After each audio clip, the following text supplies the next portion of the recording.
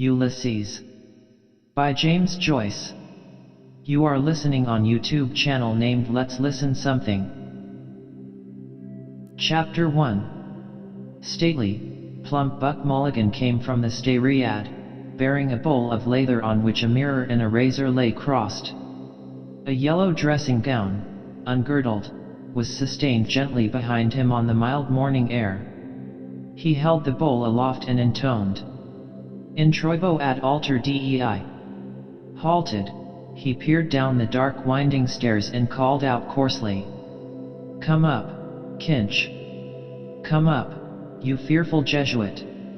Solemnly he came forward and mounted the round gun rest. He faced about and blessed gravely thrice the tower, the surrounding land and the awaking mountains. Then, catching sight of Stephen Dedalus, he bent towards him and made rapid crosses in the air, gurgling in his throat and shaking his head. Stephen Dedalus, displeased and sleepy, leaned his arms on the top of the staircase and looked coldly at the shaking gurgling face that blessed him, equine in its length, and at the light untintured hair, grained and hued like pale oak. Buck Mulligan peeped an instant under the mirror and then covered the bowl smartly. "Back to barracks," he said sternly. He added in a preacher's tone, "For this, O dearly beloved, is the genuine Christine, body and soul and blood and ounds."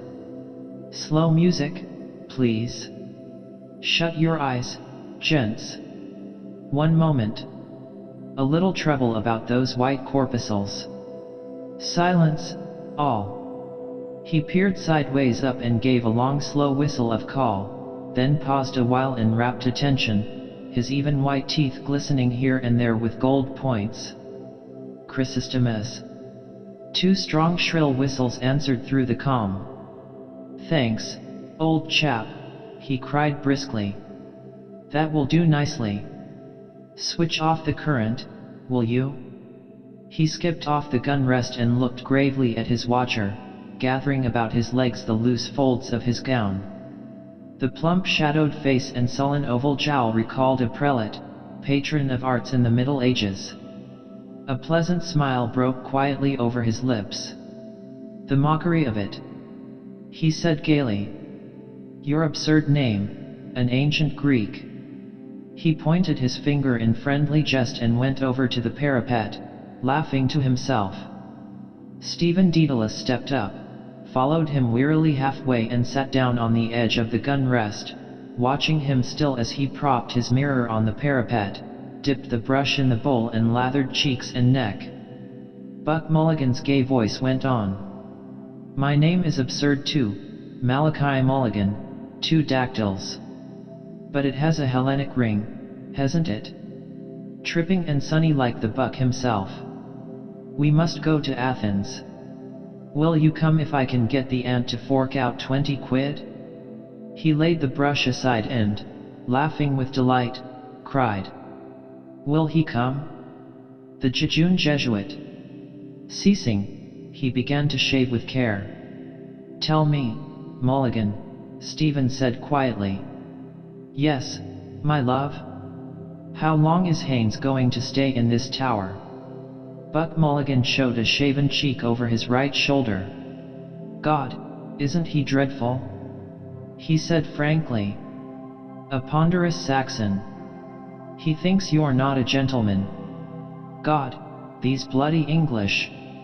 Bursting with money and indigestion. Because he comes from Oxford. You know, Dedalus, you have the real Oxford manner. He can't make you out. Oh, my name for you is the best, Kinch, the knife blade." He shaved warily over his chin. "He was raving all night about a Black Panther," Stephen said. "Where is his gun case?" "A woeful lunatic," Mulligan said. "Were you in a funk?" "I was," Stephen said with energy and growing fear. "Out here in the dark with a man I don't know raving and moaning to himself about shooting a Black Panther. You saved men from drowning. I'm not a hero, however. If he stays on here I am off." Buck Mulligan frowned at the lather on his razor blade. He hopped down from his perch and began to search his trouser pockets hastily. "Scutter!" he cried thickly. He came over to the gun rest and, thrusting a hand into Stephen's upper pocket, said, "Lend us a loan of your nose rag to wipe my razor." Stephen suffered him to pull out and hold up on show by its corner a dirty crumpled handkerchief. Buck Mulligan wiped the razor blade neatly. Then, gazing over the handkerchief, he said, "The bard's nose rag. A new art color for our Irish poets, snot green. You can almost taste it, can't you?" He mounted to the parapet again and gazed out over Dublin Bay, his fair oak paley hair stirring slightly. "God," he said quietly, "isn't the sea what Algy calls it, a great sweet mother? The snot-green sea. The scrotum-tightening sea. Ap oinapa ponton. Ah, Daedalus, the Greeks. I must teach you. You must read them in the original. Thalata. Thalata. She is our great sweet mother. Come and look." Stephen stood up and went over to the parapet. Leaning on it, he looked down on the water and on the mailboat clearing the harbor mouth of Kingstown. "Our mighty mother," Buck Mulligan said. He turned abruptly his gray searching eyes from the sea to Stephen's face. "The ant thinks you killed your mother," he said. "That's why she won't let me have anything to do with you." "Someone killed her," Stephen said gloomily. "You could have knelt down, damn it, Kinch, when your dying mother asked you," Buck Mulligan said. "I'm Hyperborean as much as you. But to think of your mother begging you with her last breath to kneel down and pray for her. And you refused. There is something sinister in you." He broke off and lathered again lightly his farther cheek. A tolerant smile curled his lips. "But a lovely mummer," he murmured to himself.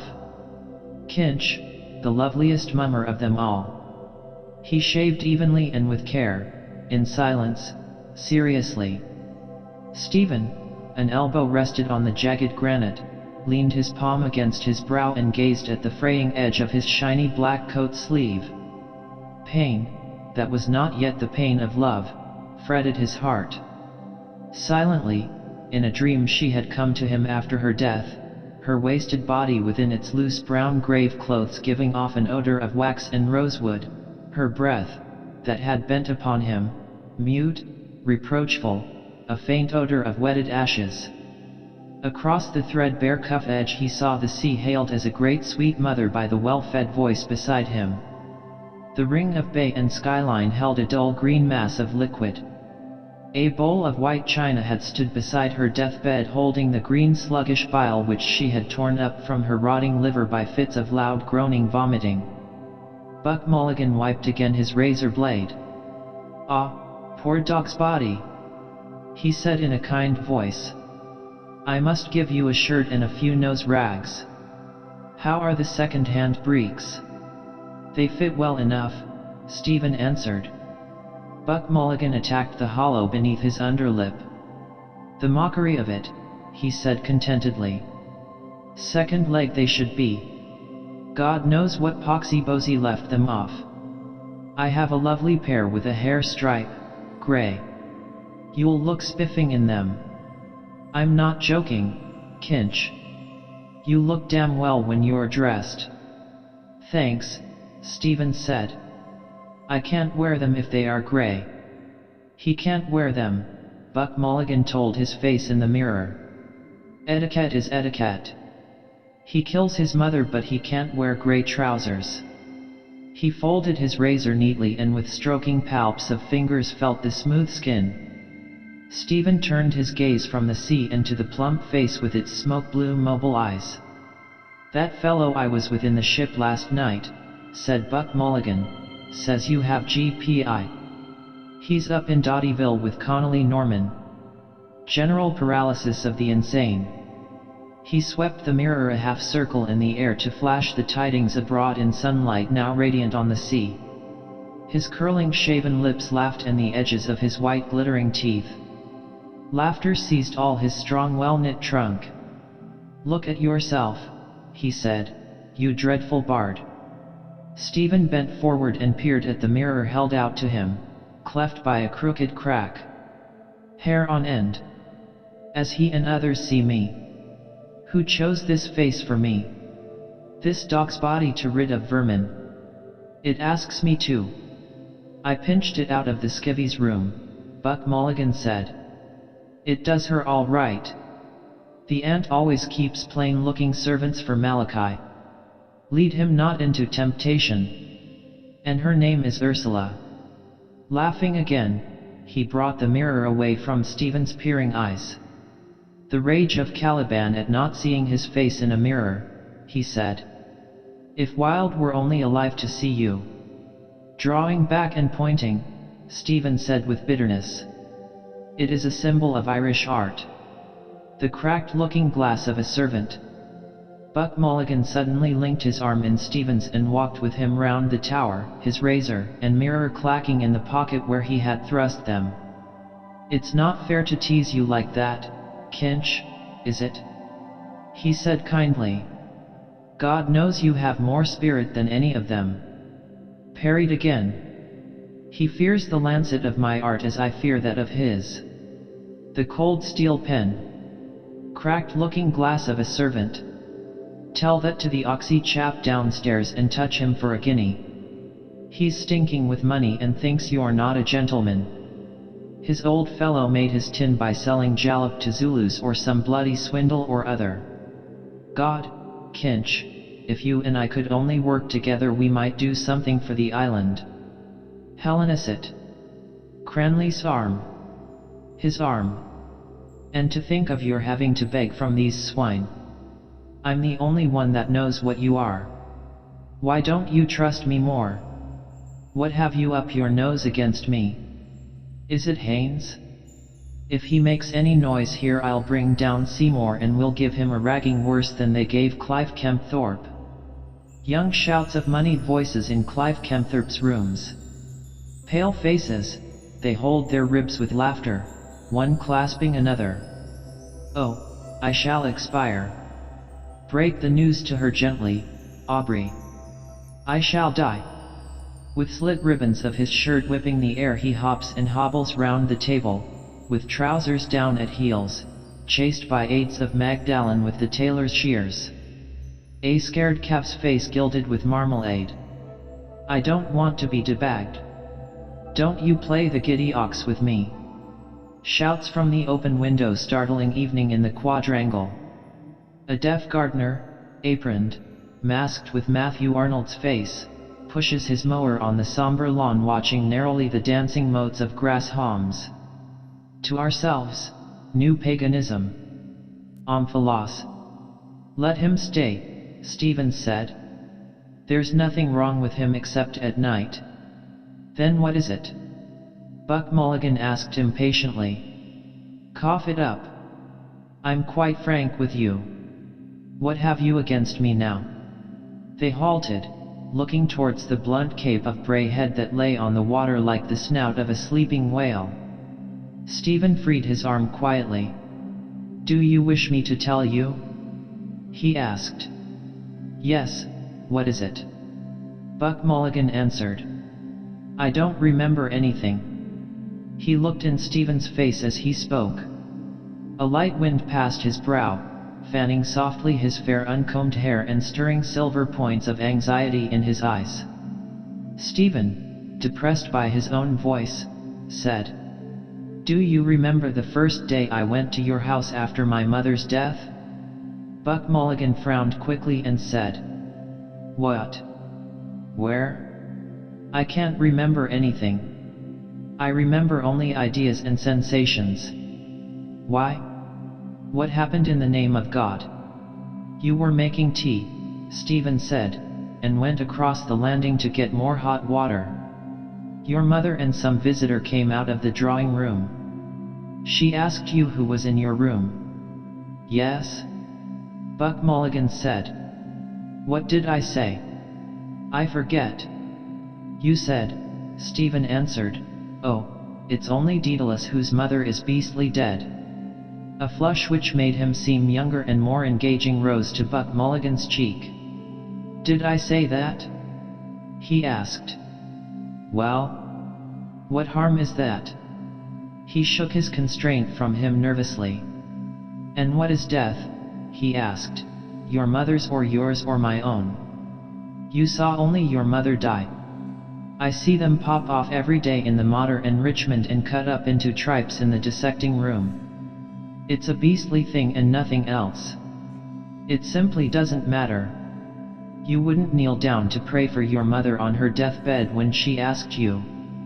Why? Because you have the cursed Jesuit strain in you, only it's injected the wrong way. To me it's all a mockery and beastly. Her cerebral lobes are not functioning. She calls the doctor Sir Peter Teasel and picks buttercups off the quilt. Humor her till it's over. You crossed her last wish in death and yet you sulk with me because I don't whinge like some hired mute from Lalouette's. Absurd. I suppose I did say it. I didn't mean to offend the memory of your mother. He had spoken himself into boldness. Stephen, shielding the gaping wounds which the words had left in his heart, said very coldly, I am not thinking of the offense to my mother. Of what then? Buck Mulligan asked. Of the offense to me, Stephen answered. Buck Mulligan swung round on his heel. Oh, an impossible person! He exclaimed. He walked off quickly round the parapet. Stephen stood at his post, gazing over the calm sea towards the headland. Sea and headland now grew dim. Pulses were beating in his eyes, veiling their sight, and he felt the fever of his cheeks. A voice within the tower called loudly. Are you up there, Mulligan? I'm coming, Buck Mulligan answered. He turned towards Stephen and said, Look at the sea. What does it care about offenses? Chuck Loyola, Kinch, and come on down. The Sass Enoch wants his morning rashers. His head halted again for a moment at the top of the staircase, level with the roof. Don't mope over it all day, he said. I'm inconsequent. Give up the moody brooding. His head vanished but the drone of his descending voice boomed out of the Steiriad. And no more turn aside and brood upon love's bitter mystery. For Fergus rules the brazen cars. Wood shadows floated silently by through the morning peace from the Steiriad seaward where he gazed. Inshore and farther out the mirror of water widened, spurned by light-shod hurrying feet. White breast of the dim sea. The twining stresses, two by two. A hand plucking the harp strings, merging their twining chords. Wave-white wedded words shimmering on the dim tide. A cloud began to cover the sun slowly, wholly, shadowing the bay in deeper green. It lay beneath him, a bowl of bitter waters. Fergus' song, I sang it alone in the house, holding down the long dark chords. Her door was open, she wanted to hear my music. Silent with awe and pity I went to her bedside. She was crying in her wretched bed. For those words, Stephen, love's bitter mystery. Where now? Her secrets, old feather fans, tasseled dank e-cards, powdered with musk, a god of amber beads in her locked drawer. A birdcage hung in the sunny window of her house when she was a girl. She heard old Royce sing in the pantomime of Turco the Terrible and laughed with others when he sang. I am the boy that can enjoy invisibility. Phantasmal mirth, folded away, musk perfumed. And no more turn aside and brood. Folded away in the memory of nature with her toys. Memories beset his brooding brain. Her glass of water from the kitchen tap when she had approached the sacrament. A cored apple, filled with brown sugar, roasting for her at the hob on a dark autumn evening. her shapely fingernails reddened by the blood of squashed lice from the children's shirts. In a dream, silently, she had come to him, her wasted body within its loose grave clothes giving off an odor of wax and rosewood, her breath, bent over him with mute secret words, a faint odor of wetted ashes. Her glazing eyes, staring out of death, to shake and bend my soul. On me alone. The ghost candle to light her agony. Ghostly light on the tortured face. Her hoarse loud breath rattling in horror, while all prayed on their knees. Her eyes on me to strike me down. Liliata rutilantium te confisorum turmis circumdet, iubilantium te virginum chorus excipiat. Cool. Chewer of corpses. No, mother. Let me be and let me live. Kinch ahoy. Buck Mulligan's voice sang from within the tower. It came nearer up the staircase, calling again. Stephen, still trembling at his soul's cry, heard warm running sunlight and in the air behind him friendly words. Daedalus, come down, like a good mosey. Breakfast is ready. Haynes is apologizing for waking us last night. It's all right. I'm coming, Stephen said, turning. Do, for Jesus' sake, Buck Mulligan said. For my sake and for all our sakes. His head disappeared and reappeared. I told him your symbol of Irish art. He says it's very clever. Touch him for a quid, will you? A guinea, I mean. I get paid this morning, Stephen said. The school kip? Buck Mulligan said. How much? 4 quid? Lend us one. If you want it, Stephen said. 4 shining sovereigns, Buck Mulligan cried with delight. We'll have a glorious drunk to astonish the druidy druids. 4 omnipotent sovereigns.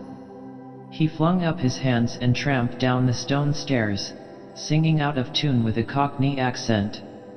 Oh, won't we have a merry time? Drinking whiskey, beer, and wine. On Coronation Day. Oh, won't we have a merry time? On Coronation Day. Warm sunshine marrying over the sea. The nickel shaving bowl shone, forgotten, on the parapet. Why should I bring it down?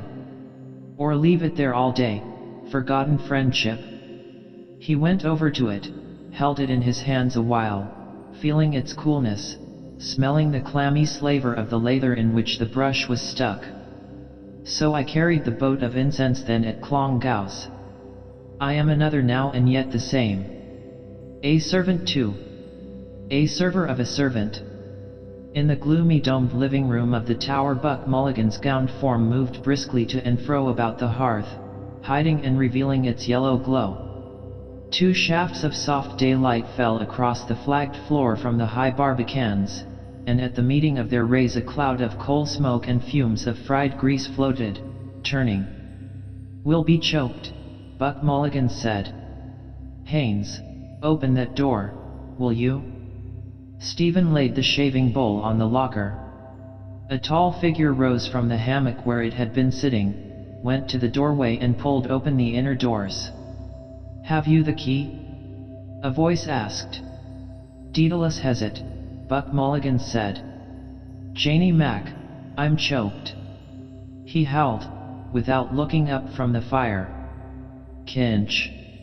It's in the lock, Stephen said, coming forward. The key scraped round harshly twice and, when the heavy door had been set ajar, welcome light and bright air entered. Haynes stood at the doorway, looking out. Stephen hailed his upended valise to the table and sat down to wait. Buck Mulligan tossed the fry onto the dish beside him. Then he carried the dish and a large teapot over to the table, set them down heavily and sighed with relief. I'm melting, he said, as the candle remarked when. But, hush. Not a word more on that subject. Kinch, wake up. Bread, butter, honey. Haynes, come in. The grub is ready. Bless us, O Lord, and these thy gifts. Where's the sugar? Oh, Jay, there's no milk. Stephen fetched the loaf and the pot of honey and the butter cooler from the locker. Buck Mulligan sat down in a sudden pet. What sort of a kip is this? He said. I told her to come after 8. We can drink it black, Stephen said thirstily. There's a lemon in the locker. Oh, damn you and your Paris fads. Buck Mulligan said. I want Sandy Cove milk. Haynes came in from the doorway and said quietly. That woman is coming up with the milk. The blessings of God on you. Buck Mulligan cried, jumping up from his chair. Sit down. Pour out the tea there. The sugar is in the bag. Here, I can't go fumbling at the damned eggs. He hacked through the fry on the dish and slapped it out on 3 plates, saying, In nomine Patris et Filii et Spiritus Sancti. Haynes sat down to pour out the tea. I'm giving you 2 lumps each, he said. But, I say, Mulligan, you do make strong tea, don't you? Buck Mulligan, hewing thick slices from the loaf, said in an old woman's wheedling voice. When I makes tea, as old Mother Grogan said.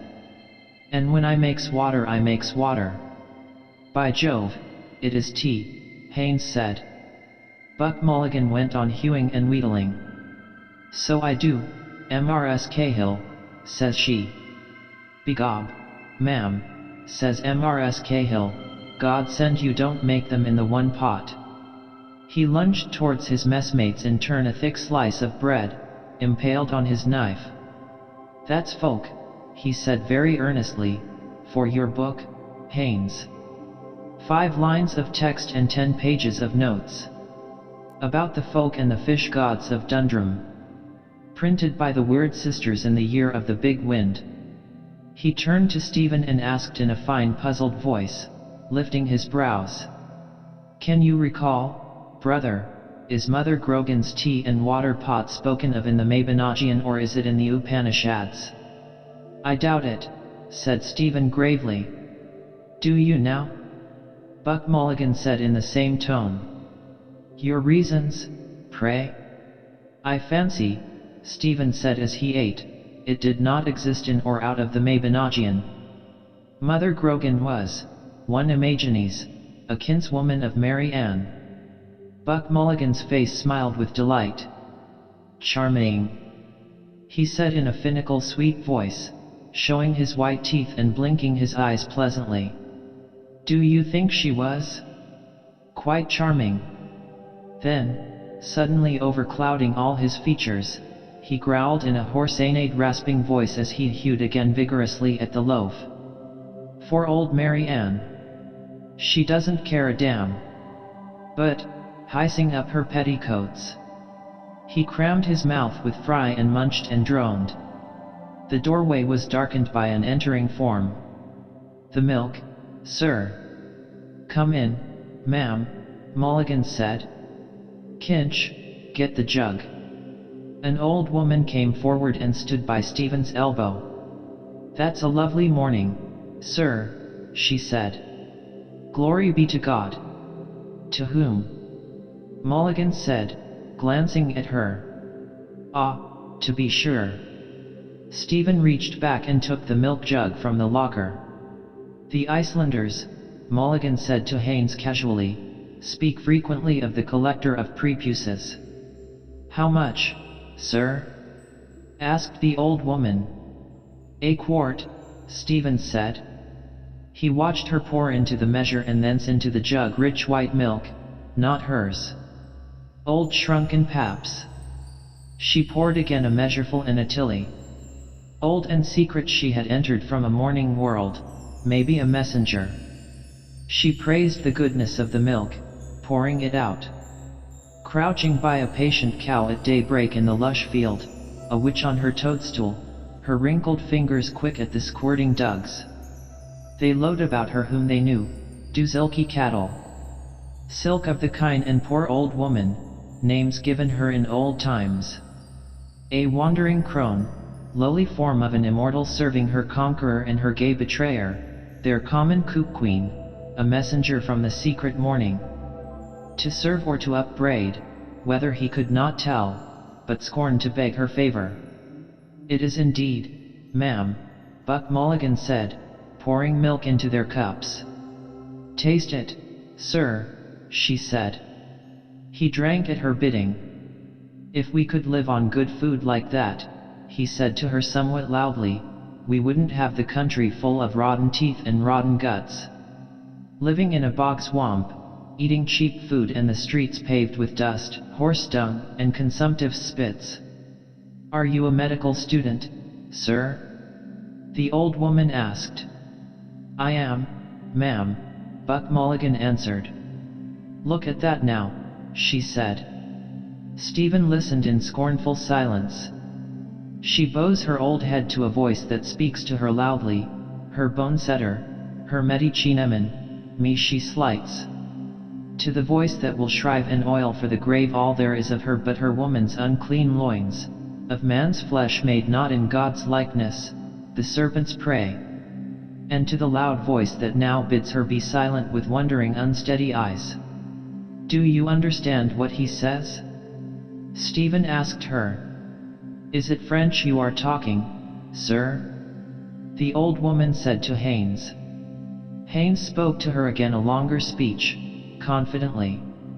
Irish, Buck Mulligan said. Is there Gaelic on you? I thought it was Irish, she said, by the sound of it. Are you from the West, sir? I am an Englishman, Haynes answered. He's English, Buck Mulligan said, and he thinks we ought to speak Irish in Ireland. Sure we ought to, the old woman said, and I'm ashamed I don't speak the language myself. I'm told it's a grand language by them that knows. Grand is no name for it, said Buck Mulligan. Wonderful entirely. Fill us out some more tea, Kinch. Would you like a cup, ma'am? No, thank you, sir, the old woman said, slipping the ring of the milk can on her forearm and about to go. Haynes said to her, have you your bill? We had better pay her, Mulligan, hadn't we? Stephen filled again the 3 cups. Bill, sir? She said, halting. Well, it's 7 mornings a pint at 2pence is 7 twos is a shilling and 2pence over and these 3 mornings a quart at 4pence is 3 quarts is a shilling. That's a shilling and 1 and 2 is 2 and 2, sir. Buck Mulligan sighed and, having filled his mouth with a crust thickly buttered on both sides, stretched forth his legs and began to search his trouser pockets. Pay up and look pleasant, Haynes said to him, smiling. Stephen filled a 3rd cup, a spoonful of tea coloring faintly the thick rich milk. Buck Mulligan brought up a florin, twisted it round in his fingers and cried, a miracle! He passed it along the table towards the old woman, saying, ask nothing more of me, sweet. All I can give you I give. Stephen laid the coin in her uneager hand. We'll owe 2pence, he said. Time enough, sir, she said, taking the coin. Time enough. Good morning, sir. She curtsied and went out, followed by Buck Mulligan's tender chant. Heart of my heart, were it more. More would be laid at your feet.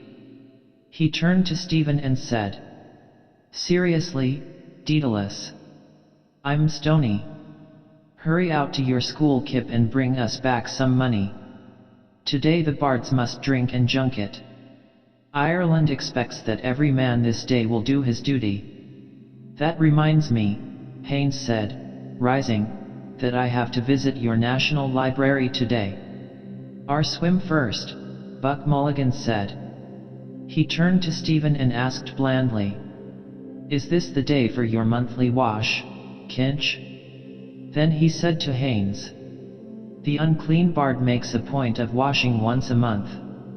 All Ireland is washed by the Gulf Stream, Stephen said as he let honey trickle over a slice of the loaf. Haynes from the corner where he was knotting easily a scarf about the loose collar of his tennis shirt spoke. I intend to make a collection of your sayings if you will let me.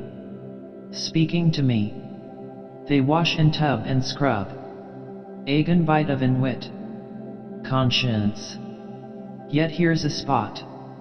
That one about the cracked looking glass of a servant being the symbol of Irish art is deuced good. Buck Mulligan kicked Stephen's foot under the table and said with warmth of tone. Wait till you hear him on Hamlet, Haynes. Well, I mean it, Haynes said, still speaking to Stephen. I was just thinking of it when that poor old creature came in. Would I make any money by it? Stephen asked. Haynes laughed and, as he took his soft grey hat from the holdfast of the hammock, said, I don't know, I'm sure. He strolled out to the doorway. Buck Mulligan bent across to Stephen and said with coarse vigor, You put your hoof in it now. What did you say that for? Well, Stephen said. The problem is to get money. From whom? From the milkwoman or from him? It's a toss-up, I think. I blow him out about you, Buck Mulligan said, and then you come along with your lousy leer and your gloomy Jesuit jibes. I see little hope, Stephen said, from her or from him. Buck Mulligan sighed tragically and laid his hand on Stephen's arm. From me, Kinch, he said. In a suddenly changed tone he added. To tell you the God's truth, I think you're right. Damn all else they are good for. Why don't you play them as I do? To hell with them all. Let us get out of the kip. He stood up, gravely ungirdled and disrobed himself of his gown, saying resignedly, Mulligan is stripped of his garments. He emptied his pockets onto the table. There's your snowtrag, he said. And putting on his stiff collar and rebellious tie he spoke to them, chiding them, and to his dangling watch chain. His hands plunged and rummaged in his trunk while he called for a clean handkerchief. God, we'll simply have to dress the character. I want puce gloves and green boots. Contradiction. Do I contradict myself? Very well then, I contradict myself. Mercurial Malachi. A limp black missile flew out of his talking hands. And there's your Latin quarter hat, he said. Stephen picked it up and put it on. Haynes called to them from the doorway. Are you coming, you fellows? I'm ready, Buck Mulligan answered, going towards the door. Come out, Kinch. You have eaten all we left, I suppose. Resigned he passed out with grave words and gait, saying, well nigh with sorrow. And going forth he met Butterly. Stephen, taking his ash plant from its leaning place, followed them out and, as they went down the ladder, pulled to the slow iron door and locked it. He put the huge key in his inner pocket. At the foot of the ladder Buck Mulligan asked, Did you bring the key? I have it, Stephen said, preceding them. He walked on. Behind him he heard Buck Mulligan club with his heavy bath towel the leader shoots of ferns or grasses. Down, sir. How dare you, sir? Haynes asked. Do you pay rent for this tower? 12 quid, Buck Mulligan said. To the Secretary of State for War, Stephen added over his shoulder. They halted while Haynes surveyed the tower and said at last, Rather bleak in wintertime, I should say. Martello you call it? Billy Pitt had them built, Buck Mulligan said, when the French were on the sea. But ours is the omphalos. What is your idea of Hamlet? Haynes asked Stephen. No, no, Buck Mulligan shouted in pain. I'm not equal to Thomas Aquinas and the 55 reasons he has made out to prop it up. Wait till I have a few pints in me first. He turned to Stephen, saying, as he pulled down neatly the peaks of his primrose waistcoat. You couldn't manage it under 3 pints, Kinch, could you? It has waited so long, Stephen said listlessly, it can wait longer. You piqued my curiosity, Haynes said amiably. Is it some paradox? Pooh. Buck Mulligan said. We have grown out of wild and paradoxes.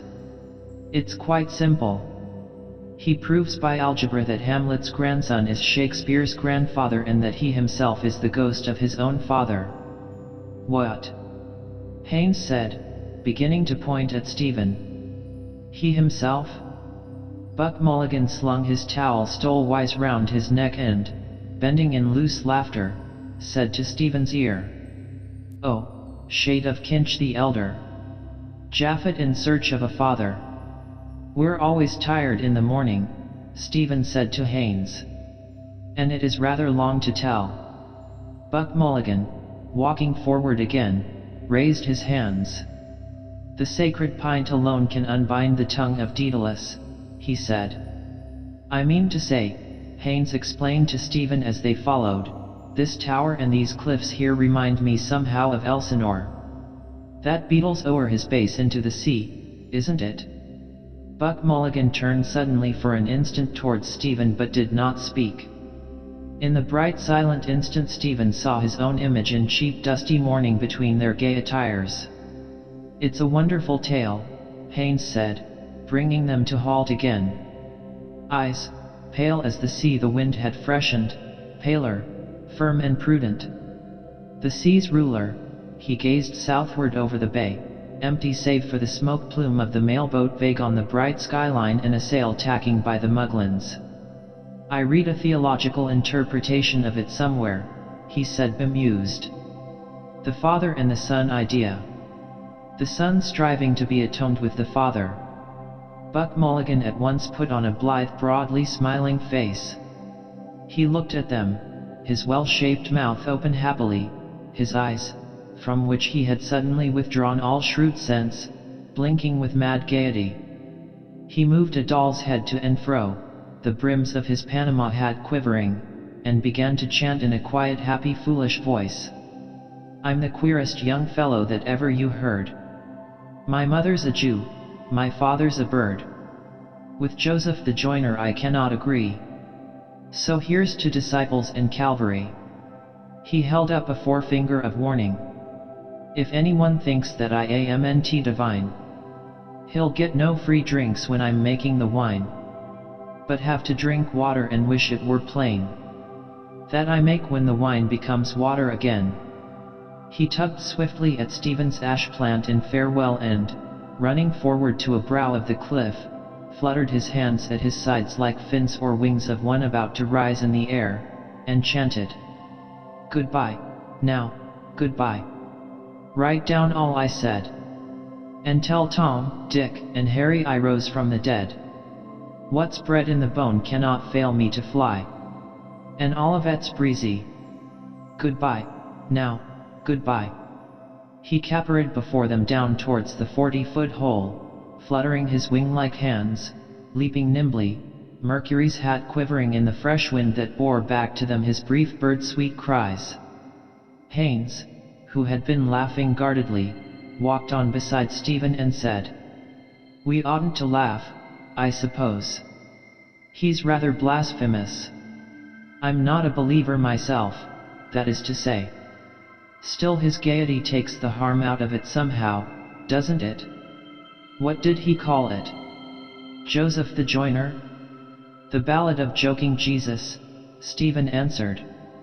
Oh, Haynes said, you have heard it before. 3 times a day, after meals, Stephen said drily. You're not a believer, are you? Haynes asked. I mean, a believer in the narrow sense of the word. Creation from nothing and miracles in a personal God. There's only one sense of the word, it seems to me, Stephen said. Haynes stopped to take out a smooth silver case in which twinkled a green stone. He sprang it open with his thumb and offered it. "Thank you," Stephen said, taking a cigarette. Haynes helped himself and snapped the case too. He put it back in his side pocket and took from his waistcoat pocket a nickel tinderbox, sprang it open too, and, having lit his cigarette, held the flaming spunk towards Stephen in the shell of his hands. "Yes, of course," he said, as they went on again. "Either you believe or you don't, isn't it? Personally, I couldn't stomach that idea of a personal God. You don't stand for that, I suppose? You behold in me," Stephen said with grim displeasure, "a horrible example of free thought." He walked on, waiting to be spoken to, trailing his ash plant by his side. Its feral followed lightly on the path, squealing at his heels. "My familiar, after me, calling, Stephen." A wavering line along the path. "They will walk on it tonight, coming here in the dark. He wants that key. It is mine. I paid the rent. Now I eat his salt bread. Give him the key too. All. He will ask for it." That was in his eyes. "After all," Haynes began. Stephen turned and saw that the cold gaze which had measured him was not all unkind. "After all, I should think you are able to free yourself. You are your own master, it seems to me." "I am a servant of two masters," Stephen said, "an English and an Italian." "Italian?" Haynes said. "A crazy queen, old and jealous. Kneel down before me." "And a third," Stephen said, "there is who wants me for odd jobs." "Italian?" Haynes said again. "What do you mean?" "The Imperial British State," Stephen answered, his color rising, "and the Holy Roman Catholic and Apostolic Church." Haynes detached from his underlip some fibers of tobacco before he spoke. "I can quite understand that," he said calmly. "An Irishman must think like that, I dare say. We feel in England that we have treated you rather unfairly. It seems history is to blame." The proud potent titles clanged over Stephen's memory, the triumph of their brazen bells, et unam sanctam Catholicam et apostolicam ecclesiam, the slow growth and change of rite and dogma like his own rare thoughts, a chemistry of stars. Symbol of the apostles in the Mass for Pope Marcellus, the voices blended, singing alone loud in affirmation, and behind their chant the vigilant angel of the Church militant disarmed and menaced her heresy arches. A horde of heresies fleeing with mitres awry, Photius and the brood of mockers of whom Mulligan was one, and Arius, warring his life long upon the consubstantiality of the Son with the Father, and Valentine, spurning Christ's terrene body, and the subtle African heresiarch Sabellius who held that the Father was himself his own Son. Words Mulligan had spoken a moment since in mockery to the stranger. Idle mockery.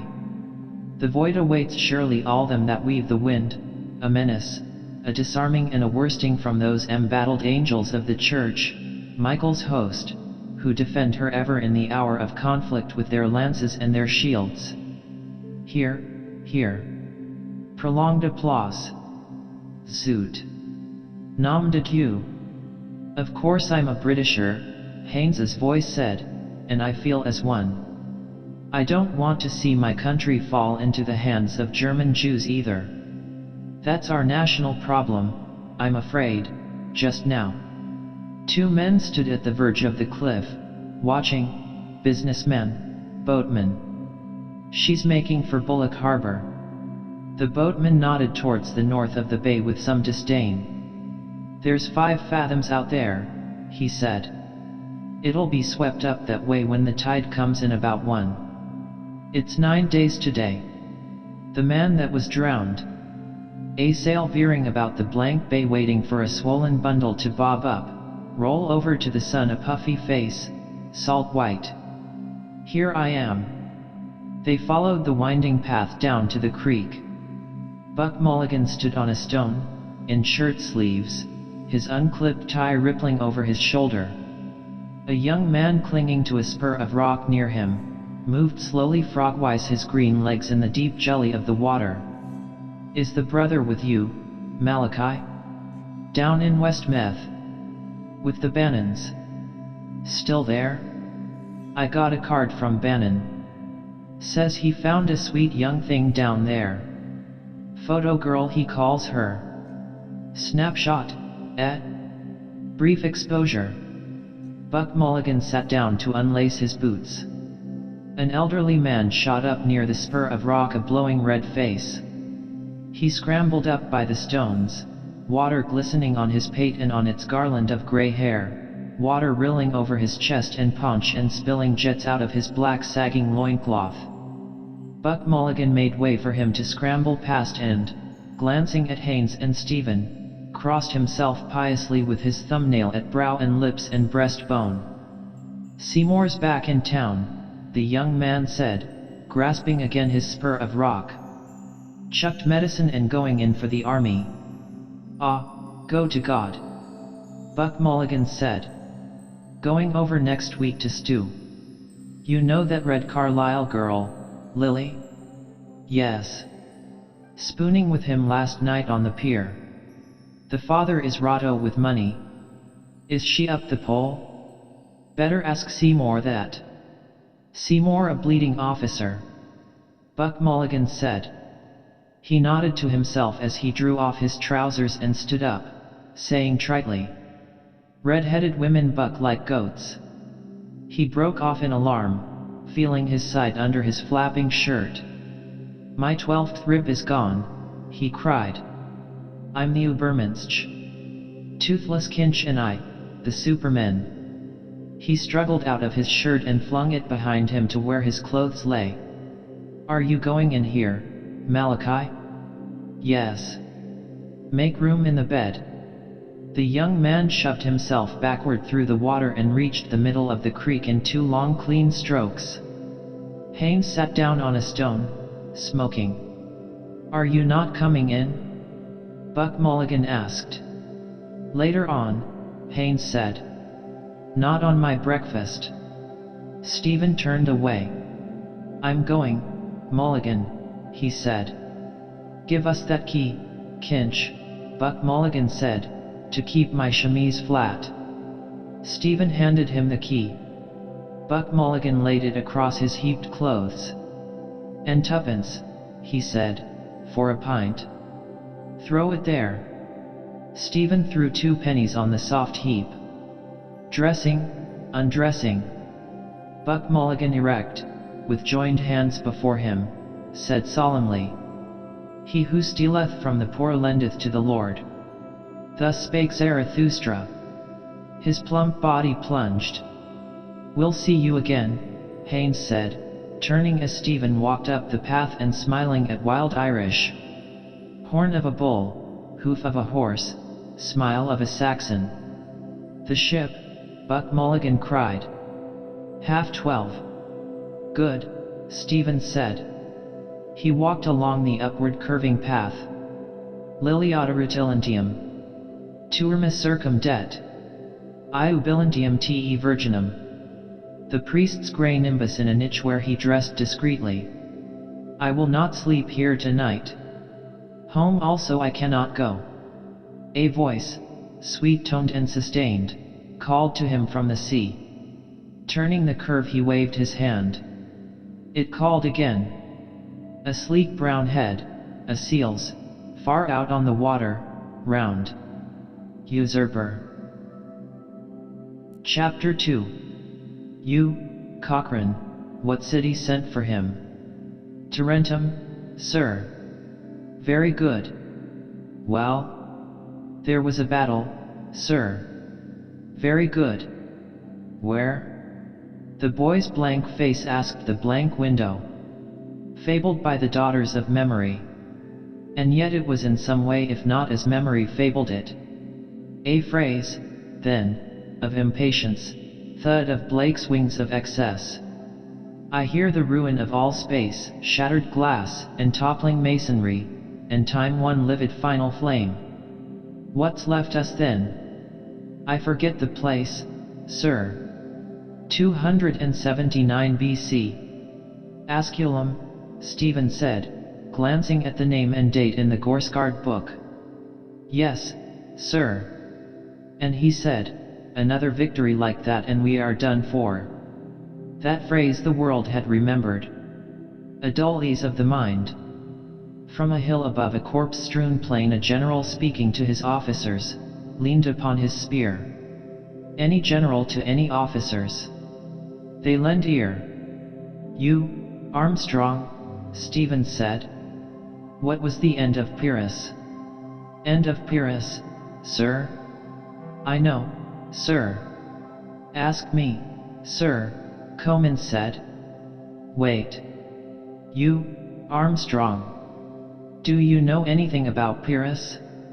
A bag of fig rolls lay snugly in Armstrong's satchel. He curled them between his palms at whiles and swallowed them softly.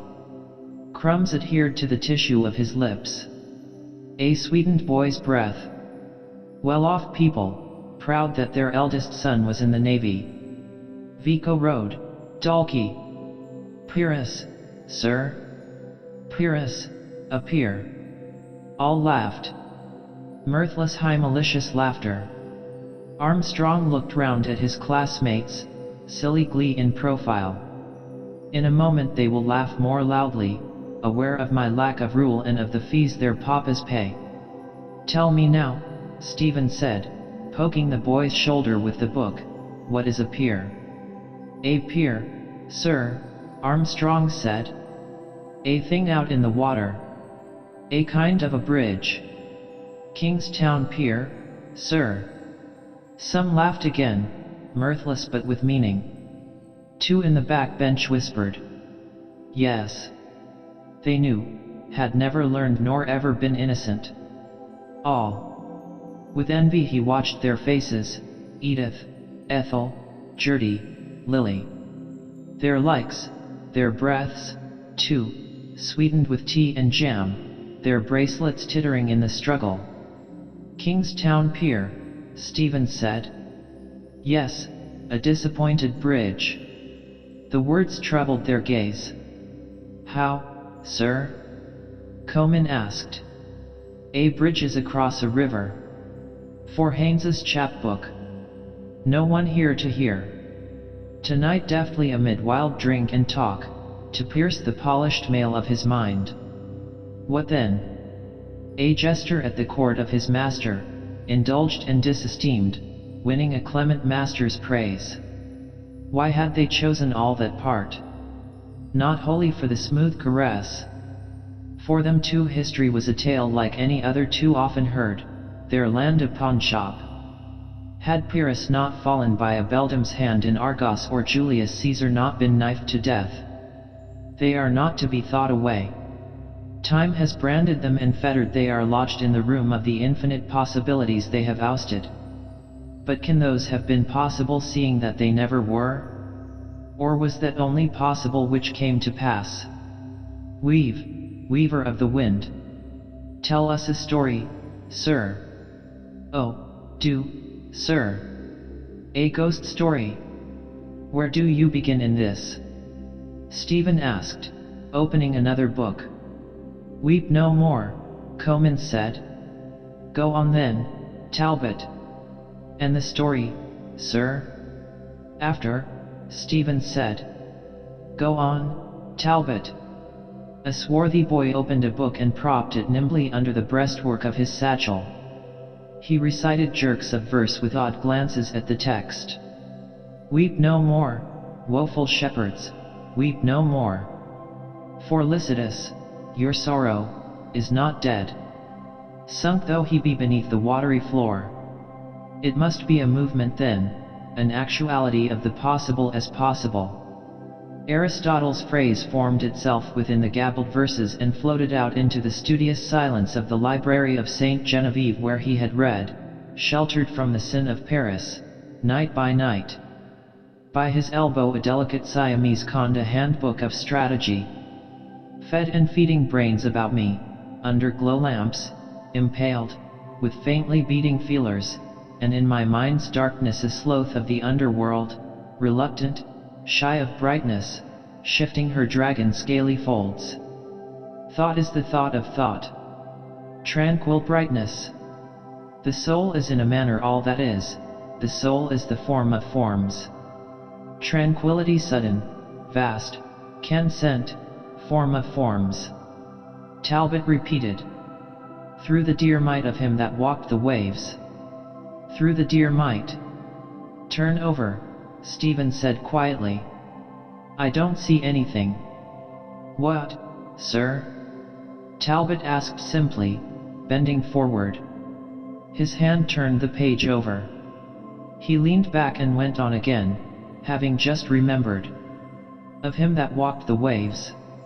Here also over these craven hearts his shadow lies, and on the scoffer's heart and lips and on mine. It lies upon their eager faces who offered him a coin of the tribute. To Caesar what is Caesar's, to God what is God's. A long look from dark eyes, a riddling sentence to be woven and woven on the church's looms. Riddle me, Randy R.O. My father gave me seeds to sow. Talbot slid his closed book into his satchel. Have I heard all? Stephen asked. Yes, sir. Hockey at 10, sir. Half day, sir. Thursday. Who can answer a riddle? Stephen asked. They bundled their books away, pencils clacking, pages rustling. Crowding together they strapped and buckled their satchels, all gabbling gaily. A riddle, sir? Ask me, sir. Oh, ask me, sir. A hard one, sir. This is the riddle, Stephen said. The cock crew. The sky was blue. The bells in heaven were striking 11. 'Tis time for this poor soul to go to heaven. What is that? What, sir? Again, sir. We didn't hear. Their eyes grew bigger as the lines were repeated. After a silence Cochrane said, What is it, sir? We give it up. Stephen, his throat itching, answered. The fox burying his grandmother under a holly bush. He stood up and gave a shout of nervous laughter to which their cries echoed dismay. A stick struck the door and a voice in the corridor called, Hockey. They broke asunder, sidling out of their benches, leaping them. Quickly they were gone, and from the lumber room came the rattle of sticks and clamor of their boots and tongues. Sergeant, who alone had lingered, came forward slowly, showing an open copybook. His tangled hair and scraggy neck gave witness of unreadiness, and through his misty glasses weak eyes looked up pleading. On his cheek, dull and bloodless, a soft stain of ink lay, date-shaped, recent and damp as a snail's bed. He held out his copybook. The word sums was written on the headline. Beneath were sloping figures, and at the foot a crooked signature with blind loops and a blot. Cyril Sargent, his name and seal. Mr. D.C. told me to write them out all again, he said, and show them to you, sir. Stephen touched the edges of the book. Futility. Do you understand how to do them now? He asked. Numbers 11 to 15, Sargent answered. Mr. D.C. said I was to copy them off the board, sir. Can you do them yourself? Stephen asked. No, sir. Ugly and futile, lean neck and tangled hair and a stain of ink, a snail's bed. Yet someone had loved him, borne him in her arms and in her heart. But for her the race of the world would have trampled him underfoot, a squashed boneless snail. She had loved his weak watery blood drained from her own. Was that then real? The only true thing in life? His mother's prostrate body the fiery Columbanus in holy zeal best rode. She was no more, the trembling skeleton of a twig burnt in the fire, an odor of rosewood and wetted ashes. She had saved him from being trampled underfoot and had gone, scarcely having been. A poor soul gone to heaven, and on a heath beneath winking stars a fox, red reek of rapine in his fur, with merciless bright eyes scraped in the earth, listened, scraped up the earth, listened, scraped and scraped. Sitting at his side, Stephen solved out the problem. He proves by algebra that Shakespeare's ghost is Hamlet's grandfather. Sergeant peered askance through his slanted glasses. Hockey sticks rattled in the lumber room, the hollow knock of a ball and calls from the field.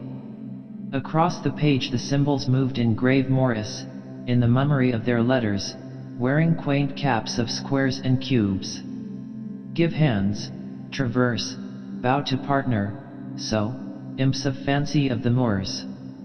Gone too from the world, Averroes and Moses Maimonides, dark men in mien and movement, flashing in their mocking mirrors the obscure soul of the world, a darkness shining in brightness which brightness could not comprehend.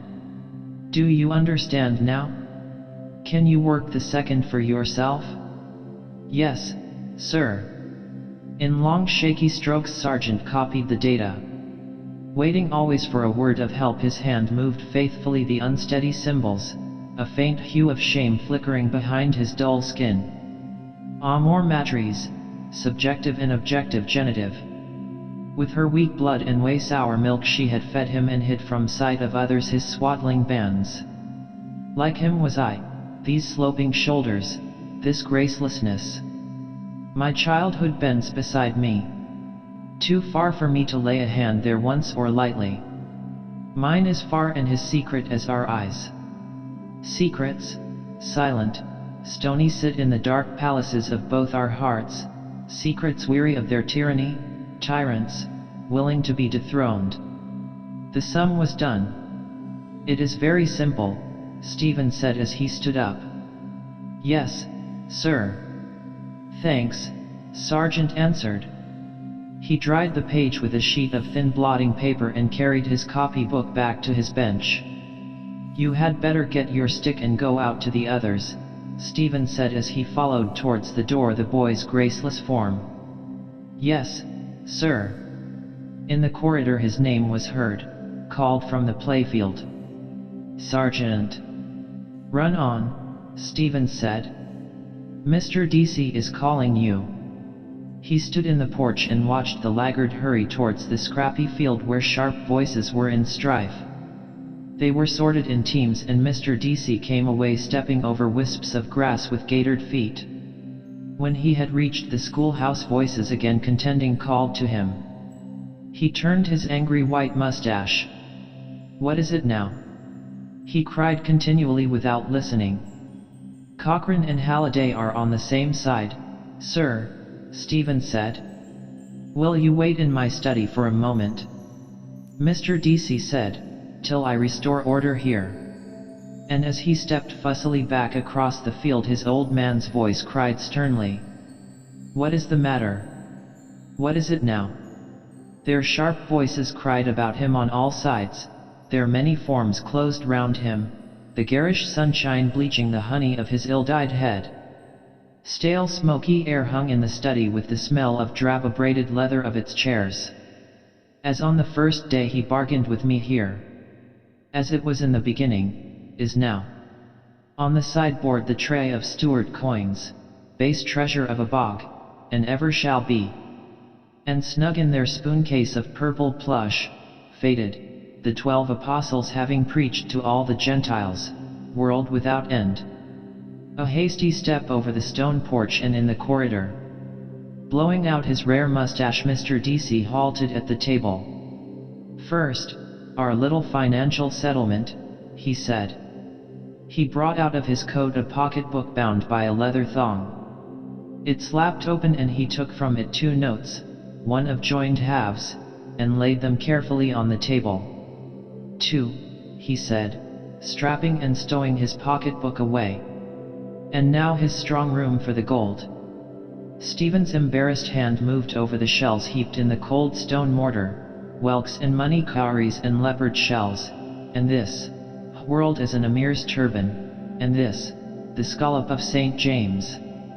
An old pilgrim's hoard, dead treasure, hollow shells. A sovereign fell, bright and new, on the soft pile of the tablecloth. 3. Mr. D.C. said, turning his little savings box about in his hand. These are handy things to have. See. This is for sovereigns. This is for shillings.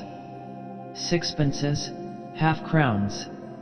And here crowns. See. He shot from it 2 crowns and 2 shillings. 312, he said. I think you'll find that's right. Thank you, sir, Stephen said, gathering the money together with shy haste and putting it all in a pocket of his trousers. No thanks at all, Mr. D.C. said. You have earned it. Stephen's hand, free again, went back to the hollow shells.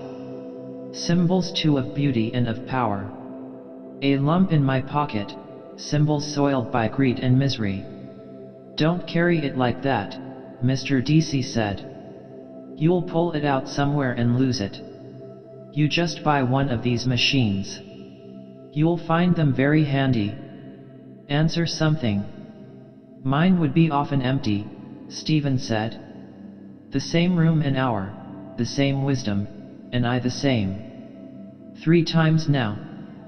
3 nooses round me here. Well, I can break them in this instant if I will. Because you don't save, Mr. D.C. said, pointing his finger.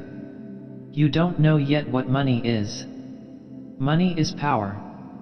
When you have lived as long as I have. I know. If youth but knew. But what does Shakespeare say? Put but money in thy purse. Iago, Stephen murmured.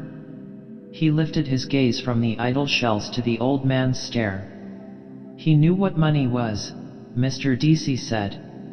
He made money. A poet, yes, but an Englishman too. Do you know what is the pride of the English? Do you know what is the proudest word you will ever hear from an Englishman's mouth? The sea's ruler. His sea-cold eyes looked on the empty bay. It seems history is to blame, on me and on my words, unhating. That on his empire, Stephen said, the sun never sets. B.A. Mr. D.C. cried. That's not English. A French Celt said that.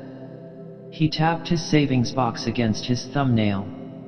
I will tell you, he said solemnly, what is his proudest boast. I paid my way. Good man, good man. I paid my way. I never borrowed a shilling in my life. Can you feel that?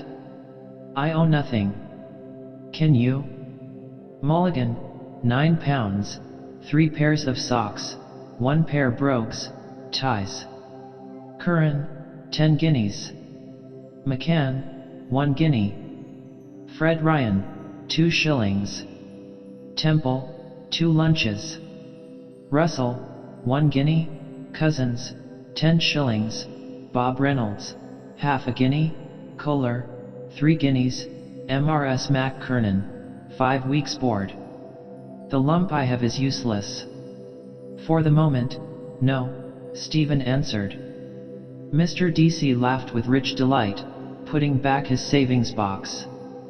I knew you couldn't, he said joyously. But one day you must feel it. We are a generous people, but we must also be just. I fear those big words, Stephen said, which make us so unhappy. Mr. D.C. stared sternly for some moments over the mantelpiece at the shapely bulk of a man in tartan philibeggs, Albert Edward, Prince of Wales. You think me an old fogey and an old Tory, his thoughtful voice said. I saw 3 generations since O'Connell's time. I remember the famine in '46. Do you know that the Orange Lodges agitated for repeal of the Union 20 years before O'Connell did, or before the prelates of your communion denounced him as a demagogue? You Fenians forget some things. Glorious, pious, and immortal memory. The Lodge of Diamond in Armagh the splendid behung with corpses of papishes. Horse, masked and armed, the Planter's Covenant. The Black North and True Blue Bible. Croppies lie down. Stephen sketched a brief gesture. I have rebel blood in me too, Mr. D.C. said. On the Spindle side. But I am descended from Sir John Blackwood, who voted for the Union. We are all Irish, all king's sons. Alas, Stephen said. Per vias rectas, Mr. D.C. said firmly, was his motto. He voted for it and put on his top boots to ride to Dublin from the Arts of Down to do so.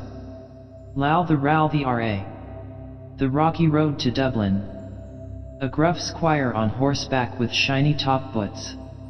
Soft day, Sir John. Soft day, your honour. Day. 2 top boots job dangling on to Dublin. Low the row the R.A. low the row the ratty. That reminds me, Mr. D.C. said. You can do me a favor, Mr. Daedalus, with some of your literary friends. I have a letter here for the press. Sit down a moment. I have just to copy the end. He went to the desk near the window, pulled in his chair twice and read off some words from the sheet on the drum of his typewriter. Sit down. Excuse me, he said over his shoulder, the dictates of common sense. Just a moment. He peered from under his shaggy brows at the manuscript by his elbow and, muttering, began to prod the stiff buttons of the keyboard slowly, sometimes blowing as he screwed up the drum to erase an error. Stephen seated himself noiselessly before the princely presence. Framed around the walls, images of vanished horses stood in homage, their meek heads poised in air. Lord Hastings' repulse, the Duke of Westminster's shot over, the Duke of Beaufort's Salon, Prix de Paris, 1866. Elfin riders sat them, watchful of a sign. He saw their speeds, backing king's colors, and shouted with the shouts of vanished crowds. Full stop, Mr. D.C. bade his keys. But prompt ventilation of this all-important question. Where Cranley led me to get rich quick, hunting his winners among the mud-splashed breaks, amid the balls of bookies on their pitches and reek of the canteen, over the motley slush. Even money fair rebel. 10 to 1 the field. Dicers and thimble riggers we hurried by after the hoofs, the vying caps and jackets, and past the meat-faced woman, a butcher's dame, nuzzling thirstily her clove of orange. Shouts rang shrill from the boys' playfield and a whirring whistle. Again, a goal.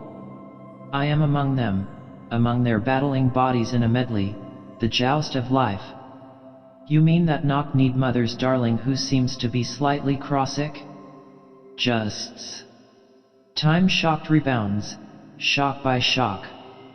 Justs, slush and uproar of battles, the frozen death spew of the slain. A shout of spear spikes baited with men's bloodied guts. Now then, Mr. D.C. said, rising. He came to the table, pinning together his sheets. Stephen stood up. I have put the matter into a nutshell, Mr. D.C. said. It's about the foot and mouth disease. Just look through it. There can be no 2 opinions on the matter. May I trespass on your valuable space? That doctrine of laissez-faire which so often in our history, our cattle trade, the way of all our old industries, Liverpool ring which jockeyed the Galway harbour scheme, European conflagration, grain supplies through the narrow waters of the Channel, the pluter-perfect imperturbability of the Department of Agriculture. Pardoned a classical allusion. Cassandra. By a woman who was no better than she should be. To come to the point at issue. I don't mince words, do I? Mr. D.C. asked as Stephen read on. Foot and mouth disease. Known as Koch's preparation. Serum and virus. Percentage of salted horses. Rinderpest. Emperor's horses at Mersteg, Lower Austria. Veterinary surgeons. Mr. Henry Blackwood Price. Courteous offer a fair trial. Dictates of common sense. All important question. In every sense of the word, take the bull by the horns. Thanking you for the hospitality of your columns. I want that to be printed and read, Mr. DC said. You will see at the next outbreak they will put an embargo on Irish cattle. And it can be cured. It is cured. My cousin, Blackwood Price, writes to me it is regularly treated and cured in Austria by cattle doctors there. They offer to come over here. I am trying to work up influence with the department. Now I'm going to try publicity. I am surrounded by difficulties, by intrigues, by backstairs influence, by. He raised his forefinger and beat the air oldly before his voice spoke. Mark my words, Mr. Daedalus, he said. England is in the hands of the Jews. In all the highest places, her finance, her press. And they are the signs of a nation's decay. Wherever they gather they eat up the nation's vital strength. I have seen it coming these years. As sure as we are standing here, the Jew merchants are already at their work of destruction. Old England is dying. He stepped swiftly off, his eyes coming to blue life as they passed a broad sunbeam. He faced about and back again. Dying, he said again, if not dead by now. The harlots cry from street to street. Shall weave old England's winding sheet? His eyes open wide in vision stared sternly across the sunbeam in which he halted. A merchant, Stephen said, is one who buys cheap and sells dear, Jew or Gentile, is he not? They sinned against the light, Mr. DC said gravely. And you can see the darkness in their eyes.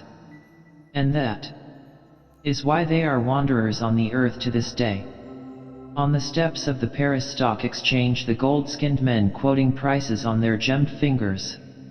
Gabble of geese. They swarmed loud, uncouth about the temple, their heads thick plodding under maladroit silk hats. Not theirs, these clothes, this speech, these gestures.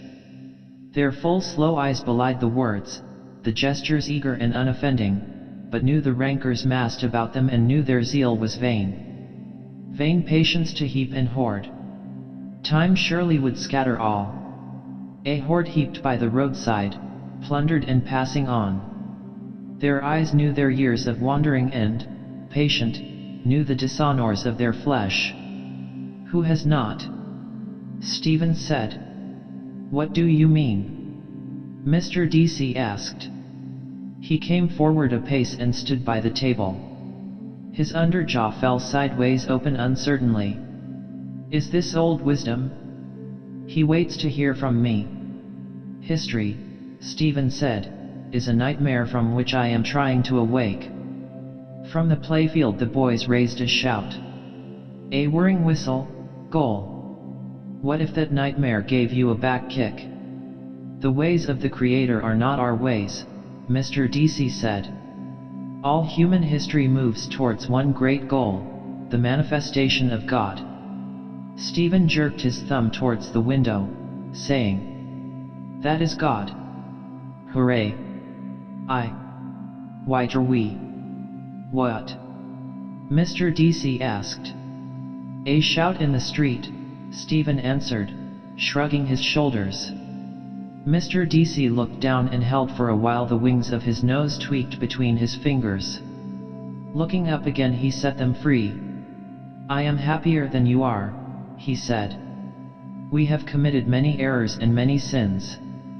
A woman brought sin into the world. For a woman who was no better than she should be, Helen, the runaway wife of Menelaus, 10 years the Greeks made war on Troy.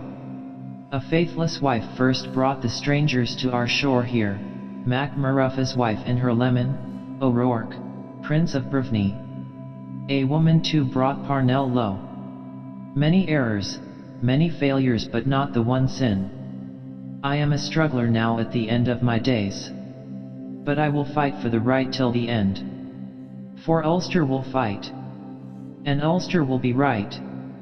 Stephen raised the sheets in his hand. Well, sir, he began. I foresee, Mr. Deasy said, that you will not remain here very long at this work. You were not born to be a teacher, I think. Perhaps I am wrong. A learner rather, Stephen said. And here what will you learn more? Mr. Deasy shook his head. Who knows? He said. To learn one must be humble. But life is the great teacher. Stephen rustled the sheets again. As regards these, he began. Yes, Mr. Deasy said. You have 2 copies there. If you can have them published at once. Telegraph. Irish Homestead. I will try, Stephen said, and let you know tomorrow. I know 2 editors slightly. That will do, Mr. Deasy said briskly. I wrote last night to Mr. Field, MP. There is a meeting of the Cattle Traders Association today at the City Arms Hotel. I asked him to lay my letter before the meeting. You see if you can get it into your 2 papers. What are they? The Evening Telegraph. That will do, Mr. Deasy said. There is no time to lose. Now I have to answer that letter from my cousin. Good morning, sir, Stephen said, putting the sheets in his pocket. Thank you. Not at all, Mr. Deasy said as he searched the papers on his desk. I like to break a lance with you, old as I am. Good morning, sir, Stephen said again, bowing to his bent back. He went out by the open porch and down the gravel path under the trees, hearing the cries of voices and crack of sticks from the playfield. The lions couchant on the pillars as he passed out through the gate, toothless terrors. Still I will help him in his fight. Mulligan will dub me a new name, the bullet befriending bard. Mr. Daedalus. Running after me. No more letters, I hope. Just one moment. Yes, sir, Stephen said, turning back at the gate. Mr. Deasy halted, breathing hard and swallowing his breath. I just wanted to say, he said. Ireland, they say, has the honor of being the only country which never persecuted the Jews. Do you know that? No. And do you know why? He frowned sternly on the bright air. Why, sir? Stephen asked, beginning to smile. Because she never let them in, Mr. Deasy said solemnly. A cough ball of laughter leaped from his throat, dragging after it a rattling chain of phlegm. He turned back quickly, coughing, laughing, his lifted arms waving to the air. She never let them in, he cried again through his laughter as he stamped on gaitered feet over the gravel of the path. That's why. On his wise shoulders through the checker work of leaves the sun flung spangles, dancing coins. Chapter 3. Ineluctable modality of the visible, at least that if no more, thought through my eyes. Signatures of all things I am here to read, seas pawn and sea Iraq, the nearing tide, that rusty boot.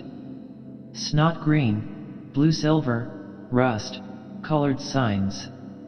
Limits of the diaphane. But he adds, in bodies. Then he was aware of them bodies before of them colored. How?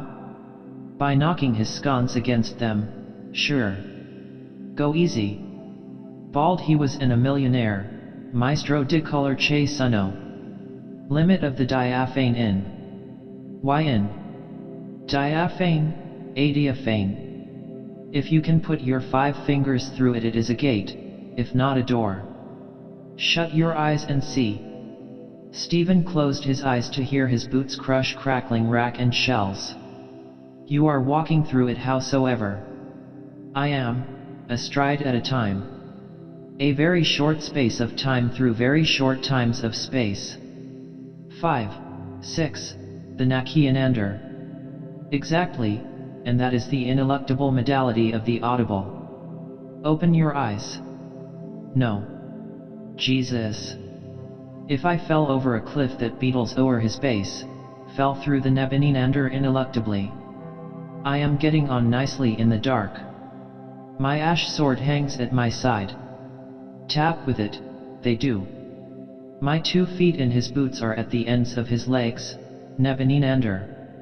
Sounds solid, made by the mallet of Los Demiurgos. Am I walking into eternity along Sandy Mount Strand? Crush, crack, crick, crick. Wild sea money. Domini DC kens them a. Won't you come to Sandy Mount? Madeline the mare? Rhythm begins, you see. I hear a catalectic tetrameter of iambs marching. No, a gallop, Deline the mare. Open your eyes now. I will. One moment. Has all vanished since? If I open and am forever in the black 80 of fame. Basta. I will see if I can see. See now. They're all the time without you, and ever shall be, world without end. They came down the steps from Leahy's terrace prudently, Frauenzimmer, and down the shelving shore flabbily, their splayed feet sinking in the silted sand. Like me, like algae, coming down to our mighty mother. Number 1 swung lower dilly her midwife's bag, the other's gamp poked in the beach. From the Liberties, out for the day. MRS Florence McCabe, relict of the late Pat McCabe, deeply lamented, of Bride Street. One of her sisterhood lugged me squealing into life. Creation from nothing. What has she in the bag? A misbirth with a trailing navel cord, hushed in ruddy wool. The cords of all link back, strand entwining cable of all flesh. That is why mystic monks. Will you be as gods? Gaze in your omphalos. Hello. Kinch here. Put me on to Edenville. All F, Alpha, not, 1. Spouse and helpmate of Adam Cadman, Heva, naked Eve. She had no navel. Gaze. Belly without blemish, bulging big, a buckler of taut vellum, no, white heaped corn, orient and immortal, standing from everlasting to everlasting. Womb of sin. Wombed in sin darkness I was too, made not begotten. By them, the man with my voice and my eyes and a ghost woman with ashes on her breath. They clasped and sundered, did the coupler's will. From before the ages he willed me and now may not will me away or ever. A lex eterna stays about him. Is that then the divine substance wherein Father and Son are consubstantial? Where is poor dear Arius to try conclusions? Warring his life long upon the contrans magnificantio bangtantiality. Ill-starred heresiarch. In a Greek water closet he breathed his last, euthanasia. With beaded mitre and with crozier, stalled upon his throne, widower of a widowed sea, with upstiffed omophorion, with clotted hinder parts. Airs rumped round him, nipping and eager airs. They are coming, waves. The Whiteman sea horses, champing, bright wind bridled, the steeds of Monanon. I mustn't forget his letter for the press. And after? The ship, 12:30. By the way, go easy with that money like a good young imbecile. Yes, I must. His pace slackened. Here. Am I going to Aunt Sarah's or not? My consubstantial father's voice. Did you see anything of your artist brother Stephen lately? No? Sure he's not down in Strasbourg Terrace with his Aunt Sally? Couldn't he fly a bit higher than that, eh? And tell us, Stephen, how is Uncle Si? Oh, weeping God, the things I married into. De boys up into hayloft. The drunken little cost drawer and his brother, the cornet player. highly respectable gondoliers. And skew-eyed Walter sirring his father, no less. Sir. Yes, sir. No, sir. Jesus wept, and no wonder, by Christ. I pull the wheezy bell of their shuttered cottage, and wait. They take me for a dun, peer out from a coign of vantage. It's Stephen, sir. Let him in. Let Stephen in. A bolt drawn back and Walter welcomes me. We thought you were someone else. In his broad bed Uncle Richie, pillowed and blanketed, extends over the hillock of his knees a sturdy forearm. Clean-chested. He has washed the upper moiety. Moro, nephew. He lays aside the lapboard whereon he drafts his bills of costs for the eyes of Master Goff and Master Shapland Tandy, filing consents in common searches in a writ of dutes tecum. A bog oak frame over his bald head, wilds requiescat. The drone of his misleading whistle brings Walter back. Yes, sir. Malt for Richie and Stephen, tell mother. Where is she? Bathing Chrissy, sir. Papa's little bedbull. Lump of love. No, Uncle Richie. Call me Richie. Damn your lithia water. It lowers. Whiskey. Uncle Richie, really? Sit down or by the law Harry I'll knock you down. Walter squints vainly for a chair. He has nothing to sit down on, sir. He has nowhere to put it, you mug. Bring in our Chippendale chair. Would you like a bite of something? None of your damned la-di-da airs here. The rich of a rasher fried with a herring? Sure. So much the better. We have nothing in the house but backache pills. Alerta. He drones bars of Ferrando's aria disordita. The grandest number, Stephen, in the whole opera. Listen. His tuneful whistle sounds again, finely shaded, with rushes of the air, his fists big drumming on his padded knees. This wind is sweeter. Houses of decay, mine, his and all. You told the Clongowes gentry you had an uncle a judge and an uncle a general in the army. Come out of them, Stephen. Beauty is not there. Nor in the stagnant bay of Marsh's library where you read the fading prophecies of Joachim Abbas. For whom? The red-headed rabble of the cathedral close. A hater of his kind ran from them to the wood of madness, his mane foaming in the moon, his eyeballs stars. Ho-hum, horse-nostrilled. The oval equine faces, Temple, Buck Mulligan, Foxy Campbell, Lantern Jaws. Abbas father, furious Dean, what offense laid fire to their brains? Pav. Desk end, Cav, ut enemium de Calvaries.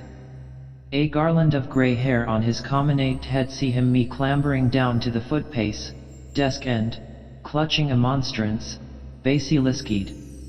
Get down, bald pole. A choir gives back menace and echo, assisting about the altar's horns, the snorted Latin of jack priests moving burly in their albs, tonsured and oiled and gelded, fat with the fat of kidneys of wheat.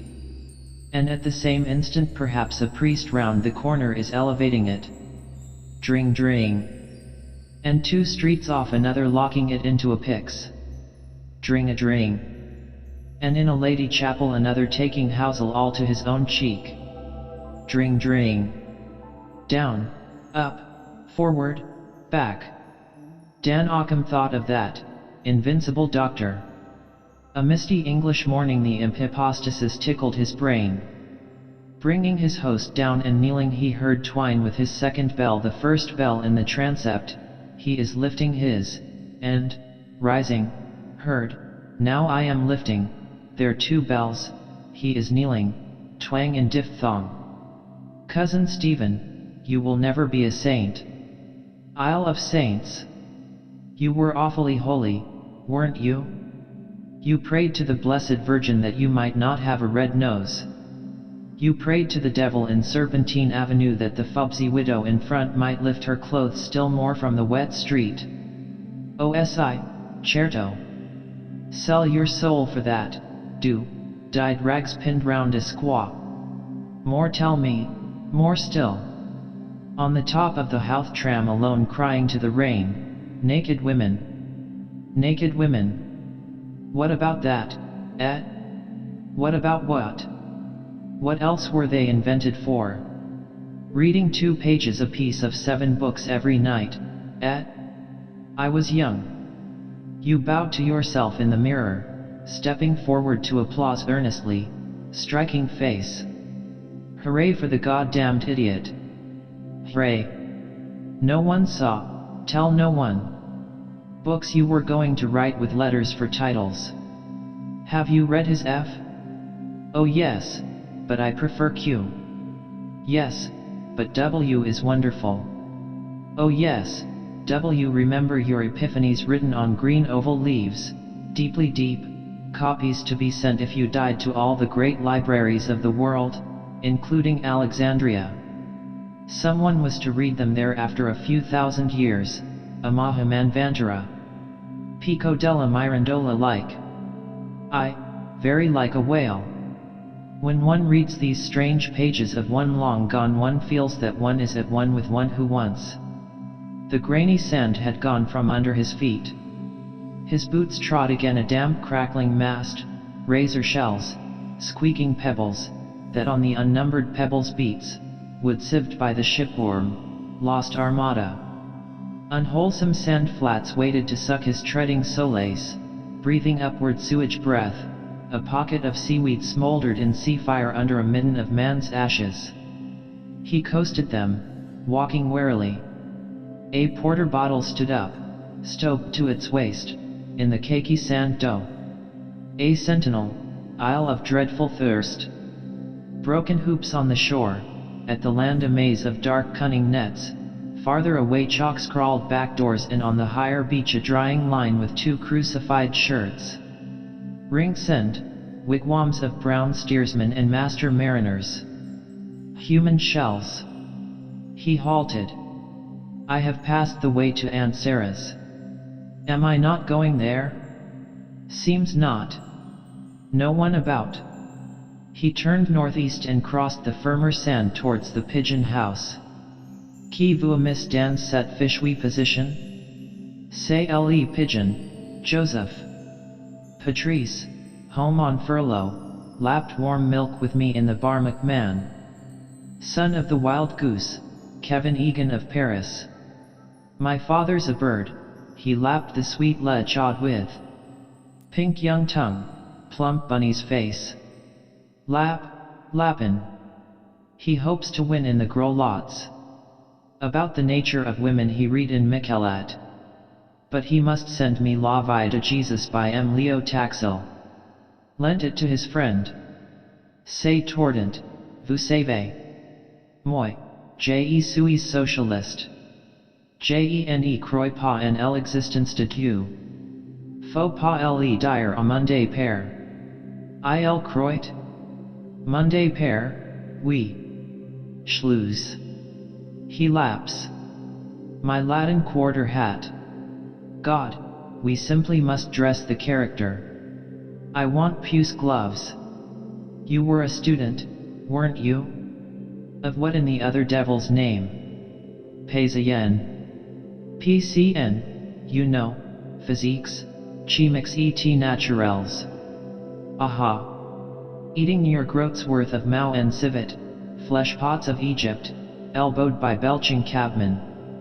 Just say in the most natural tone, when I was in Paris, Bull Midge, I used to. Yes, used to carry punch tickets to prove an alibi if they arrested you for murder somewhere. Justice. On the night of the 17th of February 1904 the prisoner was seen by 2 witnesses. Other fellow did it, other me. Hat, tie, overcoat, nose. Oui, c'est moi. You seem to have enjoyed yourself. Proudly walking, Whom were you trying to walk like? Forget, a dispossessed. With mother's money order, 8 shillings, the banging door of the post office slammed in your face by the usher. Hunger toothache. Encore 2 minutes. Look clock. Must get. Firm. Hired dog. Shoot him to bloody bits with a bang shotgun. Bits man spattered walls all brass buttons. Bits all clack in place clack back. Not hurt? Oh, that's all right. Shake hands. See what I meant, see? Oh, that's all right. Shake a shake. Oh, that's only all right. You were going to do wonders, what? Missionary to Europe after fiery Columbanus. Fiacre and Scotus on their creepy stools in heaven spilt from their pint pots, loud laden laughing, Yug. Yug. Pretending to speak broken English as you dragged your valise, porter threepence, across the slimy pier at New Haven. Comment? Rich booty you brought back, le tutu, 5 tattered numbers of Pant Allen Blanc et Culotte Rouge, a blue French telegram, curiosity to show. Mother dying come home father. The aunt thinks you killed your mother. That's why she won't. Then here's a health to Mulligan's aunt. And I'll tell you the reason why. She always kept things decent in the Hannigan family. His feet marched in sudden proud rhythm over the sand furrows, along by the boulders of the south wall. He stared at them proudly, piled stone mammoth skulls. Gold light on sea, on sand, on boulders. The sun is there, the slender trees, the lemon houses.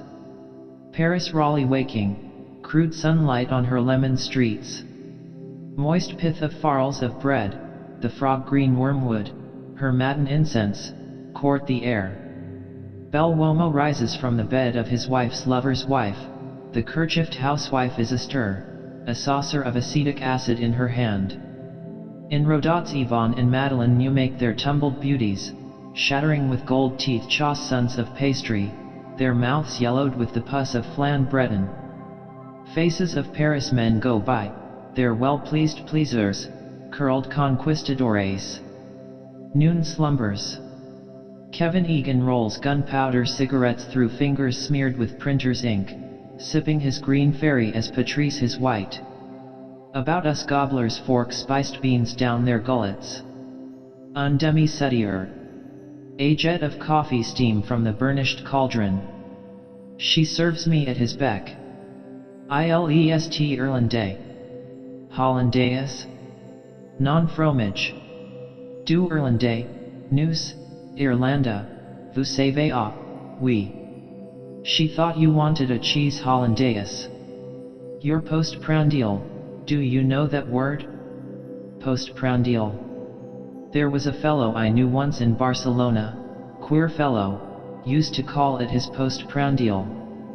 Well, slaint. Around the slab tables the tangle of whined breaths and grumbling gorges. His breath hangs over our sauce-stained plates, the green fairy's fang thrusting between his lips. Of Ireland, the Dalcatians, of hopes, conspiracies, of Arthur Griffith now, A.E. Peamander, good shepherd of men. To yoke me as his yoke fellow, our crimes our common cause. You're your father's son. I know the voice. His fustian shirt, sanguine flowered, trembles its Spanish tassels at his secrets. M. Drumont, famous journalist, Drumont, know what he called Queen Victoria? Old hag with the yellow teeth. Va ogress with the dense jaws. Maud gone, beautiful woman, La Patrie, M. Millavoy, Felix IV, know how he died? Licentious men. The Froican, bone out fair, who rubs male nakedness in the bath at UPS. Moi fair, she said, two les messieurs. Not this monsieur, I said. Most licentious custom. Bath a most private thing.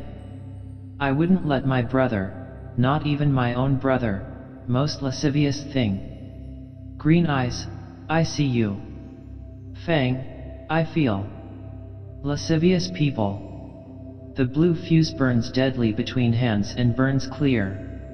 Loose tobacco shreds catch fire, a flame and acrid smoke light our corner. Raw face bones under his peep of day boy's hat. How the head center got away, authentic version. Got up as a young bride, man, veil, orange blossoms, drove out the road to Malahide. Did, faith. Of lost leaders, the betrayed, wild escapes. Disguises, clutched it, gone, not here. Spurned lover. I was a strapping young gossoon at that time, I tell you. I'll show you my likeness one day. I was, faith. Lover, for her love he prowled with Colonel Richard Burke, tannest of his September, under the walls of Clerkenwell and, crouching, saw a flame of vengeance hurl them upward in the fog. Shattered glass and toppling masonry. In gapery he hides, Egan of Paris, unsought by any save by me. Making his day's stations, the dingy printing case, his 3 taverns, the Montmartre lair he sleeps short night in, Rue de la Goutte d'Or, damascened with fly-blown faces of the gone. Loveless, landless, wifeless. She is quite nicey comfy without her outcast man, Madame in Rue Git Le Coeur, Canary, and 2 buck lodgers. Peachy cheeks, a zebra skirt, frisky as a young thing's. Spurned and undespairing. Tell Pat you saw me, won't you? I wanted to get poor Pat a job one time. Monday Phils, soldier of France. I taught him to sing the boys of Kilkenny are stout roaring blades. Know that old lay? I taught Patrice that. Old Kilkenny, St. Canice, Strongbow's castle on the Nore. Goes like this. Oh, oh. He takes me, Napper Tandy, by the hand. Oh, oh the boys of Kilkenny. Weak wasting hand on mine. They have forgotten Kevin Egan, not he them. Remembering thee, O Zion. He had come near the edge of the sea and wet sand slapped his boots. The new air greeted him, harping in wild nerves, wind of wild air of seeds of brightness. Here, I am not walking out to the Kish lightship, am I? He stood suddenly, his feet beginning to sink slowly in the quaking soil. Turn back. Turning, he scanned the shore south, his feet sinking again slowly in new sockets. The cold domed room of the tower waits. Through the barbicans the shafts of light are moving ever, slowly ever as my feet are sinking, creeping duskward over the dial floor. Blue dusk, nightfall, deep blue night. In the darkness of the dome they wait, their pushed back chairs, my obelisk valise, around a board of abandoned platters. Who to clear it? He has the key. I will not sleep there when this night comes. A shut door of a silent tower, entombing their blind bodies, the Panther Sahib and his pointer. Call, no answer. He lifted his feet up from the suck and turned back by the mole of boulders. Take all, keep all. My soul walks with me, form of forms. So in the moon's mid-watches I pace the path above the rocks, in sable silvered, hearing Elsinore's tempting flood. The flood is following me. I can watch it flow past from here. Get back then by the Pullbeg road to the strand there. He climbed over the sedge and eely orweeds and sat on a stool of rock, resting his ash plant in a grike. A bloated carcass of a dog lay lolled on bladder rack. Before him the gunwale of a boat, sunk in sand. Unconscionable Louis Vuillet called Gautier's prose. These heavy sands are language tide and wind have silted here. And these, the stone heaps of dead builders, a warren of weasel rats. Hide gold there. Try it. You have some sands and stones, heavy of the past. Sir Lout's toys. Mind you don't get one bang on the ear. I'm the bloody well gigant rolls all them bloody well boulders, bones for my stepping stones. Fee fa fum. I ze melts de bludgeon in Irrigeman. A point, live dog, grew into sight running across the sweep of sand. Lord, is he going to attack me? Respect his liberty. You will not be master of others or their slave. I have my stick. Sit tight. From farther away, walking shoreward across from the crested tide, figures, two. The two Marys. They have tucked it safe among the bulrushes. Peekaboo. I see you. No, the dog. He is running back to them. Who? Galleys of the Loch Lons ran here to beach, in quest of prey, their blood-beaked prows riding low on a molten pewter surf. Dane Vikings, torques of tomahawks a-glitter on their breasts when Malachi wore the collar of gold. A school of tullhide whales stranded in hot noon, spouting, hobbling in the shallows. Then from the starving cage-work city a horde of jerkined dwarfs, my people, with flayers' knives, running, scaling, hacking in green blubbery whale meat. Famine, plague and slaughters. Their blood is in me, their lusts my waves. I moved among them on the frozen Liffey, that I, a changeling, among the spluttering resin fires. I spoke to no one, none to me. The dog's bark ran towards him, stopped, ran back. Dog of my enemy. I just simply stood pale, silent, bayed about. Terribilia meditans. A primrose doublet, fortune's knave, smiled on my fear. For that are you pining, the bark of their applause? Pretenders, live their lives. The Bruce's brother, Thomas Fitzgerald, Silken Knight, Perkin Warbeck, York's false scion, in breeches of silk of white rose ivory, wonder of a day, and Lambert Simnel, with the tale of Nans and Sutlers, a scullion crowned. All king's sons. Paradise of pretenders then and now. He saved men from drowning and you shake at a curse yelping. But the courtiers who mocked Guido in or San Michel were in their own house. House of. We don't want any of your medieval abstrusiosities. Would you do what he did? A boat would be near, a lifebuoy. Nader Lich, put there for you. Would you or would you not? The man that was drowned 9 days ago off Maiden's Rock. They are waiting for him now. The truth, spit it out. I would want to. I would try. I am not a strong swimmer. Water cold soft. When I put my face into it in the basin at Clongowes. Can't see. Who's behind me? Out quickly, quickly. Do you see the tide flowing quickly in on all sides, sheeting the lows of sand quickly, shall Coca lured? If I had land under my feet. I want his life still to be his, mine to be mine. A drowning man. His human eyes scream to me out of horror of his death. I. With him together down. I could not save her.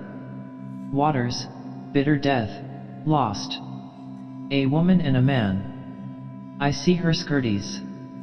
Pinned up, I bet. Their dog ambled about a bank of dwindling sand, trotting, sniffing on all sides. Looking for something lost in a past life. Suddenly he made off like a bounding hare, ears flung back, chasing the shadow of a low-skimming gull. The man's shrieked whistle struck his limp ears. He turned, bounded back, came nearer, trotted on twinkling shanks. On a field tenny a buck, trip pant, proper, unattired. At the lace fringe of the tide he halted with stiff forehoofs, seaward pointed ears. His snout lifted barked at the wave noise, herds of seamers. They serpent towards his feet, curling, unfurling many crests, every ninth, breaking, plashing, from farther out, waves and waves. Cockle pickers. They waded a little way in the water and, stooping, soused their bags and, lifting them again, waded out. The dog yelped running to them, reared up and pawed them, dropping on all fours, again reared up at them with mute bearish fawning. Unheeded he kept by them as they came towards the drier sand, a rag of wolf's tongue red panting from his jaws. His speckled body ambled ahead of them and then loped off at a calf's gallop. The carcass lay on his path. He stopped, sniffed, stalked round it, brother, nosing closer, went round it, sniffling rapidly like a dog all over the dead dog's bedraggled fell. Dog's cull, dog's sniff, eyes on the ground, moves to one great goal. Ah, poor dog's body! Here lies poor dog's body's body. Tatters. Out of that, you mongrel! The cry brought him skulking back to his master, and a blunt bootless kick sent him unscathed across a spit of sand, crouched in flight. He slunk back in a curve. Doesn't see me. Along by the edge of the mole he loll-op-ed, dawdled, smelled a rock, and from under a cocked hind leg pissed against it. He trotted forward and, lifting again his hind leg, pissed quick short at an unsmelt rock. The simple pleasures of the poor. His hind paws then scattered the sand, then his forepaws dabbled and delved. Something he buried there, his grandmother. He rooted in the sand, dabbling, delving, and stopped to listen to the air, scraped up the sand again with a fury of his claws, soon ceasing, a pard, a panther, got in spouse breach, vulturing the dead. After he woke me last night, same dream, or was it? Wait. Open hallway. Street of harlots. Remember. Haroun al Raskid. I am almosting it. That man led me, spoke. I was not afraid. The melon he held against my face. Smiled, cream fruit smell. That was the rule, said. Come. Red carpet spread. You will see who. Shouldering their bags they trudged, the red Egyptians. His blued feet out of turned-up trousers slapped the clammy sand, a dull brick muffler strangling his unshaven neck. With woman steps she followed, the ruffian and his strolling mort. Spoils slung at her back.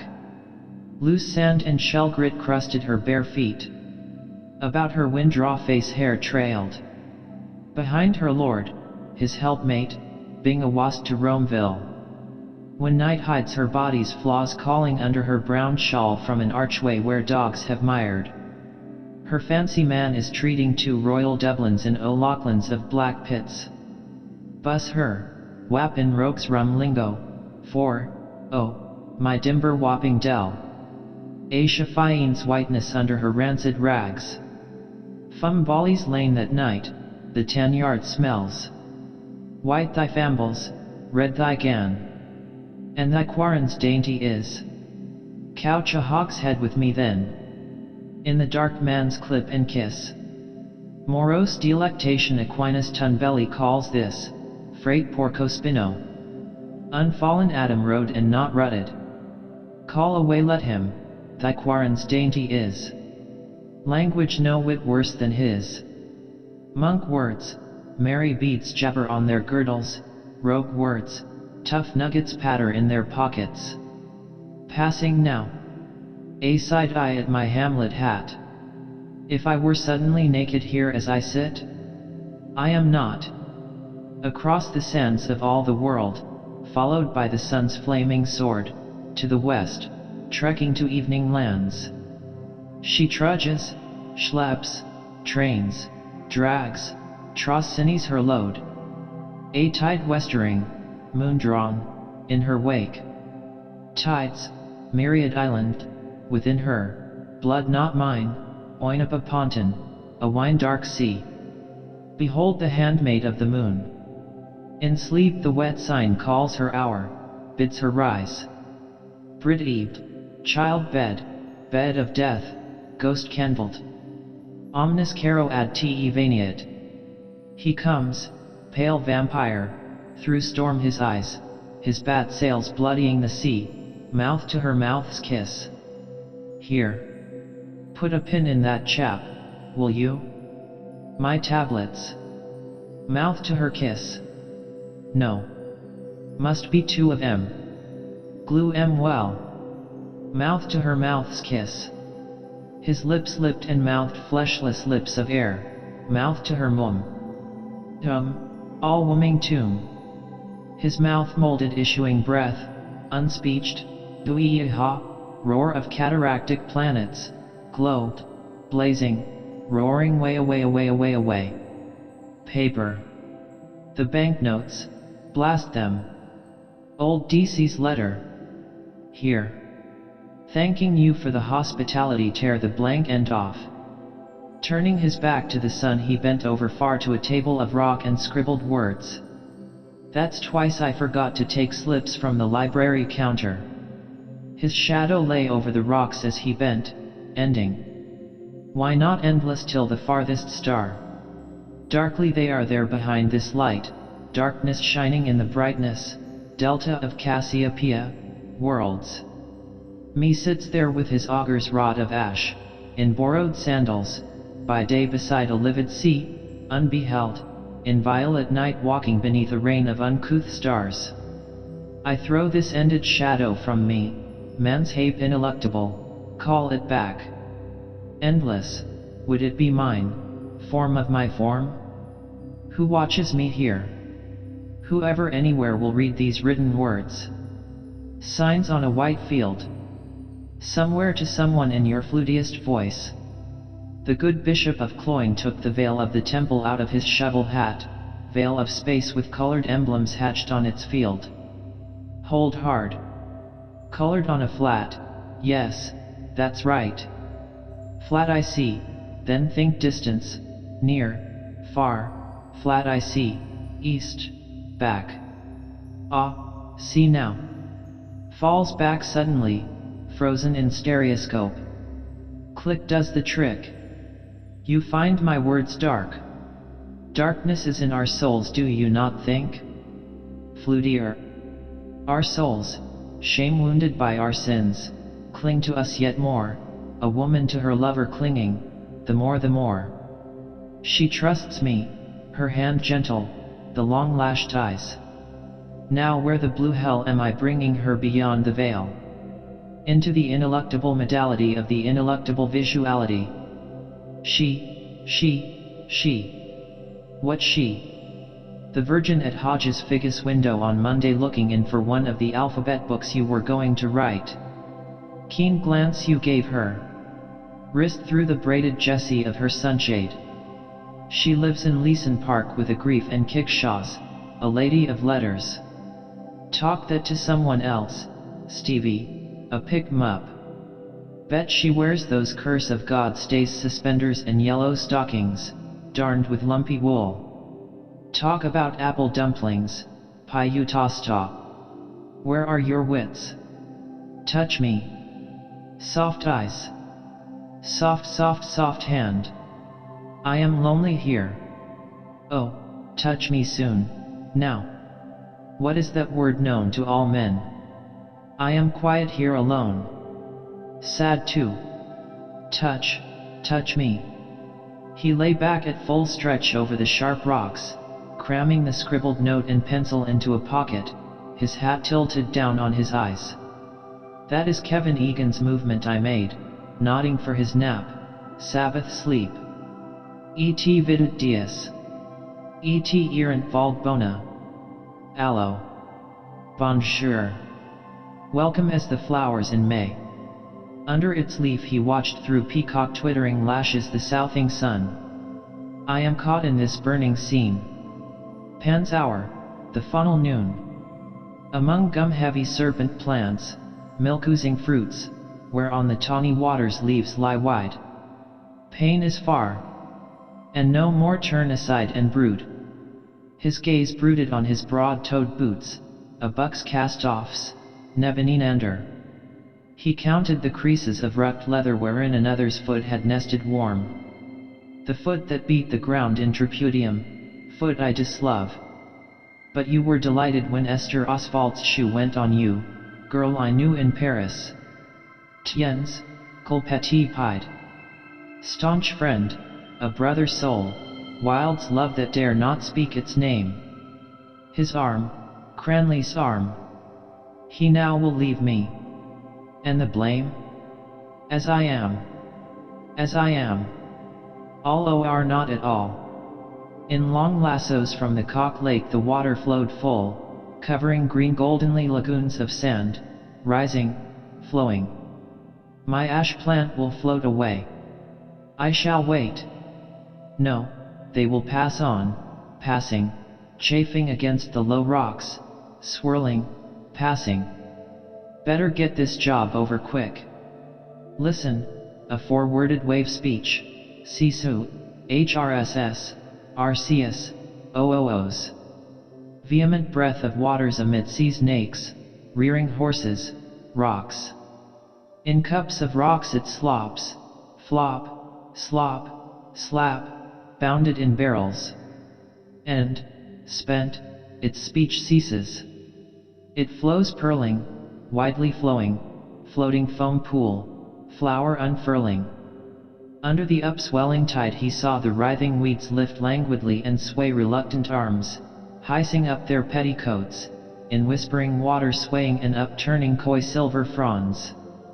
Day by day, night by night, lifted, flooded, and let fall. Lord, they are weary, and, whispered to, they sigh. Saint Ambrose heard it, sigh of leaves and waves, waiting, awaiting the fullness of their times. Diebus ac noctibus in Urias patiens in gemisi. To no end gathered, vainly then released, forth flowing, wending back, loom of the moon. Weary too. In sight of lovers, lascivious men, a naked woman shining in her courts, she draws a toil of waters. 5 fathoms out there. Full fathom 5 thy father lies. At 1, he said. Found drowned. High water at Dublin Bar. Driving before it a loose drift of rubble, fanned shoals of fishes, silly shells. A corpse rising salt white from the undertow, bobbing apace a porpoise landward. There he is. Hook it quick. Pull. Sunk though he be beneath the watery floor. We have him. Easy now. Bag of corpse eggs sopping in foul brine. A quiver of minnows, fat of a spongy titbit, flash through the slits of his button true surfly. God becomes man becomes fish becomes barnacle goose becomes featherbed mountain. Dead breaths I living breathe, tread dead dust, devour a Uranus awful from all dead. Hauled stark over the gunwale he breathes upward the stench of his green grave, his leprous nosehole snoring to the sun. AC change this, brown eyes salt blue. Cediath, mildest of all deaths known to man. Old Father Ocean. Prix de Paris, beware of imitations. Just you give it a fair trial. We enjoyed ourselves immensely. Come. I thirst. Clouding over. No black clouds anywhere, are there? Thunderstorm. All bright he falls, proud lightning of the intellect, Lucifer, Dico, qui nescit ocasum. No. My cockle hat and staff and hisamy sandal shun. Where? To evening lands. Evening will find itself. He took the hilt of his ash plant, lunging with it softly, dallying still. Yes, evening will find itself in me, without me. All days make their end. By the way, next when is it? Tuesday will be the longest day of all the glad new year, mother, the rum-tum tiddledy-tum. Lon Tennyson, gentleman poet. Gia. For the old hag with the yellow teeth. And Monsieur Drumont, gentleman journalist. Dia. My teeth are very bad. Why, I wonder. Feel. That one is going to. Shells. Ought I go to a dentist, I wonder, with that money? That one. This.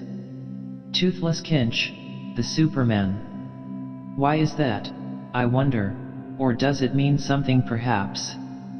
My handkerchief. He threw it. I remember. Did I not take it up? His hand groped vainly in his pockets. No, I didn't. Better buy one. He laid the dry snot picked from his nostril on a ledge of rock, carefully. For the rest let look who will. Behind. Perhaps there is someone.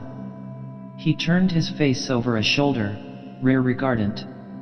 Moving through the air high spars of a three-master, her sails brailed up on the cross-trees, homing, upstream, silently moving, a silent ship. Chapter 4. Mr. Leopold Bloom ate with relish the inner organs of beasts and fowls. He liked thick giblet soup, nutty gizzards, a stuffed roast heart, liver slices fried with crust crumbs, fried hencods roes. Most of all he liked grilled mutton kidneys, which gave to his palate a fine tang of faintly scented urine. Kidneys were in his mind as he moved about the kitchen softly, writing her breakfast things on the humpy tray. Gelid light and air were in the kitchen, but out of doors gentle summer morning everywhere made him feel a bit peckish. The coals were reddening. Another slice of bread and butter. 3, 4, right. She didn't like her plate full. Right. He turned from the tray, lifted the kettle off the hob and set it sideways on the fire. It sat there, dull and squat, its spout stuck out. Cup of tea soon. Good. Mouth dry. The cat walked stiffly round a leg of the table with tail on high. Mgagneo. Oh, there you are, Mr. Bloom said, turning from the fire. The cat mewed in answer and stalked again stiffly round a leg of the table, mewing. Just how she stalks over my writing table. PRR scratch my head. PRR. Mr. Bloom watched curiously, kindly the lithe black form. Clean to see, the gloss of her sleek hide, the white button under the butt of her tail, the green flashing eyes. He bent down to her, his hands on his knees. Milk for the Poussins, he said. Merganeo. The cat cried. They call them stupid. They understand what we say better than we understand them. She understands all she wants to. Vindictive too. Cruel. Her nature. Curious mice never squeal. Seem to like it. Wonder what I look like to her. Height of a tower? No, she can jump me. Afraid of the chickens she is, he said mockingly. Afraid of the chooks. I never saw such a stupid Poussins as the Poussins. Mercarneo. The cat said loudly. She blinked up out of her avid shame-closing eyes, mewing plaintively and long, showing him her milk-white teeth. He watched the dark eyes' lids narrowing with greed till her eyes were green stones. Then he went to the dresser, took the jug Hanlon's milkman had just filled for him, poured warm bubbled milk on a saucer and set it slowly on the floor. Cooler. She cried, running to lap. He watched the bristles shining wirily in the weak light as she tipped 3 times and licked lightly. Wonder is it true if you clip them they can't mouse after? Why? They shine in the dark, perhaps, the tips. Or kind of feelers in the dark, perhaps. He listened to her licking lap. Ham and eggs, no. No good eggs with this drought. Want pure fresh water. Thursday, not a good day either for a mutton kidney at Buckley's. Fried with butter, a shake of pepper. Better a pork kidney at Dlugacz's. while the kettle is boiling. She lapped slower, then licking the saucer clean. Why are their tongues so rough? To lap better, all porous holes. Nothing she can eat? He glanced round him. No. On quietly creaky boots he went up the staircase to the hall, paused by the bedroom door. She might like something tasty. Thin bread and butter she likes in the morning. Still perhaps, once in a way. He said softly in the bare hall. I'm going round the corner. Be back in a minute. And when he had heard his voice say it, he added, You don't want anything for breakfast? A sleepy soft grunt answered. No. She didn't want anything. He heard then a warm heavy sigh, softer, as she turned over and the loose brass quoits of the bedstead jingled. Must get those settled really. Pity. All the way from Gibraltar. Forgotten any little Spanish she knew. Wonder what her father gave for it. Old style. Ah yes. Of course. Bought it at the governor's auction. Got a short knock. Hard as nails at a bargain, old Tweedy. Yes, sir. At Plevna that was. I rose from the ranks, sir, and I'm proud of it. Still he had brains enough to make that corner in stamps. Now that was far-seeing. His hand took his hat from the peg over his annealed heavy overcoat and his lost property office second-hand waterproof. Stamps, sticky back pictures. Dare say lots of officers are in the swim too. Course they do. The sweated legend in the crown of his hat told him mutely, Plasto's high-grade ha. He peeped quickly inside the leather headband. White slip of paper. Quite safe. On the doorstep he felt in his hip pocket for the latch key. Not there. In the trousers I left off. Must get it. Potato I have. Creaky wardrobe. No use disturbing her. She turned over sleepily that time. He pulled the hall door to after him very quietly, more, till the foot leaf dropped gently over the threshold, a limp lid. Looked shut. All right till I come back anyhow. He crossed to the bright side, avoiding the loose cellar flap of number 75. The sun was nearing the steeple of George's church. Be a warm day I fancy. Specially in these black clothes feel it more. Black conducts, refracts is it, the heat. But I couldn't go in that light suit. Make a picnic of it. His eyelids sank quietly often as he walked in happy warmth. Boland's bread van delivering with trays are daily, but she prefers yesterday's loaves turnovers crisp crowns hot. Makes you feel young. Somewhere in the east, early morning, set off at dawn. Travel round in front of the sun, steal a day's march on him. Keep it up forever, never grow a day older technically. Walk along a strand, strange land, come to a city gate, sentry there, old rancor too, old Tweedy's big mustaches, leaning on a long kind of a spear. Wander through on streets. Turbaned faces going by. Dark caves of carpet shops, big man, Turco the Terrible, seated cross-legged, smoking a coiled pipe. Cries of sellers in the streets. Drink water scented with fennel, sherbet. Dander along all day. Might meet a robber or two. Well, meet him. Getting on to sundown.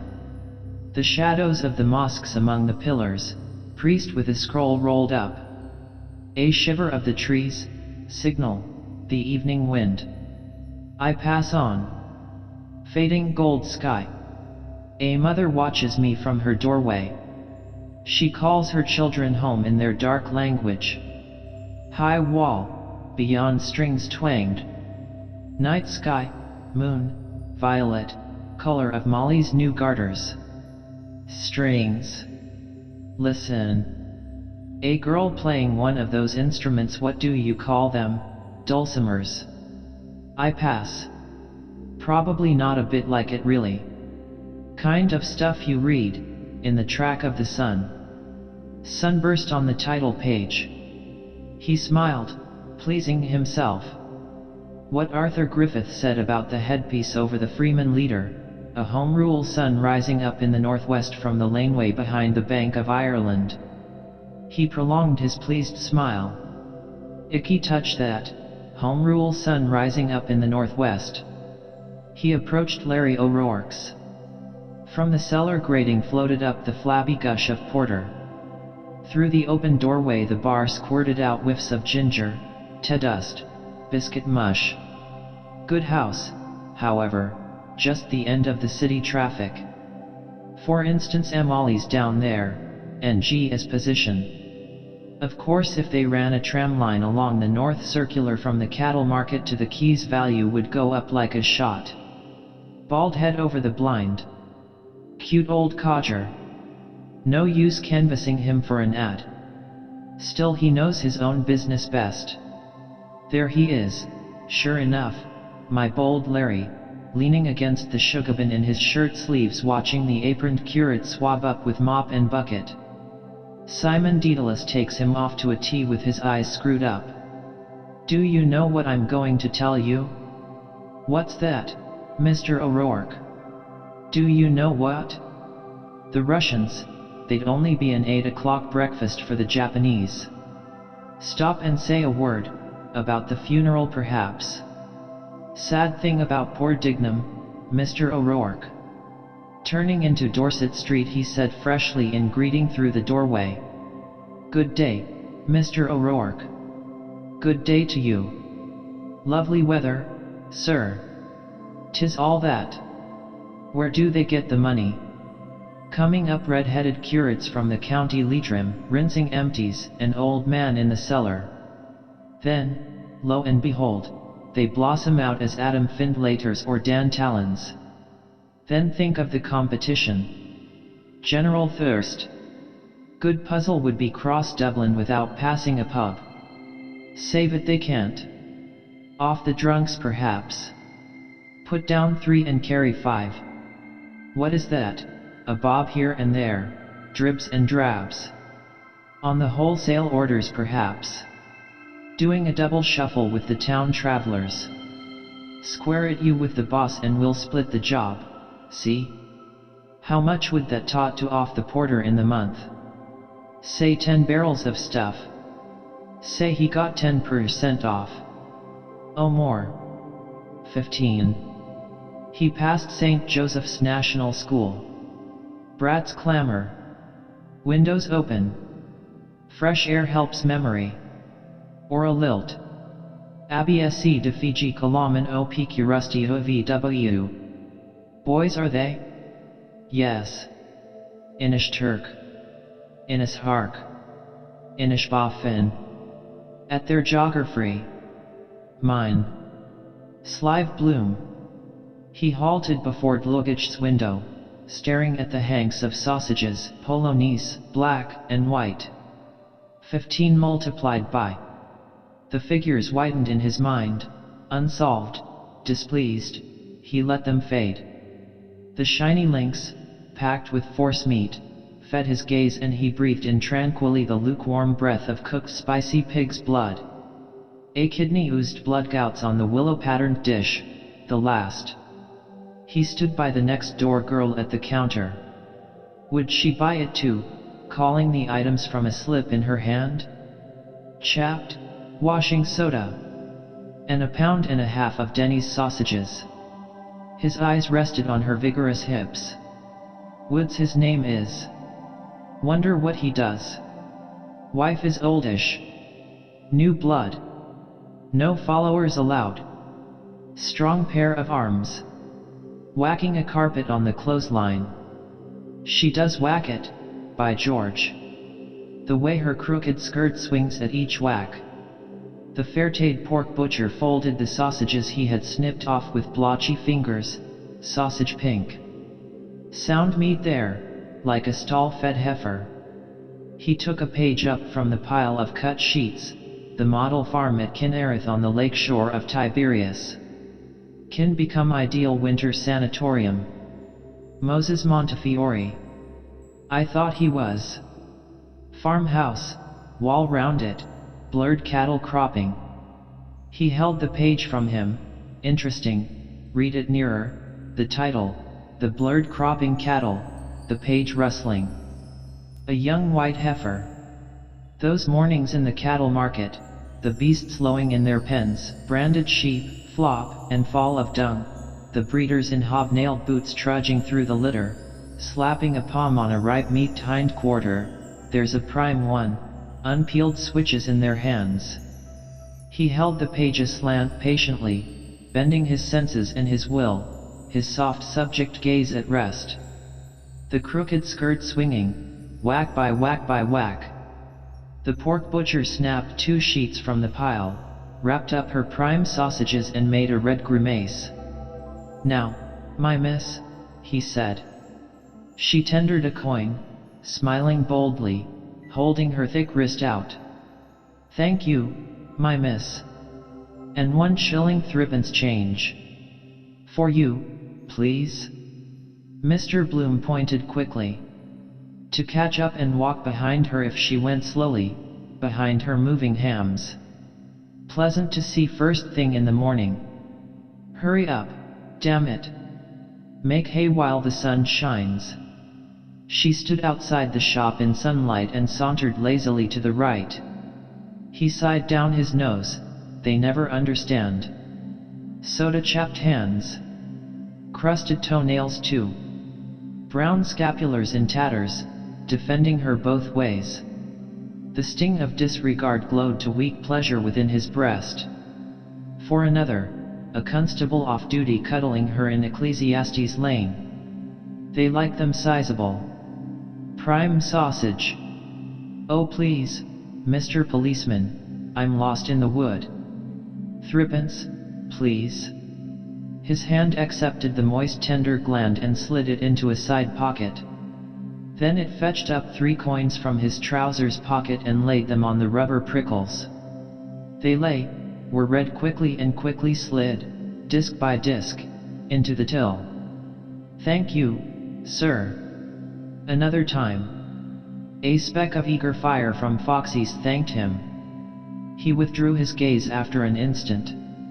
No, better not, another time. Good morning, he said, moving away. Good morning, sir. No sign. Gone. What matter? He walked back along Dorset Street, reading gravely. Agenda of Tame, Planters Company. To purchase waste sandy tracts from Turkish government and plant with eucalyptus trees. Excellent for shade, fuel, and construction. Orange groves and immense melon fields north of Jaffa. You pay 80 marks and they plant a dunam of land for you with olives, oranges, almonds, or citrons. Olives cheaper, oranges need artificial irrigation. Every year you get a sending of the crop.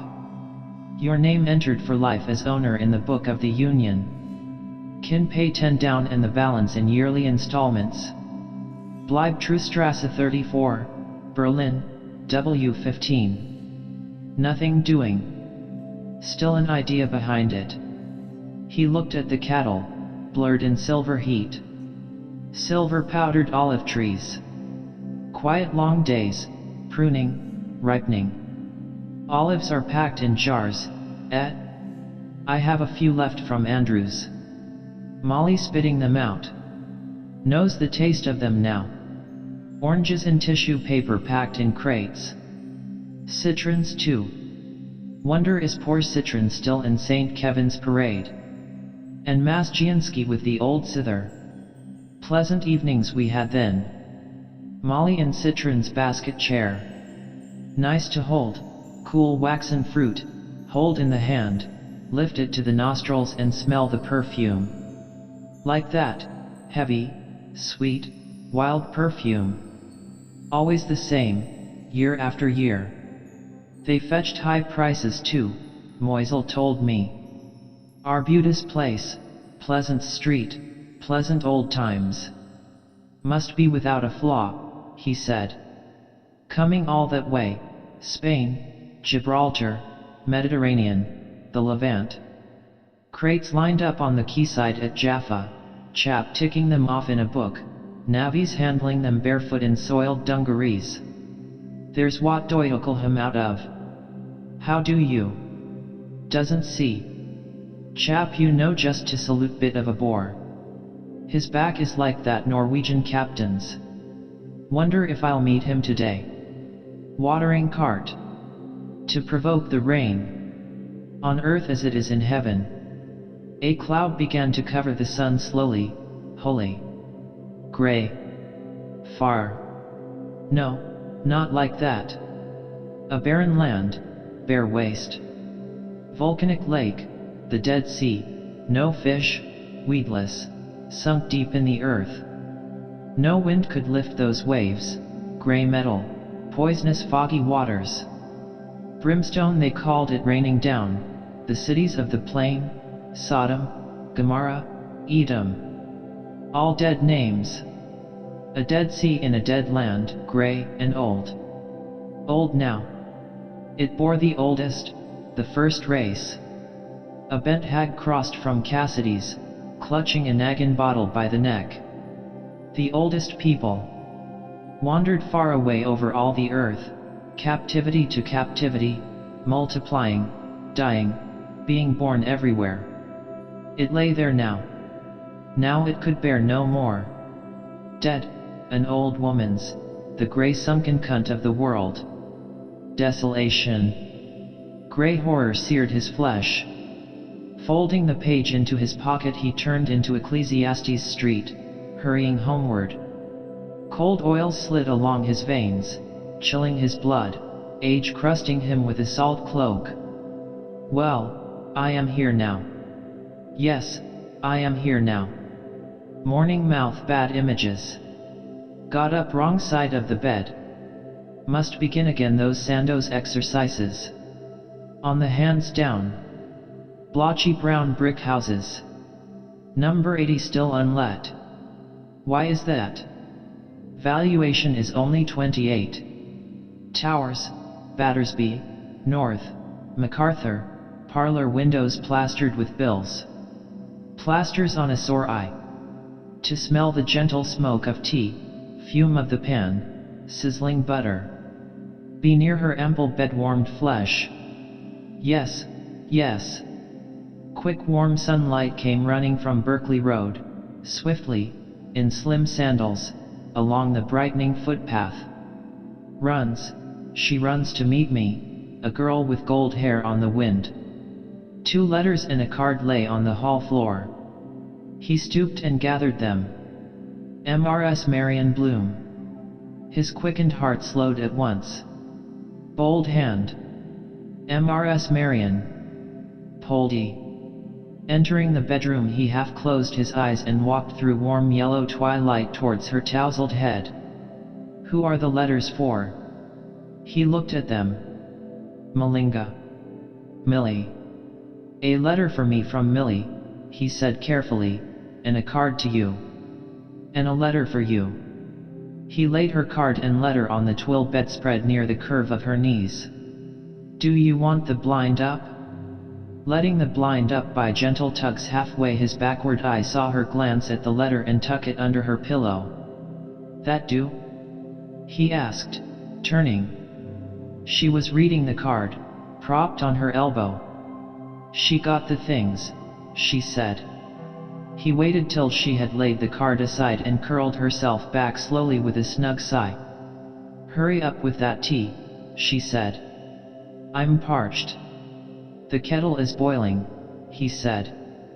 But he delayed to clear the chair, her striped petticoat, tossed soiled linen, and lifted all in an armful onto the foot of the bed. As he went down the kitchen stairs she called. Poldy. What?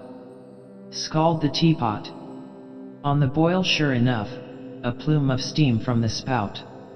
He scalded and rinsed out the teapot and put in 4 full spoons of tea, tilting the kettle then to let the water flow in. Having set it to draw, he took off the kettle, crushed the pan flat on the live coals and watched the lump of butter slide and melt. While he unwrapped the kidney, the cat mewed hungrily against him. Give her too much meat, she won't mouse. Say they won't eat pork. Kosher. Here. He let the blood-smeared paper fall to her and dropped the kidney amid the sizzling butter sauce. Pepper. He sprinkled it through his fingers ringwise from the chipped egg cup. Then he slit open his letter, glancing down the page and over. Thanks, New Tam, Mr. Colin, Loch Owl Picnic, young student, Blazes Boylan Seaside Girls. The tea was drawn. He filled his own moustache cup, sham crown derby, smiling. Silly Millie's birthday gift.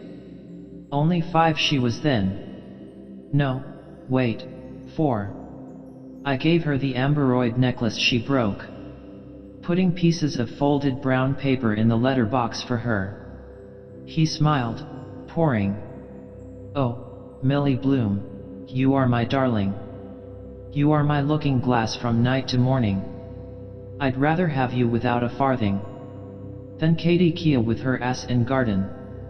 Poor old Professor Goodwin. Dreadful old case. Still he was a courteous old chapter, old-fashioned way he used to bow Molly off the platform. And the little mirror in his silk hat. The night Millie brought it into the parlor. Oh, look what I found in Professor Goodwin's hat. All we laughed.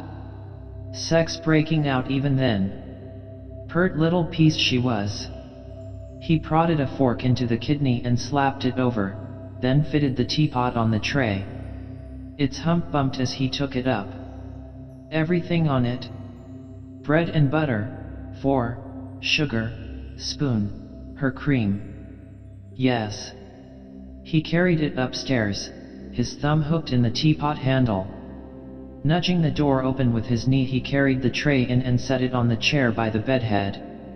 What a time you were, she said. She set the brasses jingling as she raised herself briskly, an elbow on the pillow. He looked calmly down on her bulk and between her large soft bubs, sloping within her nightdress like a she-goat's udder. The warmth of her couched body rose on the air, mingling with the fragrance of the tea she poured. A strip of torn envelope peeped from under the dimpled pillow. In the act of going, he stayed to straighten the bedspread. Who was the letter from? He asked. Bold hand. Marianne. Oh, Boylan, she said. He's bringing the program. What are you singing? La Ci Darum with J.C. Doyle, she said, and Love's Old Sweet Song. Her full lips, drinking, smiled. Rather stale smell that incense leaves next day. Like foul flower water. Would you like the window open a little? She doubled a slice of bread into her mouth, asking. What time is the funeral? 11, I think, he answered. I didn't see the paper. Following the pointing of her finger, he took up a leg of her soiled drawers from the bed. No? Then, a twisted gray garter looped round a stocking, rumpled, shiny sole. No, that book. Other stocking. Her petticoat. It must have fell down, she said. He felt here and there. Voglio e non vorrei. Wonder if she pronounces that right, Voglio. Not in the bed. Must have slid down. He stooped and lifted the valance. The book, fallen, sprawled against the bulge of the orang-iki chamber pot. Show here, she said. I put a mark in it. There's a word I wanted to ask you. She swallowed a draught of tea from her cup held by nut handle and, having wiped her fingertips smartly on the blanket, began to search the text with the hairpin till. She reached the word. Met him what? He asked. Here, she said. What does that mean? He leaned downward and read near her polished thumbnail. Metempsychosis? Yes. Who's he when he's at home? Metempsychosis, he said, frowning. It's Greek, from the Greek. That means the transmigration of souls. Oh, rocks. She said. Tell us in plain words. He smiled, glancing askance at her mocking eyes. The same young eyes. The first night after the charades. Dolphin's Barn. He turned over the smudged pages. Ruby, the pride of the ring. Hello. Illustration. Fierce Italian with carriage whip. Must be Ruby, pride of the on the floor naked. She kindly lent. The monster Maffei desisted and flung his victim from him with an oath. Cruelty behind it all. Doped animals. Trapeze at Hengilers. Had to look the other way. Mob gaping. Break your neck and we'll break our sides. Families of them. Bone them young so they metempsychosis. That we live after death. Our souls. That a man's soul after he dies. Dignam's soul. Did you finish it? He asked. Yes, she said. There's nothing smutty in it. Is she in love with the first fellow all the time? Never read it. Do you want another? Yes. Get another of Paul de Kock's. Nice name he has. She poured more tea into her cup, watching it flow sideways. Must get that Capel Street Library book renewed or they'll write to Carney, my guarantor. Reincarnation, that's the word. Some people believe, he said, that we go on living in another body after death, that we lived before. They call it reincarnation. That we all lived before on the earth thousands of years ago or some other planet. They say we have forgotten it. Some say they remember their past lives. The sluggish cream wound curdling spirals through her tea. Better remind her of the word, metempsychosis. An example would be better. An example? The bath of the nymph over the bed. Given away with the Easter number of photo bits, splendid masterpiece in art colors. Tea before you put milk in. Not unlike her with her hair down, slimmer. 3 and 6 I gave for the frame. She said it would look nice over the bed. Naked nymphs, Greece, and for instance all the people that lived then. He turned the pages back. Metempsychosis, he said, is what the ancient Greeks called it. They used to believe you could be changed into an animal or a tree, for instance. What they called nymphs, for example. Her spoon ceased to stir up the sugar. She gazed straight before her, inhaling through her arched nostrils. There's a smell of burn, she said. Did you leave anything on the fire? The kidney. He cried suddenly. He fitted the book roughly into his inner pocket and, stubbing his toes against the broken commode, hurried out towards the smell, stepping hastily down the stairs with a flurried stork's legs.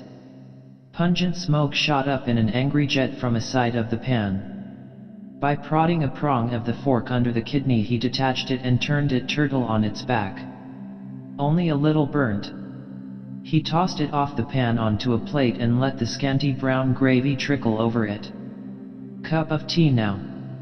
He sat down, cut and buttered a slice of the loaf.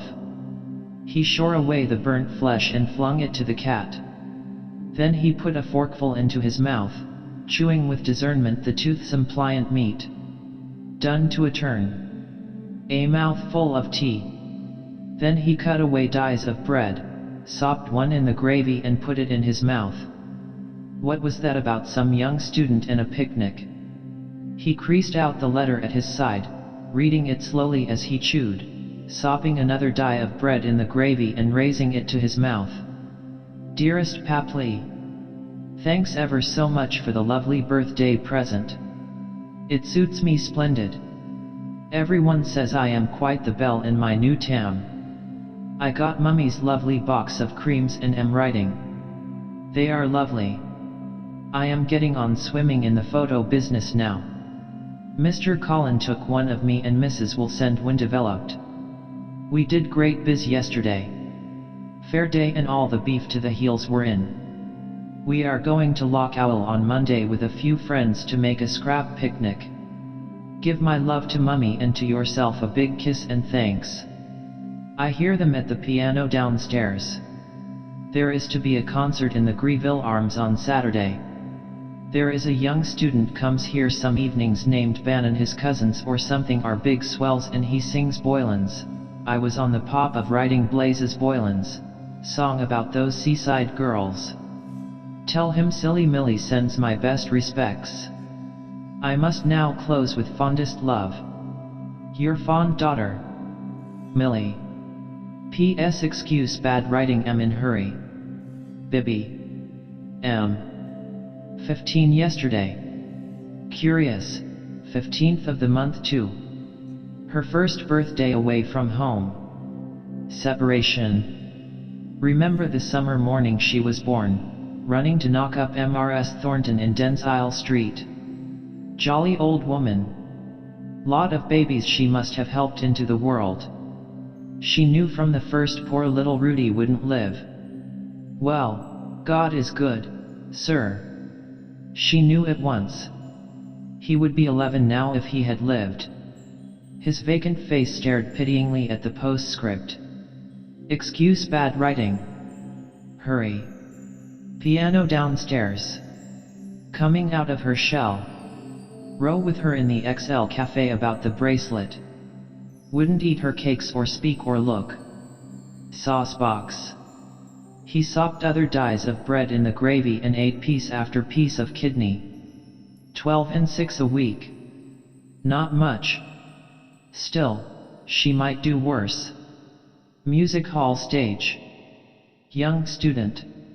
He drank a draught of cooler tea to wash down his meal. Then he read the letter again, twice. Oh, well, she knows how to mind herself. But if not? No, nothing has happened. Of course it might. Wait in any case till it does. A wild piece of goods. Her slim legs running up the staircase. Destiny. Ripening now. Vain, very. He smiled with troubled affection at the kitchen window. Day I caught her in the street pinching her cheeks to make them red. Anemic a little. Was given milk too long. On the errands king that day round the Kish. Damned old tub pitching about. Not a bit funky.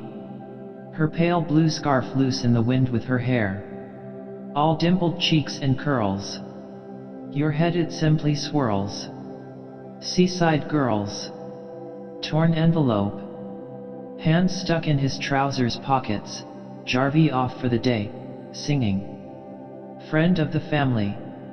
Swirls, he says. Pier with lamps, summer evening, band. Those girls, those girls. Those lovely seaside girls. Millie too. Young kisses, the first.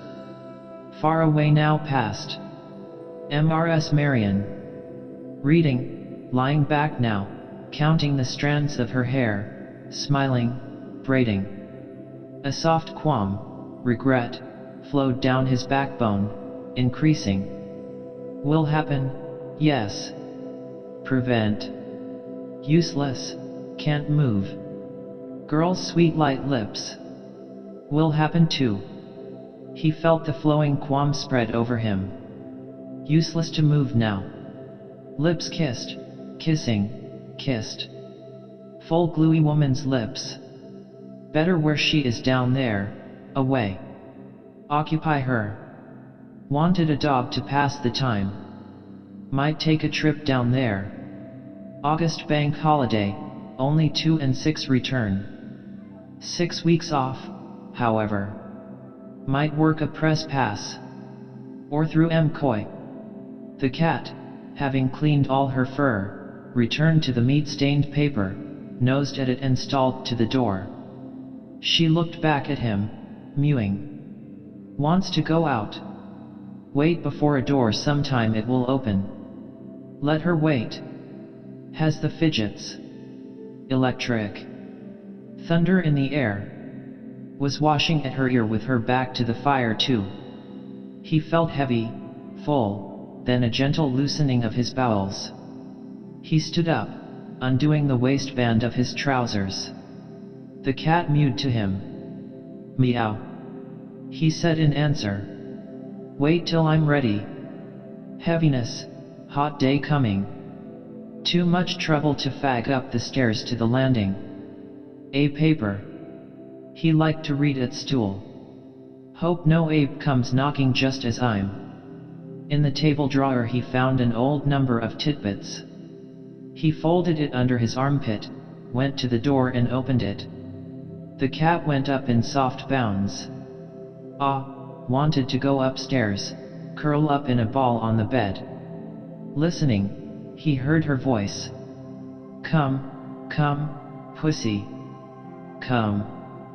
He went out through the back door into the garden, stood to listen towards the next garden. No sound. Perhaps hanging clothes out to dry. The maid was in the garden. Fine morning. He bent down to regard a lean file of spearmint growing by the wall. Make a summer house here. Scarlet runners. Virginia creepers. Want to manure the whole place over. Scabby soil. A coat of liver of sulfur. All soil like that without dung. Household slops. Loam, what is this that is? The hens in the next garden, their droppings are very good top dressing. Best of all though are the cattle, especially when they are fed on those oil cakes. Mulch of dung. Best thing to clean ladies' kid gloves. Dirty cleans. Ashes too. Reclaim the whole place. Grow peas in that corner there. Lettuce. Always have fresh greens then. Still gardens have their drawbacks. That bee or blue bottle here Whit Monday. He walked on. Where is my hat, by the way? Must have put it back on the peg. Or hanging up on the floor. Funny I don't remember that. Hall stand too full. 4 umbrellas, her rain cloak. Picking up the letters. Drago's shovel ringing. Queer, I was just thinking that moment. Brown brilliantined hair over his collar. Just had a wash and brush up. Wonder have I time for a bath this morning. Tara Street. Chap in the paybox there got away, James Stevens, they say. O'Brien. Deep voice that fellowed luggage has. Agendeth, what is it? Now, my Miss Enthusiast. He kicked open the crazy door of the Jakes. Better be careful not to get these trousers dirty for the funeral. He went in, bowing his head under the low lintel. Leaving the door ajar, amid the stench of moldy lime wash and stale cobwebs he undid his braces. Before sitting down he peered through a chink up at the next door windows. The king was in his counting house. Nobody. A squat on the cook stool he folded out his paper, turning its pages over on his bared knees. Something new and easy. No great hurry. Keep it a bit. Our prize tidbit, Matchame's masterstroke. Written by Mr. Philip Beaufoy, Playgoers Club, London. Payment at the rate of 1 guinea. A column has been made to the writer. 3.5. £3 3. £3, 13 and 6. Quietly he read, restraining himself. The first column end, yielding but resisting, began the second. Midway, his last resistance yielding, he allowed his bowels to ease themselves quietly as he reading still patiently, that slight constipation of yesterday quite gone. Hope it's not too big, bring on piles again. No, just right. So. Costive. One tabloid of Cascara Sagrada. Life might be so. It did not move or touch him, but it was something quick and neat. Print anything now. Silly season. He read on, seated calm above his own rising smell. Neat certainly. Machame often thinks of the masterstroke by which he won the laughing witch who now begins and ends morally. Hand in hand. Smart. He glanced back through what he had read and, while feeling his water flow quietly, he envied kindly Mr. Beaufoy, who had written it and received payment of £3, 13 6. Might manage a sketch. By Mr. and Mrs. Bloom. Invent a story for some proverb. Which time I used to try jotting down on my cuff what she said dressing. Dislike dressing together. Nicked myself shaving. Biting her nether lip, hooking the placket of her skirt. Timing her. 9.15 Did Roberts pay you yet? 9.20 What had Greta Conroy on? 9.23 What possessed me to buy this comb? 9.24 I'm swelled after that cabbage. A speck of dust on the patent leather of her boot. Rubbing smartly in turn each welt against her stockinged calf. Morning after the bazaar dance when May's band played Ponchielli's Dance of the Hours. Explain that. Morning hours, noon, then evening coming on, then night hours. Washing her teeth. That was the first night. Her head dancing. Her fan's ticks clicking. Is that Boylan well off? He has money. Why? I noticed he had a good rich smell off his breath dancing. No use humming then. Allude to it. Strange kind of music that last night. The mirror was in shadow. She rubbed her hand glass briskly on her woolen vest against her full wagging bub. Peering into it. Lines in her eyes. It wouldn't pan out somehow. Evening hours, girls in grey gauze. Night hours then, black with daggers and eye masks. Poetical idea, pink, then golden, then grey, then black. Still, true to life also. Day, then the night. He tore away half the prize story sharply and wiped himself with it. Then he girded up his trousers, braced and buttoned himself. He pulled back the jerky shaky door of the jakes and came forth from the gloom into the air. In the bright light, lightened and cooled in limb, he eyed carefully his black trousers, the ends, the knees, the huffs of the knees. What time is the funeral? Better find out in the paper. A creak and a dark were in the air high up. The bells of George's church. They tolled the hour, loud dark iron. Hey-go. Hey-go. Hey-go. Hey-go. Hey-go. Hey-go. 1:45. There again, the overtone following through the air. A third. Poor Dignam. Chapter 5. By lorries along Sir John Rogerson's quay Mr. Bloom walks soberly, past Windmill Lane, leasks the linseed crusher, the postal telegraph office. Could have given that address too. And past the sailor's home. He turned from the morning noises of the quayside and walked through Lime Street. By Brady's cottages a boy for the skins lolled, his bucket of offal linked, smoking a chewed fag butt. A smaller girl with scars of eczema on her forehead eyed him, listlessly holding her battered cask hoop. Tell him if he smokes he won't grow. Oh, let him. His life isn't such a bed of roses.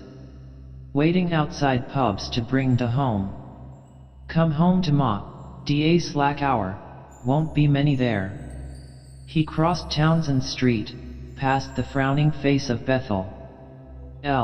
Yes, house of, F. Beth. And past Nichols the undertaker.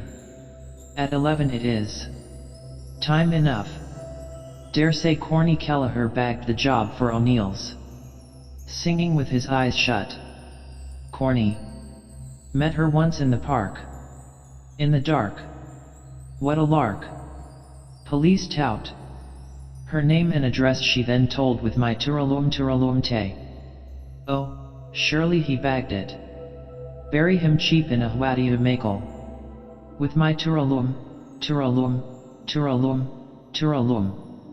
In Westland Row he halted before the window of the Belfast and Oriental Tea Company and read the legends of lead-papered packets, choice blend, finest quality, family tea.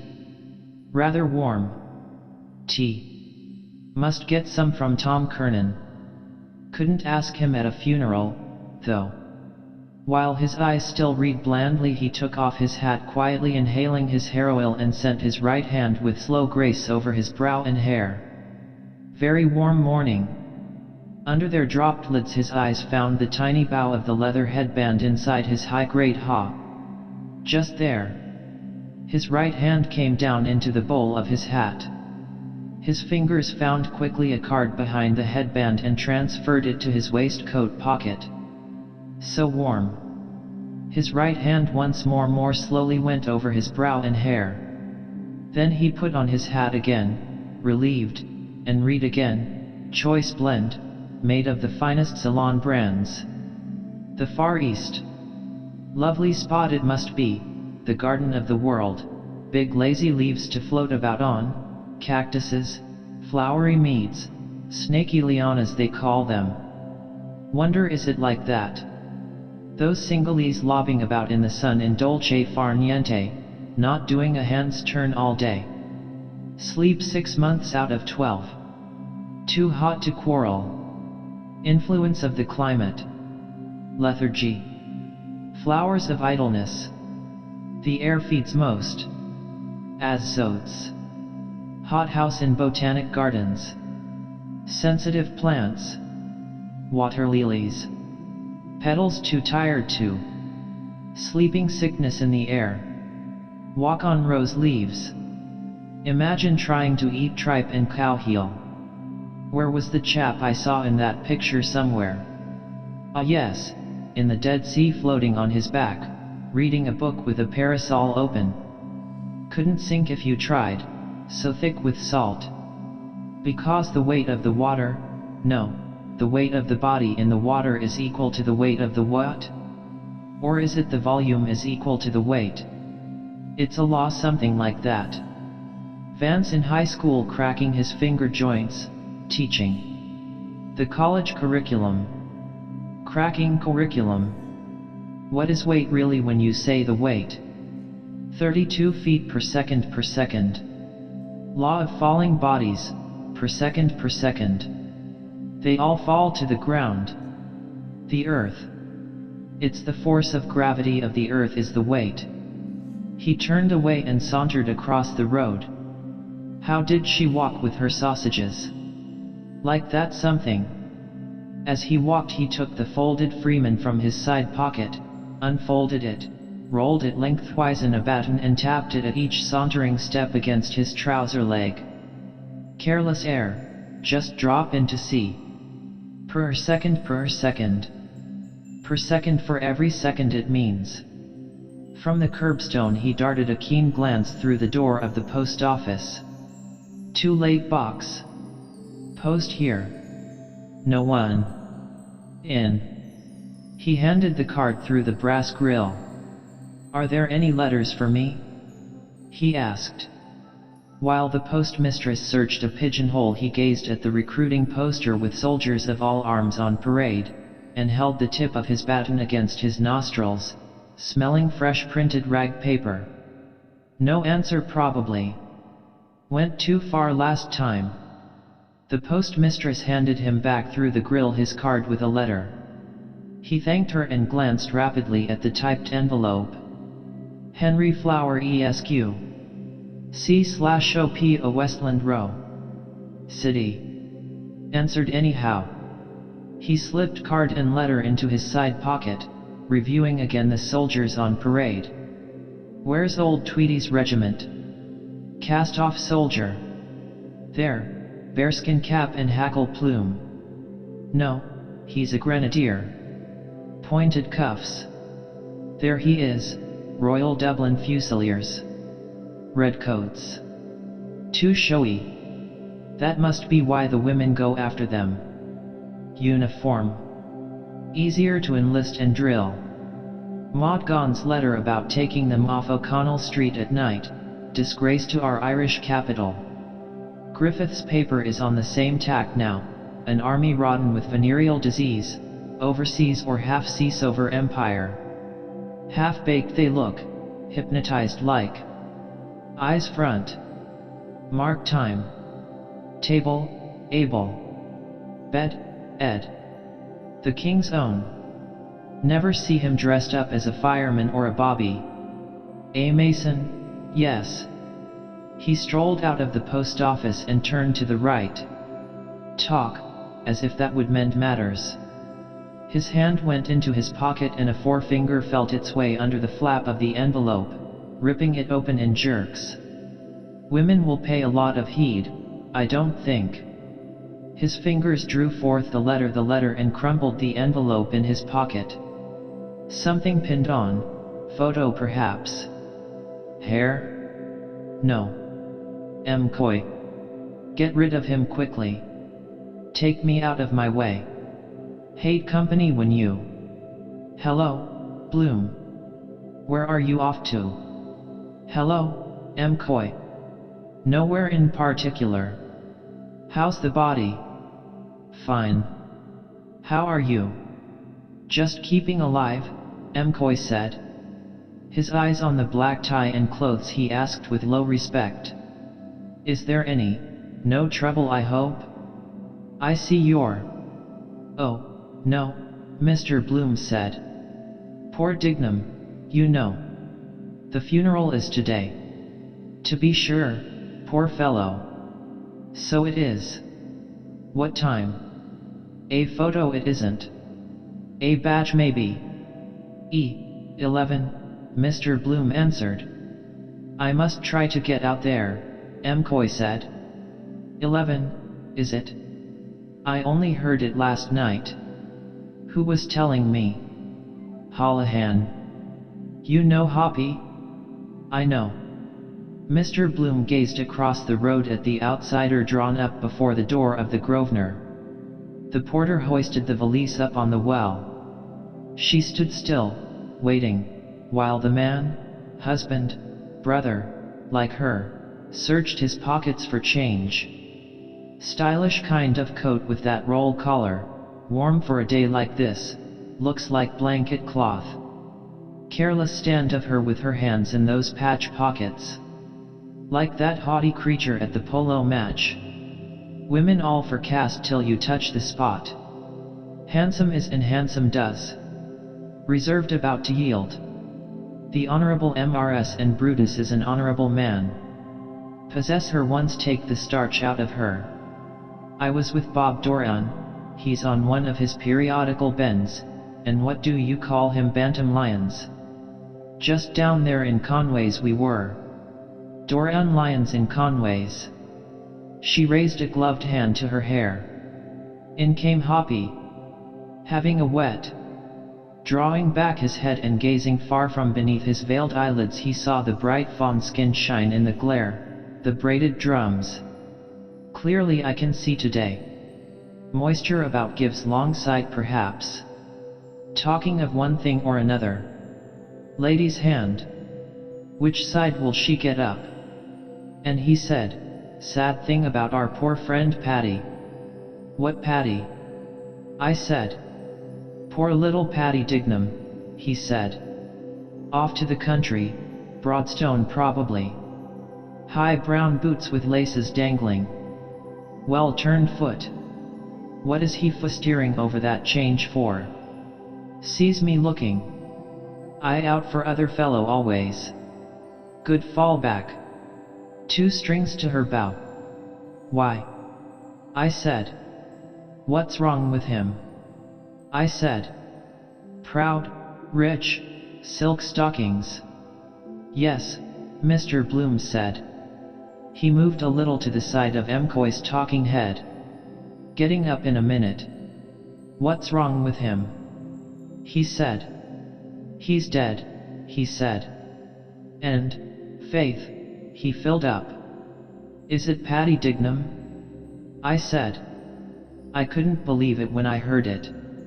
I was with him no later than Friday last, or Thursday was it, in the Arch. "Yes," he said. "He's gone. He died on Monday, poor fellow. Watch. Watch. Silk flash, rich stockings white. Watch." A heavy tramcar honking its gong slewed between. "Lost it. Curse your noisy pug nose. Feels locked out of it. Paradise and the Perry. Always happening like that. The very moment. Girl in Eustace Street hallway Monday was it settling her garter. Her friend covering the display of esprit de corps. Well, what are you gaping at?" Yes, Mr. Bloom said after a dull sigh. "Another gone." "One of the best," McCoy said. The tram passed. They drove off towards the Loop Line bridge, her rich gloved hand on the steel grip. Flicker, flicker, the lace flare of her hat in the sun. Flicker, flick. "Wife well, I suppose?" McCoy's changed voice said. "Oh, yes," Mr. Bloom said. "Tip-top, thanks." He unrolled the newspaper batten idly and read idly. "What is home without? Plum trees, potted meat? Incomplete. With it an abode of bliss. My missus has just got an engagement. At least it's not settled yet. Valise tack again. By the way, no harm. I'm off that, thanks." Mr. Bloom turned his large-lidded eyes with unhasty friendliness. "My wife too," he said.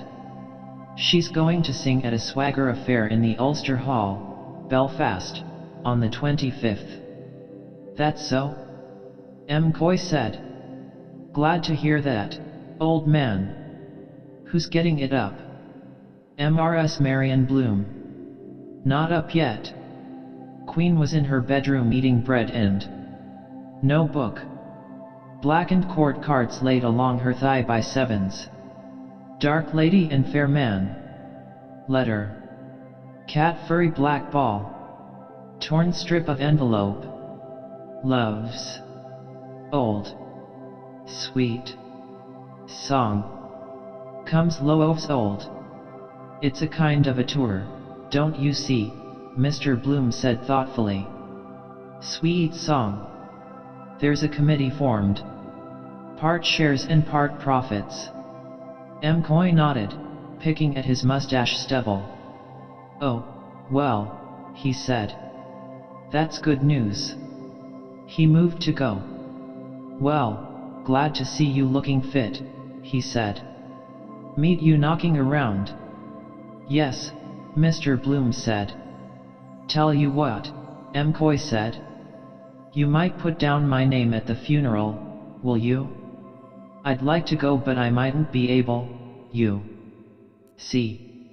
There's a drowning case at Sandy Cove may turn up, and then the coroner and myself would have to go down if the body is found. You just shove in my name if I'm not there, will you?" "I'll do that," Mr. Bloom said, moving to get off. "That'll be all right." "Right," McCoy said brightly. "Thanks, old man. I'd go if I possibly could."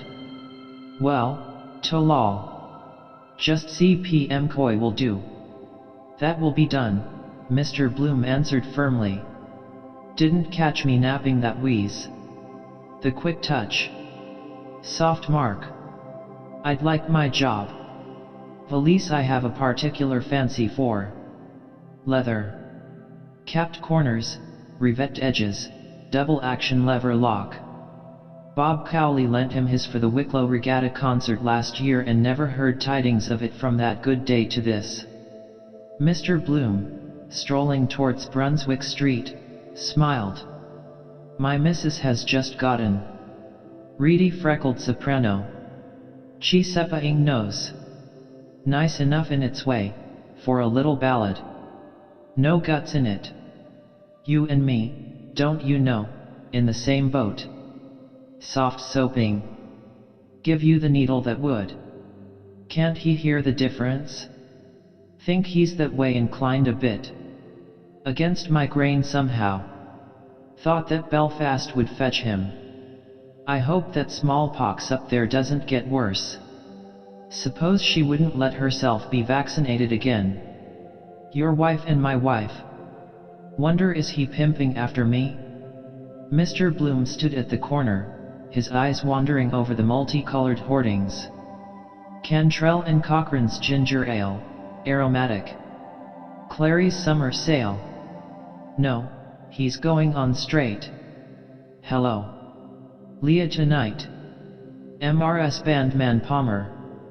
Like to see her again in that Hamlet she played last night. Male impersonator. Perhaps he was a woman. Why Ophelia committed suicide. Poor Papa.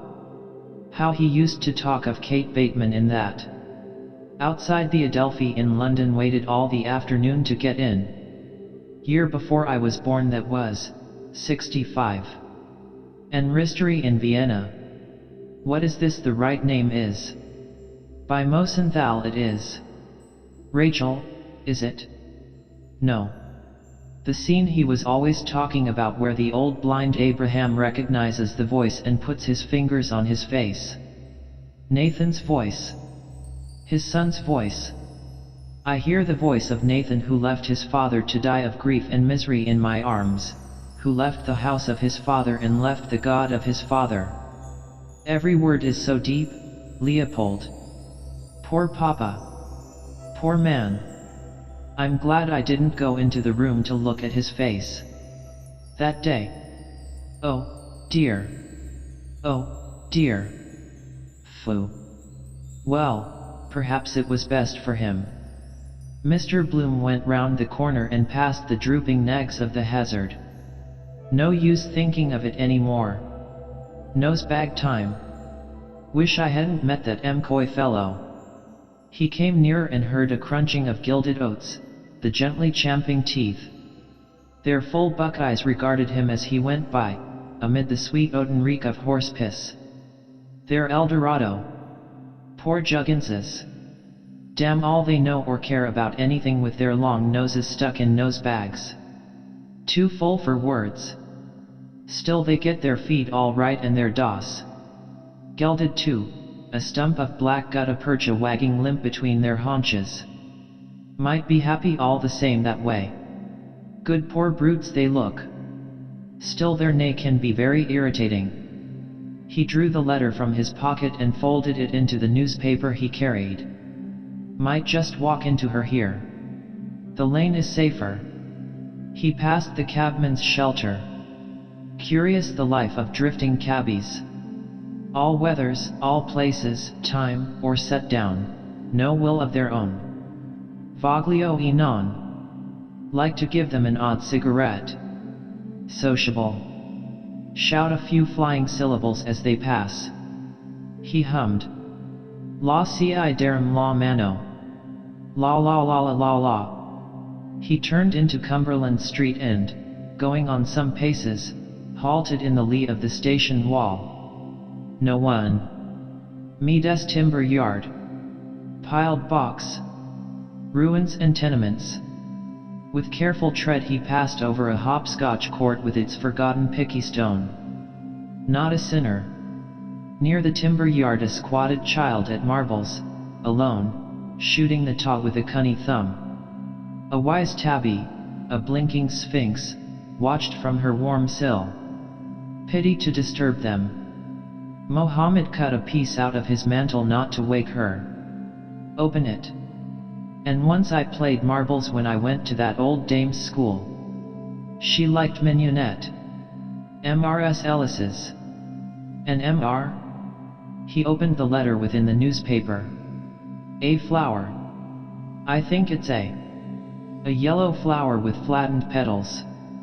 Not annoyed then? What does she say? Dear Henry. I got your last letter to me and thank you very much for it. I am sorry you did not like my last letter. Why did you enclose the stamps? I am awfully angry with you. I do wish I could punish you for that. I called you naughty boy because I do not like that other world. Please tell me what is the real meaning of that word? Are you not happy in your home, you poor little naughty boy? I do wish I could do something for you. Please tell me what you think of poor me. I often think of the beautiful name you have. Dear Henry, when will we meet? I think of you so often you have no idea. I have never felt myself so much drawn to a man as you. I feel so bad about. Please write me a long letter and tell me more. Remember, if you do not, I will punish you. So now you know what I will do to you, you naughty boy, if you do not wrote. Oh, how I long to meet you. Henry dear, do not deny my request before my patience are exhausted. Then I will tell you all. Goodbye now, naughty darling, I have such a bad headache today. And write by return to your longing. Martha. P.S. Do tell me what kind of perfume does your wife use? I want to know. He tore the flower gravely from its pinhold, smelt its almost no smell, and placed it in his heart pocket. Language of flowers. They like it because no one can hear. Or a poison bouquet to strike him down. Then walking slowly forward he read the letter again, murmuring here and there a word. Angry tulips with you, darling man flower, punish your cactus if you don't, please poor forget me not, how I long violets to dear roses when we soon anemone meet, all naughty nights talk wife Martha's perfume. Having read it all he took it from the newspaper and put it back in his side pocket. Weak joy opened his lips. Changed since the first letter. Wonder did she wrote it herself. Doing the indignant, a girl of good family like me, respectable character, could meet one Sunday after the rosary. Thank you, not having any. Usual love scrimmage. Then running round corners. Bad as a row with Molly. Cigar has a cooling effect. Narcotic. Go further next time. Naughty boy, punish, afraid of words, of course. Brutal, why not? Try it anyhow. A bit at a time. Fingering still the letter in his pocket he drew the pin out of it. Common pin, eh? He threw it on the road. Out of her clothes somewhere, pinned together. Queer the number of pins they always have. No roses without thorns. Flat Dublin voices bawled in his head. Those two sluts that night in the coombe, linked together in the rain. Oh, Mary lost the pin of her drawers. She didn't know what to do. To keep it up. To keep it up. It. Them. Such a bad headache. Has her roses probably. Or sitting all day typing. I focus bad for stomach nerves. What perfume does your wife use? Now could you make out a thing like that? To keep it up. Martha, Mary. I saw that picture somewhere, I forget now, old master or faked for money. He is sitting in their house, talking. Mysterious. Also the two sluts in the coombe would listen. To keep it up. Nice kind of evening feeling. No more wandering about. Just loll there, quiet dusk, let everything rip. Forget. Tell about places you have been, strange customs. The other one, jar on her head, was getting the supper, fruit, olives, lovely cool water out of a well, stone cold like the hole in the wall at Ashtown. Must carry a paper goblet next time I go to the trotting matches. She listens with big dark soft eyes. Tell her, more and more, all. Then a sigh, silence.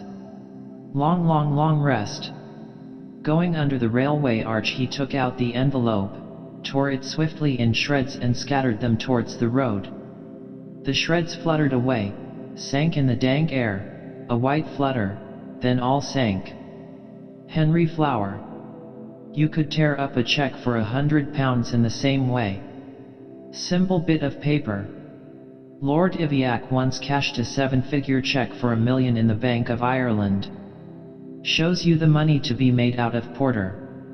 Still the other brother Lord Ardylon has to change his shirt 4 times a day, they say. Skin breeds lice or vermin. £1 million, wait a moment. 2p a pint, 4p a quart, 8p a gallon of porter, no, 1 and 4p a gallon of porter. 1 and 4 into 20, 15 about. Yes, exactly. 15 millions of barrels of porter. What am I saying, barrels? Gallons. About 1 million barrels all the same.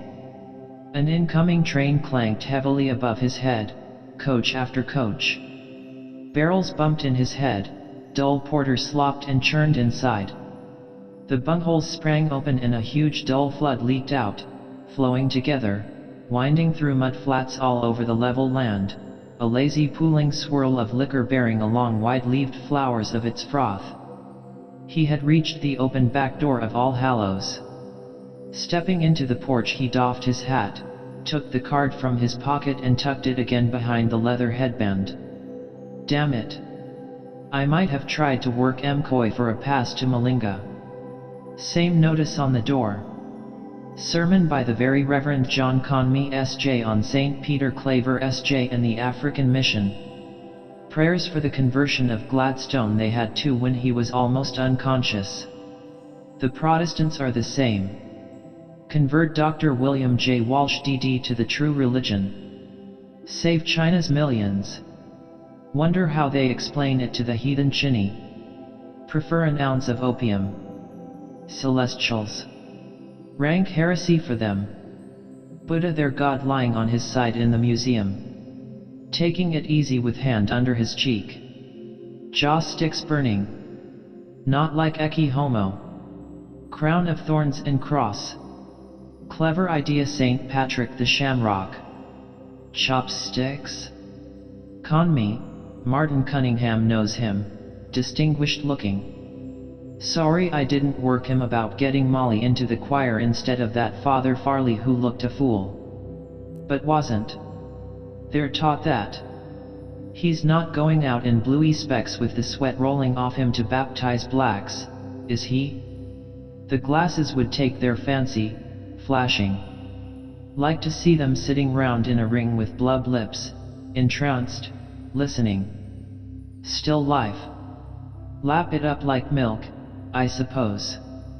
The cold smell of sacred stone called him. He trod the worn steps, pushed the swing door and entered softly by the rear. Something going on, some sodality. Pity so empty. Nice discreet place to be next some girl. Who is my neighbor? Jammed by the hour to slow music. That woman at midnight mass. 7th heaven. Women knelt in the benches with crimson halters round their necks, heads bowed.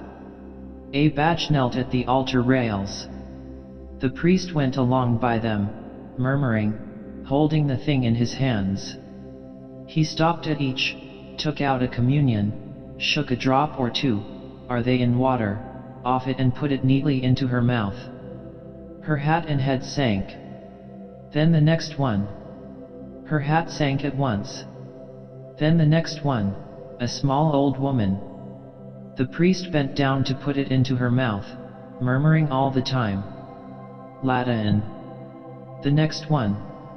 Shut your eyes and open your mouth. What?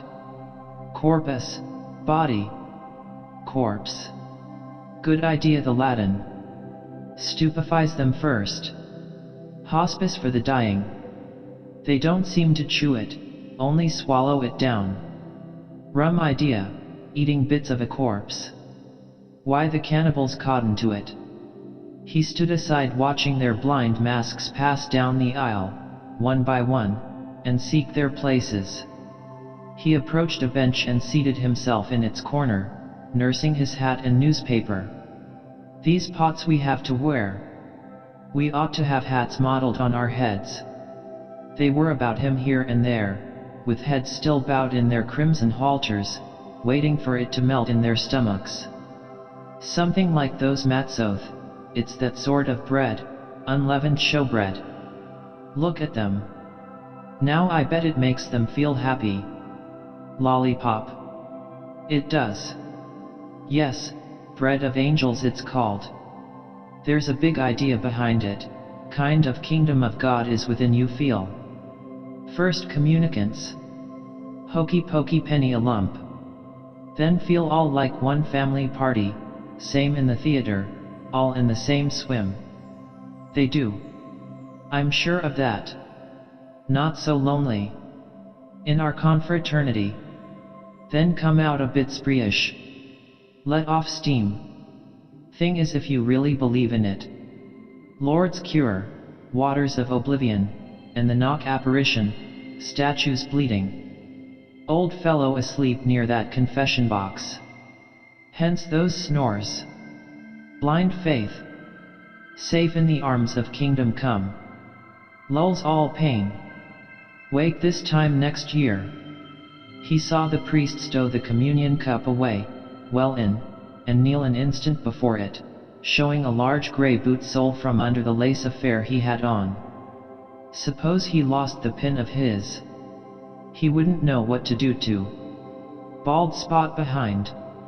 Letters on his back, I.N.R.I? No, IHS Molly told me one time I asked her. I have sinned, or no, I have suffered, it is. And the other one? Iron nails ran in. Meet one Sunday after the rosary. Do not deny my request. Turn up with a veil and black bag.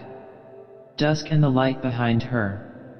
She might be here with a ribbon round her neck and do the other thing all the same on the sly. Their character. That fellow that turned Queen's evidence on the Invincibles, he used to receive the, Carey was his name, the communion every morning. This very church. Peter Carey, yes. No, Peter Claver I am thinking of. Dennis Carey. And just imagine that. Wife and 6 children at home. And plotting that murder all the time. Those crawthumpers, now that's a good name for them, there's always something shifty looking about them. They're not straight men of business either. Oh, no, she's not here, the flower, no, no. By the way, did I tear up that envelope? Yes, under the bridge. The priest was rinsing out the chalice, then he tossed off the dregs smartly. Wine. Makes it more aristocratic than, for example, if he drank what they are used to, Guinness's porter or some temperance beverage, Wheatley's Dublin hop bitters or Cantrell and Cochrane's ginger ale, aromatic. Doesn't give them any of it, shoe wine, only the other. Cold comfort. Pious fraud, but quite right, otherwise they'd have one old busser worse than another coming along, catching for a drink. Queer the whole atmosphere of the... Quite right. Perfectly right, that is. Mr. Bloom looked back towards the choir. Not going to be any music. Pity. Who has the organ here, I wonder? Old Glenn, he knew how to make that instrument talk, the vibrato. £50 a year they say he had in Gardner Street. Molly was in fine voice that day, the Stabat Mater of Rossini. Father Bernard Vaughan's sermon first. Christ or Pilate? Christ, but don't keep us all night over it. Music they wanted. Foot drill stopped. Could hear a pin drop. I told her to pitch her voice against that corner. I could feel the thrill in the air, the full, the people looking up. Keys est homo. Some of that old sacred music splendid. Mercadent, 7 last words. Mozart's 12th Mass, Gloria in that. Those old popes keen on music, on art, and statues and pictures of all kinds. Palestrina for example too. They had a gay old time while it lasted. Healthy too, chanting, regular hours, then brew liqueurs. Benedictine. Green chartreuse. Still, having eunuchs in their choir that was coming it a bit thick. What kind of voice is it? Must be curious to hear after their own strong basses. Connoisseurs. Suppose they wouldn't feel anything after. Kind of a placid. No worry. Fall into flesh, don't they? Gluttons, tall, long legs. Who knows? Eunuch. One way out of it. He saw the priest bend down and kiss the altar and then face about and bless all the people. All crossed themselves and stood up. Mr. Bloom glanced about him and then stood up, looking over the risen hats. Stand up at the gospel of course. Then all settled down on their knees again and he sat back quietly in his bench. The priest came down from the altar, holding the thing out from him, and he and the mass boy answered each other in Latin. Then the priest knelt down and began to read off a card. O God, our refuge, and our strength. Mr. Bloom put his face forward to catch the words. English. Throw them the bone. I remember slightly. How long since your last Mass? Glorious and Immaculate Virgin. Joseph, her spouse. Peter and Paul. More interesting if you understood what it was all about. Wonderful organization certainly, goes like clockwork. Confession. Everyone wants to. Then I will tell you all. Penance.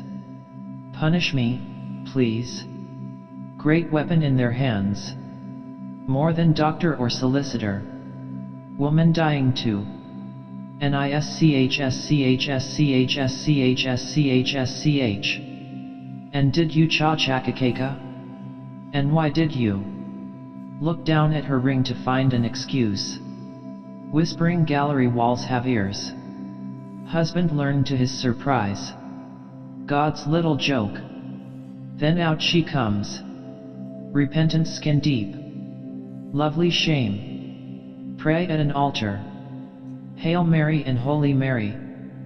Flowers, incense, candles melting. Hide her blushes. Salvation Army blatant imitation. Reformed prostitute will address the meeting. How I found the Lord. Square-headed chaps those must be in Rome, they work the whole show. And don't they rake in the money too? Bequests also, to the PP for the time being in his absolute discretion. Masses for the repose of my soul to be said publicly with open doors. Monasteries and convents. The priest in that Fermanagh case in the witness box. No browbeating him. He had his answer pat for everything. Liberty and exaltation of our Holy Mother the Church. The doctors of the Church, they mapped out the whole theology of it. The priest prayed. Blessed Michael, Archangel, defend us in the hour of conflict. Be our safeguard against the wickedness and snares of the devil, may God restrain him, we humbly pray, and do thou, O Prince of the heavenly host, by the power of God thrust Satan down to hell and with him those other wicked spirits who wander through the world for the ruin of souls. The priest and the mass boy stood up and walked off. All over. The women remained behind, Thanksgiving. Better be shoving along. Brother Buzz. Come around with the plate perhaps. Pay your Easter duty. He stood up. Hello. Were those 2 buttons of my waistcoat open all the time? Women enjoy it. Never tell you. But we. Excuse, miss, there's a WHH, just a WHH, fluff. Or their skirt behind, placket unhooked. Glimpses of the moon. Annoyed if you don't. Why didn't you tell me before? Still like you better untidy.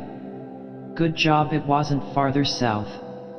He passed, discreetly buttoning, down the aisle and out through the main door into the light. He stood a moment unseeing by the cold black marble bowl while before him and behind two worshippers dipped furtive hands in the low tide of holy water. Trams, a car of Prescott's dyeworks, a widow in her weeds. Notice because I'm in mourning myself. He covered himself. How goes the time? 1:15. Time enough yet. Better get that lotion made up. Where is this? Ah yes, the last time. Swennyson Lincoln Place. Chemists rarely move. Their green and gold beacon jars too heavy to stir. Hamilton Longs, founded in the year of the flood. Huguenot churchyard near there. Visit someday. He walks southward along Westland Row. But the recipe is in the other trousers. Oh, and I forgot that latchkey too. Bore this funeral affair. Oh well, poor fellow, it's not his fault. When was it I got it made up last? Wait. I changed a sovereign I remember. First of the month it must have been or the second. Oh, he can look it up in the prescriptions book. The chemist turned back page after page. Sandy shriveled smell he seems to have. Shrunken skull. An old quest for the philosopher's stone. The alchemists. Drugs age you after mental excitement. Lethargy then. Why? Reaction. A lifetime in a night gradually changes your character. Living all the day among herbs, ointments, disinfectants. All his alabaster lily pots. Mortar and pestle. Aqdist fall lore. Te virid. Smell almost cure you like the dentist's doorbell. Dr. Whack. He ought to physic himself a bit. Electuary or emulsion. The first fellow that picked an herb to cure himself had a bit of pluck. Simples. Want to be careful. Enough stuff here to chloroform you. Test. Turns blue litmus paper red. Chloroform. Overdose of laudanum. Sleeping drafts. Love filters. Paregoric poppy syrup bad for cough. Clogs the pores or the phlegm. Poison's the only cures. Remedy where you least expect it. Clever of nature. About a fortnight ago, sir? Yes, Mr. Bloom said. He waited by the counter, inhaling slowly the keen reek of drugs, the dusty dry smell of sponges and loofahs. Lot of time taken up telling your aches and pains. Sweet almond oil and tincture of benzoin, Mr. Bloom said, and then orange flower water. It certainly did make her skin so delicate white like wax. And white wax also, he said. Brings out the darkness of her eyes. Looking at me, the sheet up to her eyes, Spanish, smelling herself, when I was fixing the links in my cuffs. Those homely recipes are often the best, strawberries for the teeth, nettles and rainwater, oatmeal they say steeped in buttermilk. Skin food. One of the old Queen's sons, Duke of Albany was it? Had only one skin. Leopold, yes. 3 we have. Warts, bunions, and pimples to make it worse. But you want a perfume too. What perfume does your Peau d'Espagne? That orange flower water is so fresh. Nice smell these soaps have. Pure curd soap. Time to get a bath round the corner. Hammam. Turkish. Massage. Dirt gets rolled up in your navel. Nicer if a nice girl did it.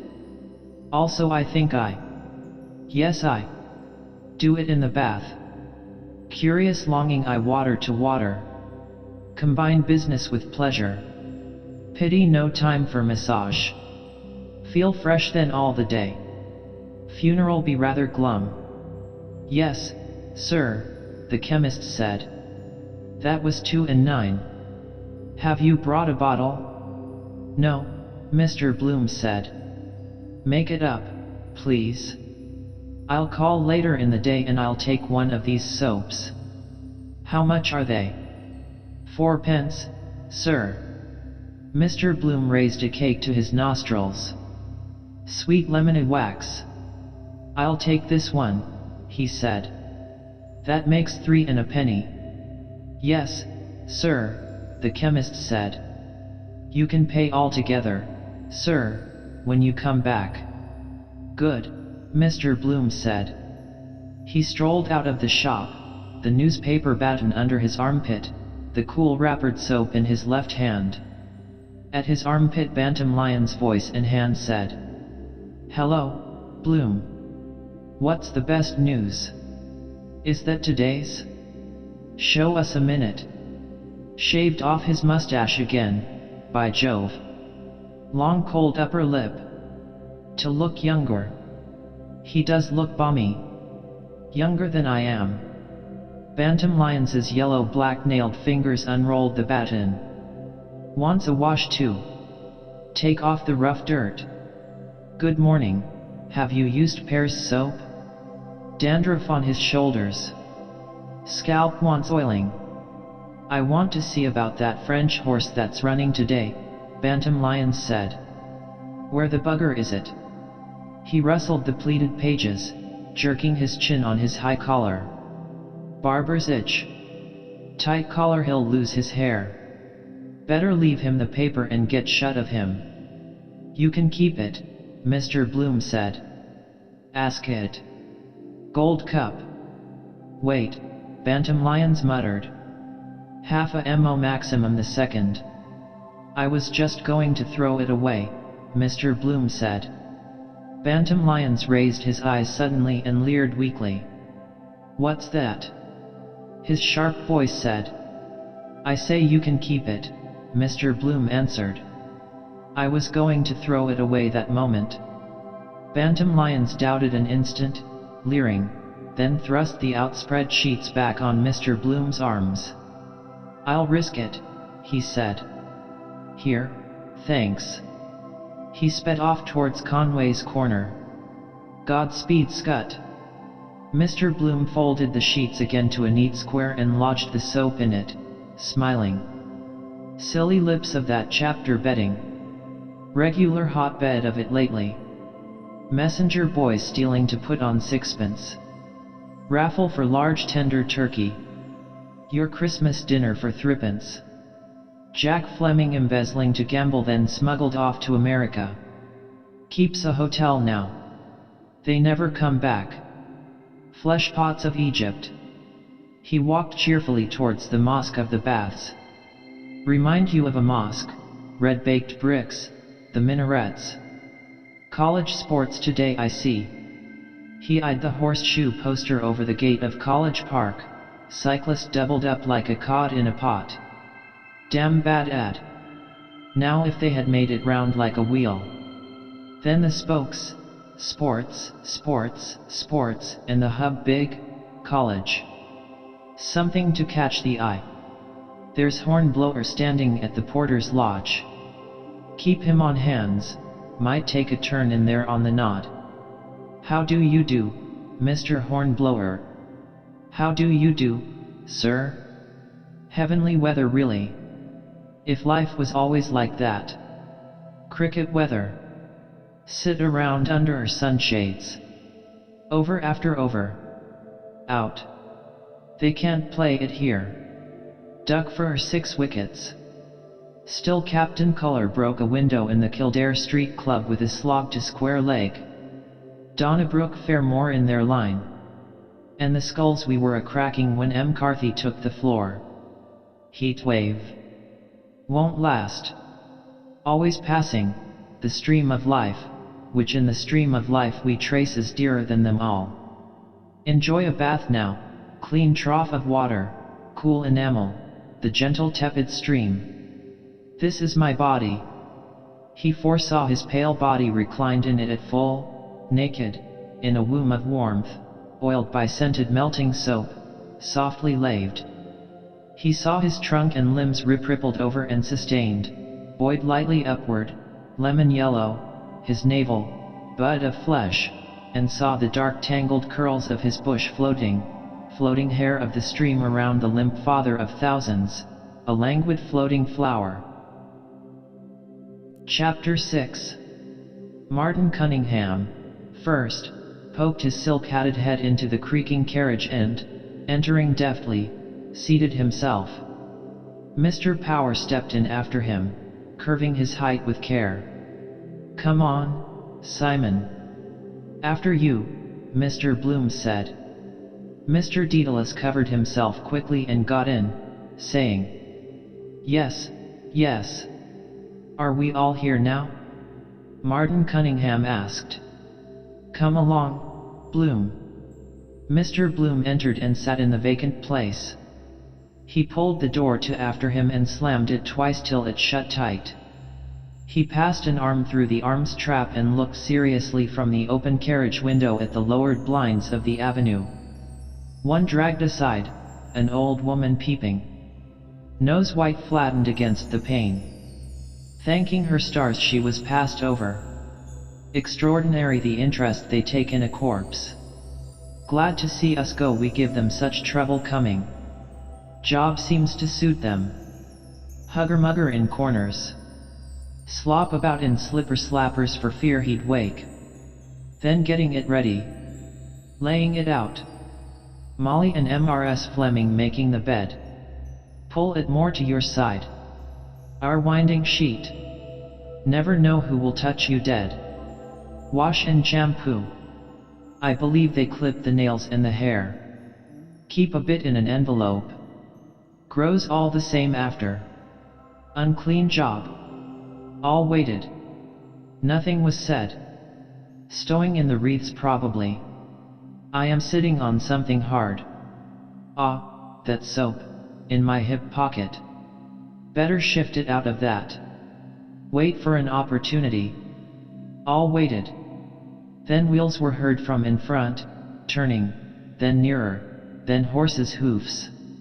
A jolt. Their carriage began to move, creaking and swaying. Other hoofs and creaking wheels started behind.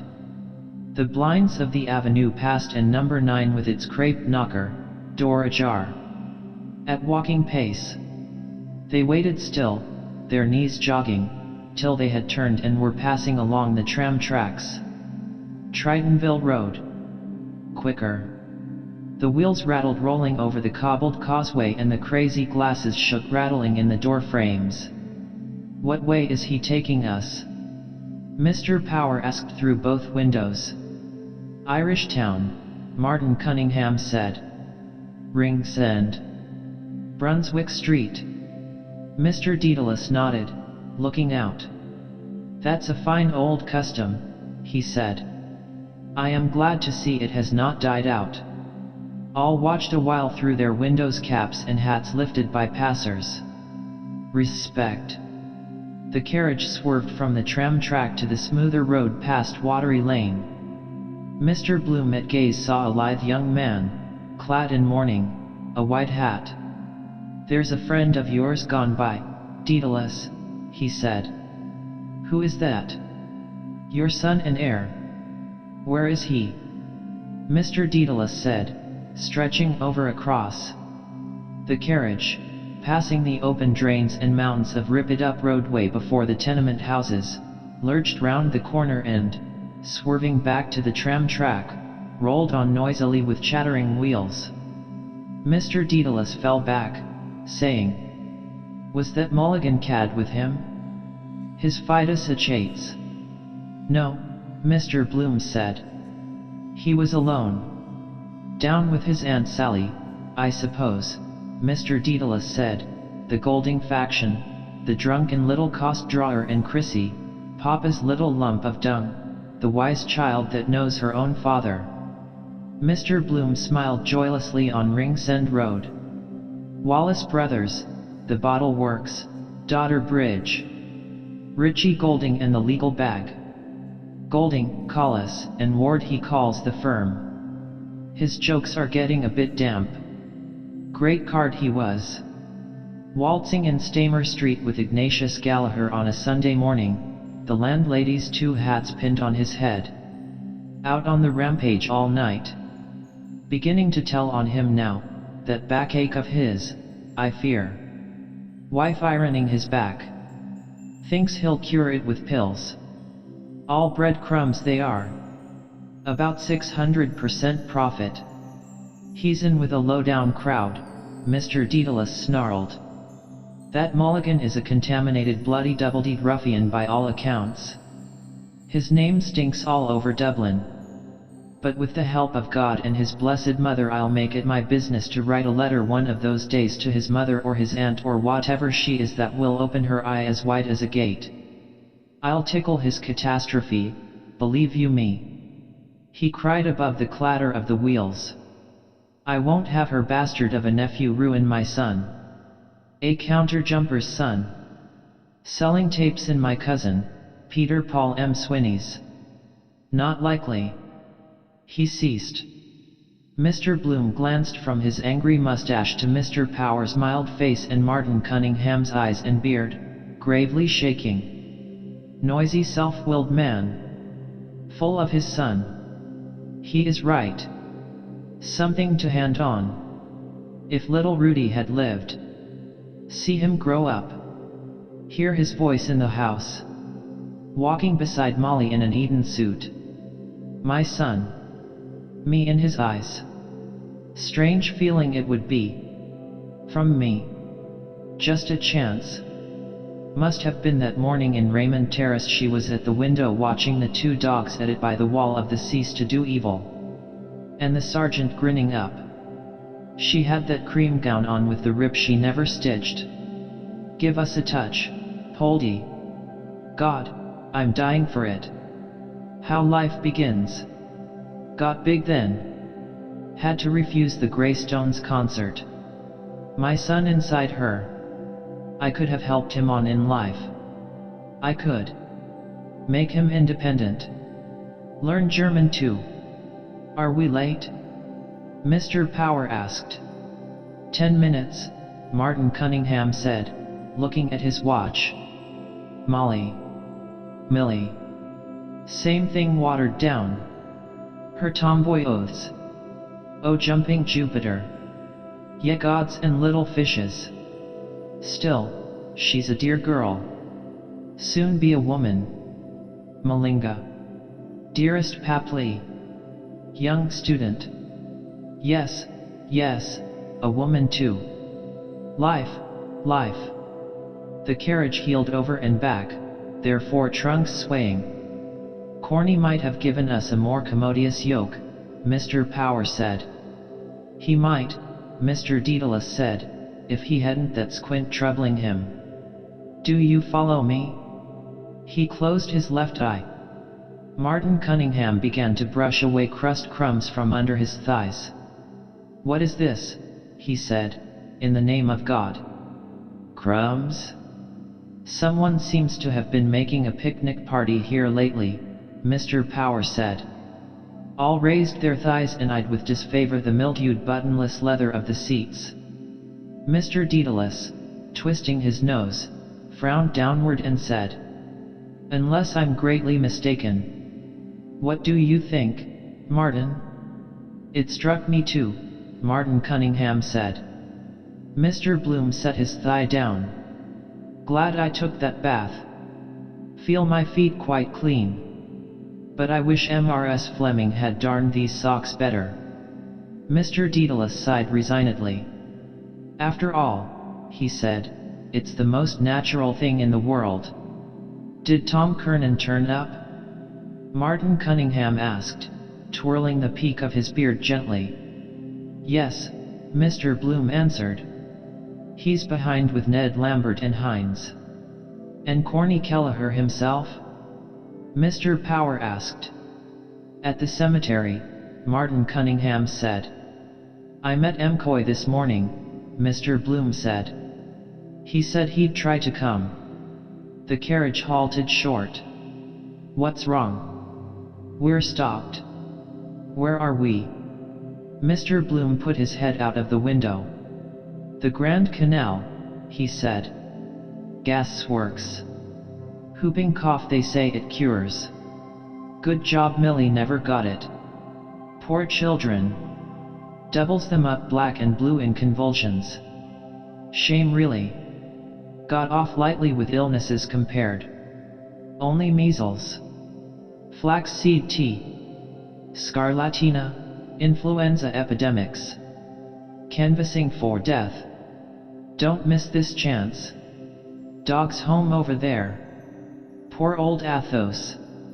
Be good to Athos, Leopold, is my last wish. Thy will be done. We obey them in the grave." A dying scrawl. He took it to heart, pined away. Quiet brute. Old men's dogs usually are. A raindrop spat on his hat. He drew back and saw an instant of shower spray dots over the gray flags. Apart. Curious. Like through a colander. I thought it would. My boots were creaking, I remember now. The weather is changing, he said quietly. A pity it did not keep up fine, Martin Cunningham said. Wanted for the country, Mr. Power said. There's this suit with a crepe armlet. Not much grief there. Quarter morning. People in law perhaps. They went past the bleak pulpit of St. Mark's, under the railway bridge, past the Queen's Theatre, in silence. Hoardings, Eugene Stratton, MRS bandman Palmer. Could I go to see Leah tonight, I wonder? I said I. Or the Lily of Killarney. Elster Grimes Opera Company. Big powerful change. Wet bright bills for next week. Fun on the Bristol. Martin Cunningham could work a pass for the Gaiety. Have to stand a drink or two. As broad as it's long. He's coming in the afternoon. Her songs. Plastos. Sir Philip Crampton's memorial fountain bust. Who was he? How do you do? Martin Cunningham said, raising his palm to his brow in salute. He doesn't see us, Mr. Power said. Yes, he does. How do you do? Who? Mr. Daedalus asked. Blazes Boylan, Mr. Power said. There he is airing his quiff. Just that moment I was thinking. Mr. Daedalus bent across to salute. From the door of the red bank the white disk of a straw hat flashed reply, spruce figure, past. Mr. Bloom reviewed the nails of his left hand, then those of his right hand. The nails? Yes. Is there anything more in him that she sees? Fascination. Worst man in Dublin. That keeps him alive. They sometimes feel what a person is. Instinct.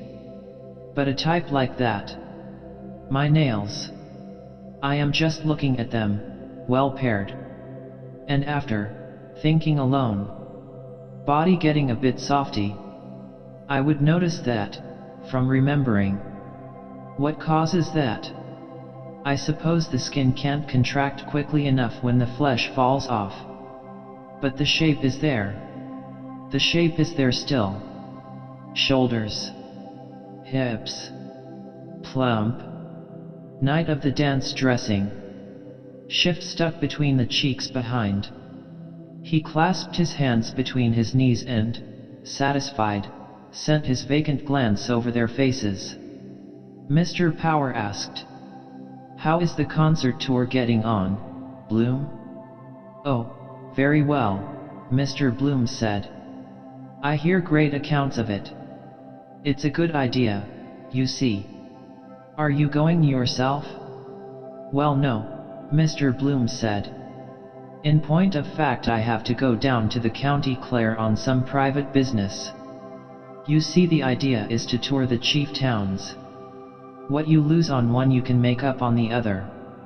Quite so, Martin Cunningham said. Mary Anderson is up there now. Have you good artists? Louis Werner is touring her, Mr. Bloom said. Oh yes, we'll have all top knobbers. J.C. Doyle and John McCormack I hope, and the best, in fact. And madam, Mr. Power said, smiling. Last but not least. Mr. Bloom unclasped his hands in a gesture of soft politeness and clasped them. Smith O'Brien. Someone has laid a bunch of flowers there. Woman. Must be his death day. For many happy returns. The carriage wheeling by Farrell's statue united noiselessly their unresisting knees. OOT, a dull-garbed old man from the curbstone tendered his wares, his mouth opening. OOT. 4 bootlaces for a penny. Wonder why he was struck off the rolls. Had his office in Hume Street. Same house as Molly's namesake, Tweedy, Crown Solicitor for Waterford. Has that silk hat ever since. Relics of old decency. Morning too. Terrible come down, poor wretch. Kicked about like snuff at a wake. O'Callaghan on his last legs. And madam. 11:20. Up. Mrs. Fleming is in to clean. Doing her hair, humming, Voglio e non vorrei. No, vorrei e non. Looking at the tips of her hairs to see if they are split. Mi trema un poco il. Beautiful on that tre her voice is, weeping tone. A thrush. A throstle. There is a word throstle that expresses that. His eyes passed lightly over Mr. Power's good-looking face. Grayish over the ears.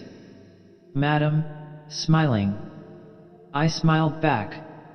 A smile goes a long way. Only politeness perhaps. Nice fellow. Who knows is that true about the woman he keeps? Not pleasant for the wife. Yet they say, who was it told me, there is no carnal. You would imagine that would get played out pretty quick. Yes, it was Crofton met him one evening bringing her a pound of rump steak. What is this she was? Barmaid in juries. Or the Moira, was it? They passed under the huge cloaked liberator's form. Martin Cunningham nudged Mr. Power. Of the tribe of Reuben, he said. A tall black-bearded figure, bent on a stick, stumping round the corner of Elvery's Elephant House, showed them a curved hand open on his spine. In all his pristine beauty, Mr. Power said. Mr. Dedalus looked after the stumping figure and said mildly, "The devil break the hasp of your back." Mr. Power, collapsing in laughter, shaded his face from the window as the carriage passed Gray's statue. "We have all been there," Martin Cunningham said broadly. His eyes met Mr. Bloom's eyes. He caressed his beard, adding, "Well, nearly all of us." Mr. Bloom began to speak with sudden eagerness to his companions' faces. "That's an awfully good one that's going the rounds about Reuben J. and the Son." "About the boatman?" Mr. Power asked. "Yes. Isn't it awfully good?" "What is that?" Mr. Dedalus asked. "I didn't hear it." "There was a girl in the case," Mr. Bloom began, "and he determined to send him to the Isle of Man out of harm's way, but when they were both—" "What?" Mr. Dedalus asked. "That confirmed bloody hobbledehoy, is it?" "Yes," Mr. Bloom said. "They were both on the way to the boat and he tried to drown." "Drown Barabbas!" Mr. Dedalus cried. "I wish to Christ he did." Mr. Power sent a long laugh down his shaded nostrils. "No," Mr. Bloom said, "the Son himself." Martin Cunningham thwarted his speech rudely. Reuben J. and the Son were piking it down the quay next the river on their way to the Isle of Man boat, and the young chiseler suddenly got loose and over the wall with him into the Liffey. "For God's sake! Mr. Daedalus exclaimed in fright. "Is he dead?" "Dead," Martin Cunningham cried. "Not he. A boatman got a pole and fished him out by the slack of the bridges, and he was landed up to the father on the quay more dead than alive. Half the town was there." "Yes," Mr. Bloom said. "But the funny part is—" "And Reuben J., Martin Cunningham said, gave the boatman a florin for saving his son's life." A stifled sigh came from under Mr. Power's hand. "Oh, he did," Martin Cunningham affirmed. "Like a hero. A silver florin. Isn't it awfully good?" Mr. Bloom said eagerly. 1 and 8 pence too much," Mr. Daedalus said drily. Mr. Power's choked laugh burst quietly in the carriage. "Nelson's pillar. 8 plums a penny. 8 for a penny. We had better look a little serious," Martin Cunningham said. Mr. Daedalus sighed. "Ah, then indeed," he said, "poor little Paddy wouldn't grudge us a laugh. Many a good one," he told himself. "The Lord forgive me," Mr. Power said, wiping his wet eyes with his fingers. "Poor Paddy. I little thought a week ago when I saw him last and he was in his usual health that I'd be driving after him like this. He's gone from us. As decent a little man as ever wore a hat," Mr. Daedalus said. "He went very suddenly." "Break down," Martin Cunningham said. "Heart." He tapped his chest sadly. "Blazing face, red hot. Too much John Barleycorn. Cure for a red nose. Drink like the devil till it turns athlete. A lot of money he spent coloring it." Mr. Power gazed at the passing houses with rueful apprehension. "He had a sudden death, poor fellow," he said. "The best death," Mr. Bloom said. Their wide-open eyes looked at him. "No suffering," he said. "A moment and all is over. Like dying in sleep." No one spoke. Dead side of the street this. Dull business by day, land agents, temperance hotel, Falconer's Railway Guide, Civil Service College, Gills, Catholic Club, the industrious blind. Why? Some reason. Sun or wind. At night too. Chummies and slavies. Under the patronage of the late Father Matthew. Foundation stone for Parnell. Breakdown. Heart. White horses with white frontlet plumes came round the rotunda corner, galloping. A tiny coffin flashed by. In a hurry to bury. A mourning coach. Unmarried. Black for the married. Piebald for bachelors. Done for a nun. Sad, Martin Cunningham said. A child. A dwarf's face, mauve and wrinkled like little Rudy's was. Dwarf's body, weak as putty, in a white-lined deal box. Burial-friendly society pays. Penny a week for a sod of turf. Our little beggar baby meant nothing. Mistake of nature.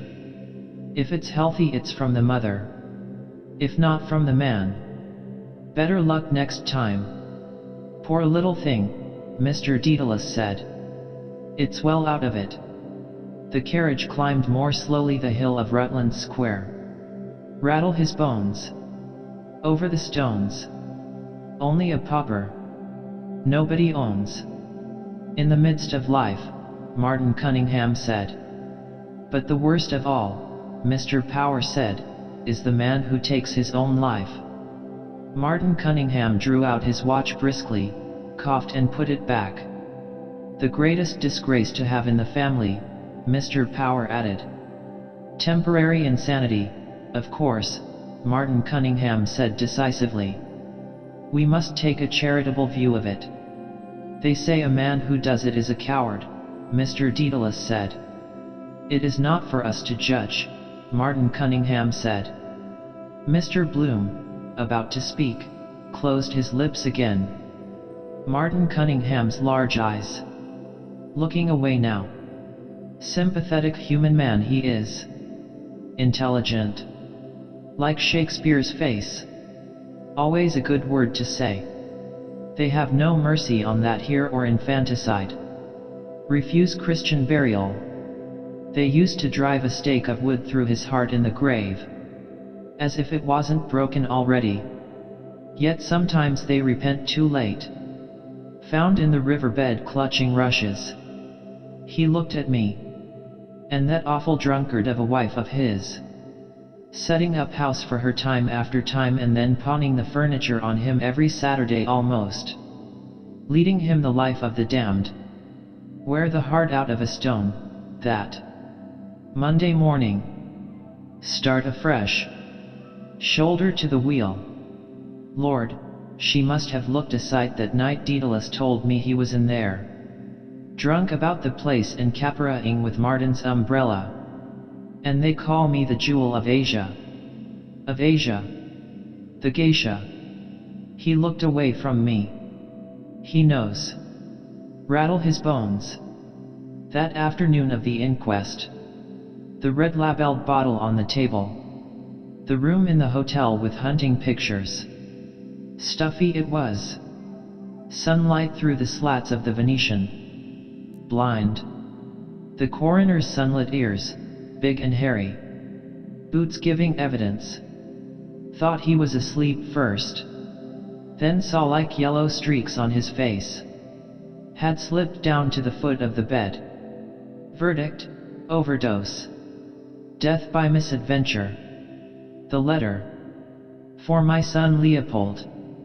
No more pain. Wake no more. Nobody owns. The carriage rattled swiftly along Blessington Street. Over the stones. We are going the pace, I think, Martin Cunningham said. God grant he doesn't upset us on the road, Mr. Power said. I hope not, Martin Cunningham said. That will be a great race tomorrow in Germany. The Gordon Bennett. Yes, by Jove, Mr. Daedalus said. That will be worth seeing, Faith. As they turned into Berkeley Street, a street organ near the basin sent over and after them a rollicking rattling song of the halls. Has anybody here seen Kelly? Keellwy Dead March from Saul. He's as bad as old Antonio. He left me on my onio. Pirouette. The Mater Misericordiae. Ecclesiastes Street. My house down there. Big place. Ward for incurables there. Very encouraging. Our Lady's Hospice for the dying. Dead house handy underneath. Where old Mrs. Riordan died. They look terrible, the women. Her feeding cup and rubbing her mouth with the spoon.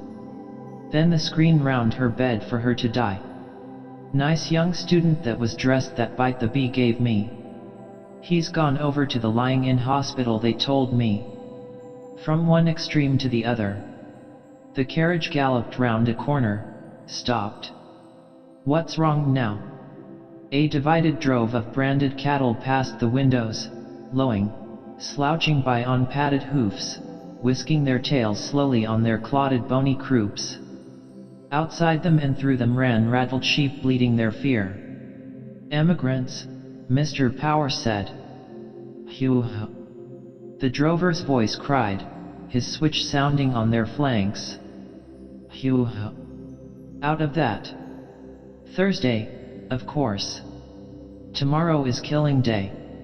Springers. Cuff sold them about 27 quid each. For Liverpool probably. Roast beef for Old England. They buy up all the juicy ones. And then the fifth quarter lost, all that raw stuff, hide, hair, horns. Comes to a big thing in a year. Dead meat trade. Byproducts of the slaughterhouses for tanneries, soap, margarine. Wonder if that dodge works now, getting dicky meat off the train at Clonzilla. The carriage moved on through the drove. I can't make out why the corporation doesn't run a tram line from the park gate to the quays, Mr. Bloom said. All those animals could be taken in trucks down to the boats, instead of blocking up the thoroughfare, Martin Cunningham said. Quite right. They ought to. Yes, Mr. Bloom said, and another thing I often thought, is to have municipal funeral trams like they have in Milan, you know. Run the line out to the cemetery gates and have special trams, hearse, and carriage and all. Don't you see what I mean? Oh, that be damned for a story, Mr. Daedalus said. Pullman car and saloon dining room. A poor lookout for Corny, Mr. Power added. Why? Mr. Bloom asked, turning to Mr. Daedalus. Wouldn't it be more decent than galloping two abreast? Well, there's something in that, Mr. Daedalus granted. And, Martin Cunningham said, we wouldn't have scenes like that when the hearse capsized round Dunphy's and upset the coffin onto the road. That was terrible, Mr. Power's shocked face said, and the corpse fell about the road. Terrible. First round Dunphy's, Mr. Daedalus said, nodding. Gordon Bennett Cup. Praises be to God. Martin Cunningham said piously. Bomb. Upset. A coffin bumped out onto the road. Burst open. Paddy Dignam shot out and rolling over stiff in the dust in a brown habit too large for him. Red face, grey now. Mouth fallen open. Asking what's up now. Quite right to close it. Looks horrid open. Then the insides decompose quickly. Much better to close up all the orifices. Yes, also. With wax. The sphincter loose. Seal up all. Dunphy's, Mr. Power announced as the carriage turned right. Dunphy's corner. Mourning coaches drawn up, drowning their grief. A pause by the wayside. Tip-top position for a pub. Expect we'll pull up here on the way back to drink his health. Pass round the consolation. Elixir of life. But suppose now it did happen. Would he bleed if a nail say cut him in the knocking about? He would and he wouldn't, I suppose. Depends on where. The circulation stops. Still some might ooze out of an artery. It would be better to bury them in red, a dark red. In silence they drove along Phibsborough Road. An empty hearse trotted by, coming from the cemetery, looks relieved. Crossguns Bridge, the Royal Canal. Water rushed roaring through the sluices. A man stood on his dropping barge, between clamps of turf. On the towpath by the lock a slack-tethered horse. Aboard of the Bugaboo. Their eyes watched him. On the slow weedy waterway he had floated on his raft coastward over Ireland drawn by a haulage rope past beds of reeds, over slime, mud-choked bottles, carrion dogs. Athlone, Malinga, Moivally, I could make a walking tour to see Millie by the canal. Or cycle down. Hire some old crock, safety. Wren had one the other day at the auction but a lady's. Developing waterways. James M. Can's hobby to row me o'er the ferry. Cheaper transit. By easy stages. Houseboats. Camping out. Also hearses. To heaven by water. Perhaps I will without writing. Come as a surprise, lick slip, Clonzilla. Dropping down lock by lock to Dublin. With turf from the Midland bogs. Salute. He lifted his brown straw hat, saluting Paddy Dignam. They drove on past Brian Burwamhe House. Near it now. I wonder how is our friend Fogarty getting on, Mr. Power said. Better ask Tom Kernan, Mr. Daedalus said. How is that? Martin Cunningham said. Left him weeping, I suppose?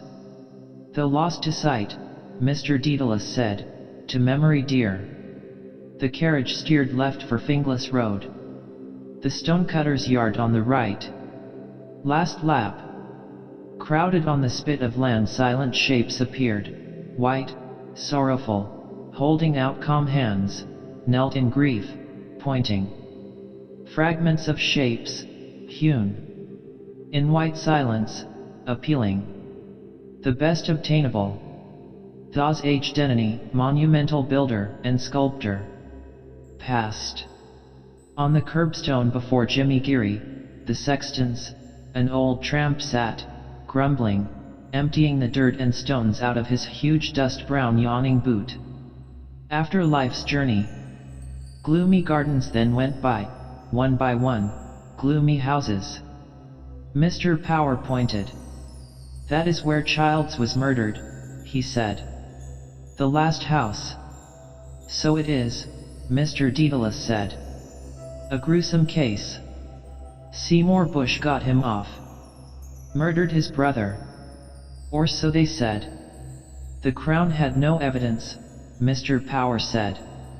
Only circumstantial, Martin Cunningham added. That's the maxim of the law. Better for 99 guilty to escape than for one innocent person to be wrongfully condemned. They looked. Murderer's ground. It passed darkly. Shuttered, tenantless, unweeded garden. Whole place gone to hell. Wrongfully condemned. Murder. The murderer's image in the eye of the murdered. They love reading about it. Man's head found in a garden. Her clothing consisted of. How she met her death. Recent outrage. The weapon used. Murderer is still at large. Clues. A shoelace. The body to be exhumed. Murder will out. Cramped in this carriage. She mightn't like me to come that way without letting her know. Must be careful about women. Catch them once with their pants down. Never forgive you after. 15. The high railings of Prospect rippled past their gaze. Dark poplars, rare white forms. Forms more frequent, white shapes thronged amid the trees, white forms and fragments streaming by mutely, sustaining vain gestures on the air. The felly harshed against the curbstone, stopped. Martin Cunningham put out his arm and, wrenching back the handle, shoved the door open with his knee. He stepped out. Mr. Power and Mr. Daedalus followed. Change that soap now. Mr. Bloom's hand unbuttoned his hip pocket swiftly and transferred the paper-stuck soap to his inner handkerchief pocket. He stepped out of the carriage, replacing the newspaper his other hand still held. Paltry funeral, coach and 3 carriages. It's all the same. Pallbearers, gold reins, requiem mass, firing a volley. Pomp of death. Beyond the hind carriage a hawker stood by his barrow of cakes and fruit. Simnel cakes those are, stuck together, cakes for the dead. Dog biscuits. Who ate them? Mourners coming out. He followed his companions. Mr. Kernan and Ned Lambert followed, Hines walking after them. Corny Kelleher stood by the opened hearse and took out the 2 wreaths. He handed one to the boy. Where is that child's funeral disappeared to? A team of horses passed from Finglas with toiling plodding tread, dragging through the funereal silence a creaking wagon on which lay a granite block. The wagoner marching at their head saluted. Coffin now. Got here before us, dead as he is. Horse looking round at it with his plume skioways. Dull eye, collar tight on his neck, pressing on a blood vessel or something. Do they know what they cart out here every day?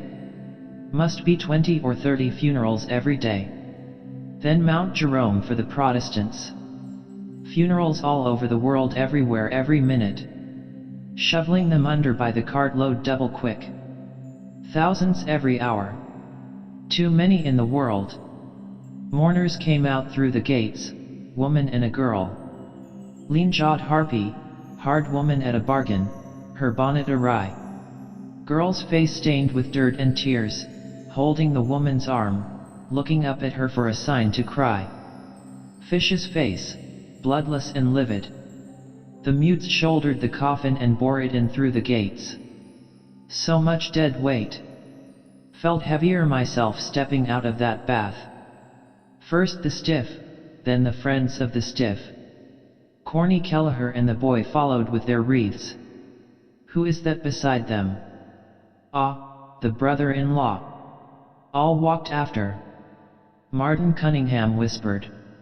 I was in mortal agony with you talking of suicide before Bloom. What? Mr. Power whispered. How so? His father poisoned himself, Martin Cunningham whispered. Had the Queen's Hotel in Ennis. You heard him say he was going to Clare. Anniversary. Oh God. Mr. Power whispered. First I heard of it. Poisoned himself? He glanced behind him to where a face with dark thinking eyes followed towards the Cardinal's mausoleum. Speaking. Was he injured? Mr. Bloom asked.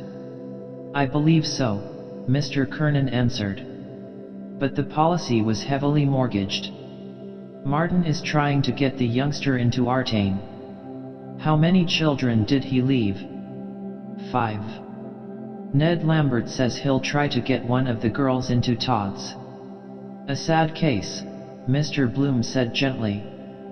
5 young children. A great blow to the poor wife, Mr. Kernan added. Indeed yes, Mr. Bloom agreed. Has the laugh at him now. He looked down at the boots he had blacked and polished. She had outlived him. Lost her husband. More dead for her than for me. One must outlive the other. Wise men say. There are more women than men in the world. Condole with her. Your terrible loss. I hope you'll soon follow him. For Hindu widows only. She would marry another. Him? No. Yet who knows after? Widowhood not the thing since the old queen died. Drawn on a gun carriage. Victoria and Albert. Frogmore Memorial morning. But in the end she put a few violets in her bonnet. Vain in her heart of hearts. All for a shadow. Consort not even a king. Her son was the substance. Something new to hope for, not like the past she wanted back, waiting. It never comes. One must go first, alone, under the ground, and lie no more in her warm bed. How are you, Simon? Ned Lambert said softly, clasping hands. Haven't seen you for a month of Sundays. Never better. How are all in Cork's own town? I was down there for the Cork Park races on Easter Monday, Ned Lambert said. Same old 6 and 8 pence. Stopped with Dick Tivy. And how is Dick, the solid man? Nothing between himself and heaven, Ned Lambert answered. By the Holy Paul. Mr. Dedalus said in subdued wonder. Dick Tivy bald? Martin is going to get up a whip for the youngsters, Ned Lambert said, pointing ahead. A few bob a skull. Just to keep them going till the insurance is cleared up. Yes, yes, Mr. Dedalus said dubiously. Is that the eldest boy in front? Yes, Ned Lambert said, with the wife's brother. John Henry Menton is behind. He put down his name for a quid. I'll engage he did, Mr. Dedalus said. I often told poor Paddy he ought to mind that job. John Henry is not the worst in the world. How did he lose it? Ned Lambert asked. Liquor, what? Many a good man's fault, Mr. Dedalus said with a sigh. They halted about the door of the mortuary chapel. Mr. Bloom stood behind the boy with the wreath, looking down at his sleek combed hair and at the slender furrowed neck inside his brand new collar. Poor boy. Was he there when the father? Both unconscious. Lighten up at the last moment and recognize for the last time all he might have done. I owe 3 shillings to O'Grady. Would he understand? The mutes bore the coffin into the chapel. Which end is his head? After a moment he followed the others in, blinking in the screened light. The coffin lay on its bier before the chancel, 4 tall yellow candles at its corners. Always in front of us. Corny Kelleher, laying a wreath at each 4 corner, beckoned to the boy to kneel. The mourners knelt here and there in praying desks. Mr. Bloom stood behind near the font and, when all had knelt, dropped carefully his unfolded newspaper from his pocket and knelt his right knee upon it. He fitted his black hat gently on his left knee and, holding its brim, bent over piously. A server bearing a brass bucket with something in it came out through a door. The white-smocked priest came after him, tidying his stole with one hand, balancing with the other a little book against his toad's belly. "Who'll read the book?" "I," said the rook. They halted by the bier and the priest began to read out of his book with a fluent croak. "Father Coffee. I knew his name was like a coffin. Domin bully about the muzzle he looks. Bosses the show. Muscular Christian. Woe betide anyone that looks crooked at him, priest. Thou art Peter. Burst sideways like a sheep in clover. Daedalus says he will. With a belly on him like a poisoned pup. Most amusing expressions that man finds. HHHN, burst sideways. Non inters in judicium cum servo tuo, Domini. Makes them feel more important to be prayed over in Latin. Requiem Mass. Crepe weepers. Black-edged note paper. Your name on the altar list. Chilly place this. Want to feed well, sitting in there all the morning in the gloom kicking his heels waiting for the next please. Eyes of a toad too. What swells him up that way? Molly gets swelled after cabbage. Air of the place maybe. Looks full up of bad gas. Must be an infernal lot of bad gas round the place. Butchers, for instance, they get like raw beefsteaks. Who was telling me? Mervyn Brown. Down in the vaults of St. Wibig's lovely old organ 150 they have to bore a hole in the coffins sometimes to let out the bad gas and burn it. Out it rushes, blue. One whiff of that and you're a goner. My kneecap is hurting me. Ow. That's better. The priest took a stick with a knob at the end of it out of the boy's bucket and shook it over the coffin. Then he walked to the other end and shook it again. Then he came back and put it back in the bucket. As you were before you rested. It's all written down, he has to do it. Etnenos inducas in tentationem. The server piped the answers in the treble. I often thought it would be better to have boy servants. Up to 15 or so. After that, of course. Holy water that was, I expect. Shaking sleep out of it. He must be fed up with that job, shaking that thing over all the corpses they trot up. What harm if he could see what he was shaking it over? Every mortal day a fresh batch, middle-aged men, old women, children, women dead in childbirth, men with beards, bald-headed businessmen, consumptive girls with little sparrows' breasts. All the year round he prayed the same thing over them all and shook water on top of them. Sleep. On dignum now. In paradisum. Said he was going to paradise or is in paradise. Says that over everybody. Tiresome kind of a job. But he has to say something. The priest closed his book and went off, followed by the server. Corny Kelleher opened the side doors and the grave diggers came in, hoisted the coffin again, carried it out and shoved it on their cart. Corny Kelleher gave one wreath to the boy and one to the brother-in-law. All followed them out of the side doors into the mild grey air, Mr. Bloom came last, folding his paper again into his pocket. He gazed gravely at the ground till the coffin cart wheeled off to the left. The metal wheels ground the gravel with a sharp grating cry, and the pack of blunt boots followed the trundled barrow along a lane of sepulchres. The re the ra the re the ra the rue. Lord, I mustn't lilt here. The O'Connell circle, Mr. Dedalus said about him.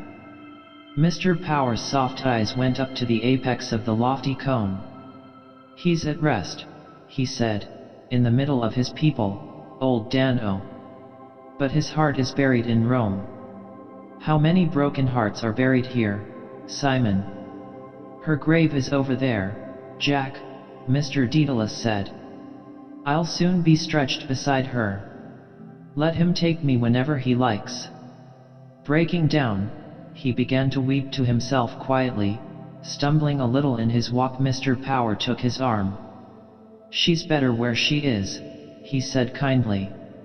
I suppose so, Mr. Dedalus said with a weak gasp. I suppose she is in heaven, if there is a heaven. Corny Kelleher stepped aside from his rank and allowed the mourners to plod by. Sad occasions, Mr. Kernan began politely. Mr. Bloom closed his eyes and sadly twice bowed his head. The others are putting on their hats, Mr. Kernan said. I suppose we can do so too. We are the last. This cemetery is a treacherous place. They covered their heads. The reverend gentleman read the service too quickly, don't you think? Mr. Kernan said with reproof. Mr. Bloom nodded gravely, looking in the quick bloodshot eyes. Secret searching.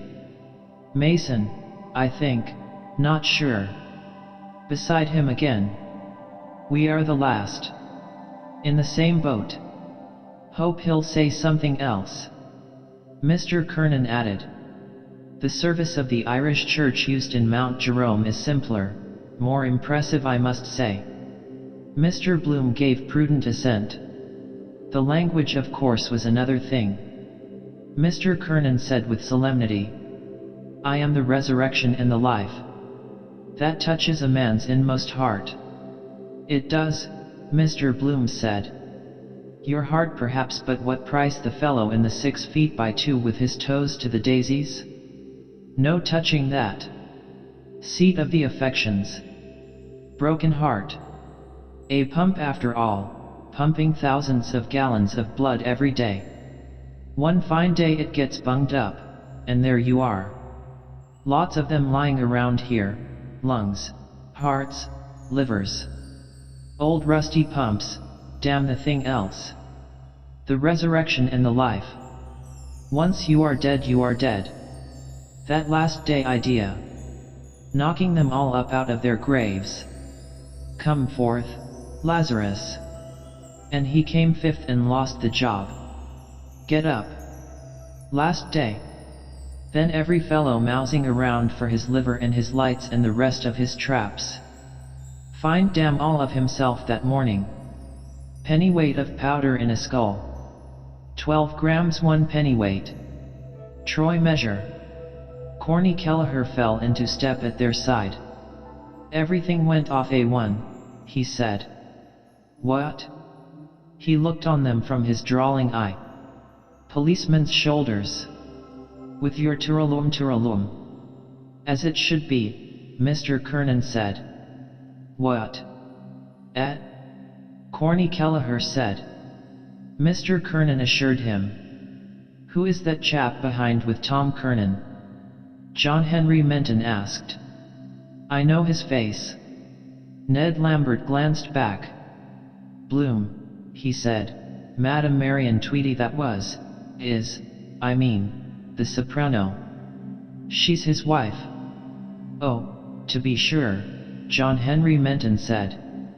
I haven't seen her for some time. She was a fine-looking woman. I danced with her, 15-17 golden years ago, at Matt Dillon's in Round Town. And a good armful she was.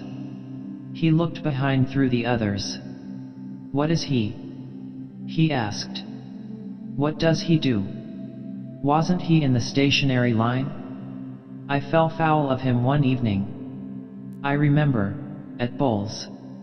Ned Lambert smiled. Yes, he was, he said, in Wisdom Hellies. A traveler for blotting paper. In God's name, John Henry Menton said, what did she marry a coon like that for? She had plenty of game in her then. Has still, Ned Lambert said. He does some canvassing for ads. John Henry Menton's large eyes stared ahead. The barrow turned into a side lane. A portly man, ambushed among the grasses, raised his hat in homage. The gravediggers touched their caps. John O'Connell, Mr. Power said, pleased. He never forgets a friend. Mr. O'Connell shook all their hands in silence. Mr. Dedalus said, I am come to pay you another visit. My dear Simon, the caretaker answered in a low voice. I don't want your custom at all. Saluting Ned Lambert and John Henry Menton, he walked on at Martin Cunningham's side, puzzling two long keys at his back. Did you hear that one?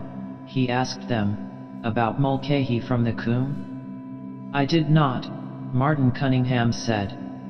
They bent their silk hats in concert and Hines inclined his ear. The caretaker hung his thumbs in the loops of his gold watch chain and spoke in a discreet tone to their vacant smiles. They tell the story, he said, that two drunks came out here one foggy evening to look for the grave of a friend of theirs. They asked for Mulcahy from the Coombe and were told where he was buried. After traipsing about in the fog, they found the grave sure enough. One of the drunks spelled out the name, Terence Mulcahy. The other drunk was blinking up at a statue of Our Savior the widow had got put up. The caretaker blinked up at one of the sepulchres they passed. He resumed. And, after blinking up at the sacred figure, not a bloody bit like the man, says he. That's not Mulcahy, says he, whoever done it.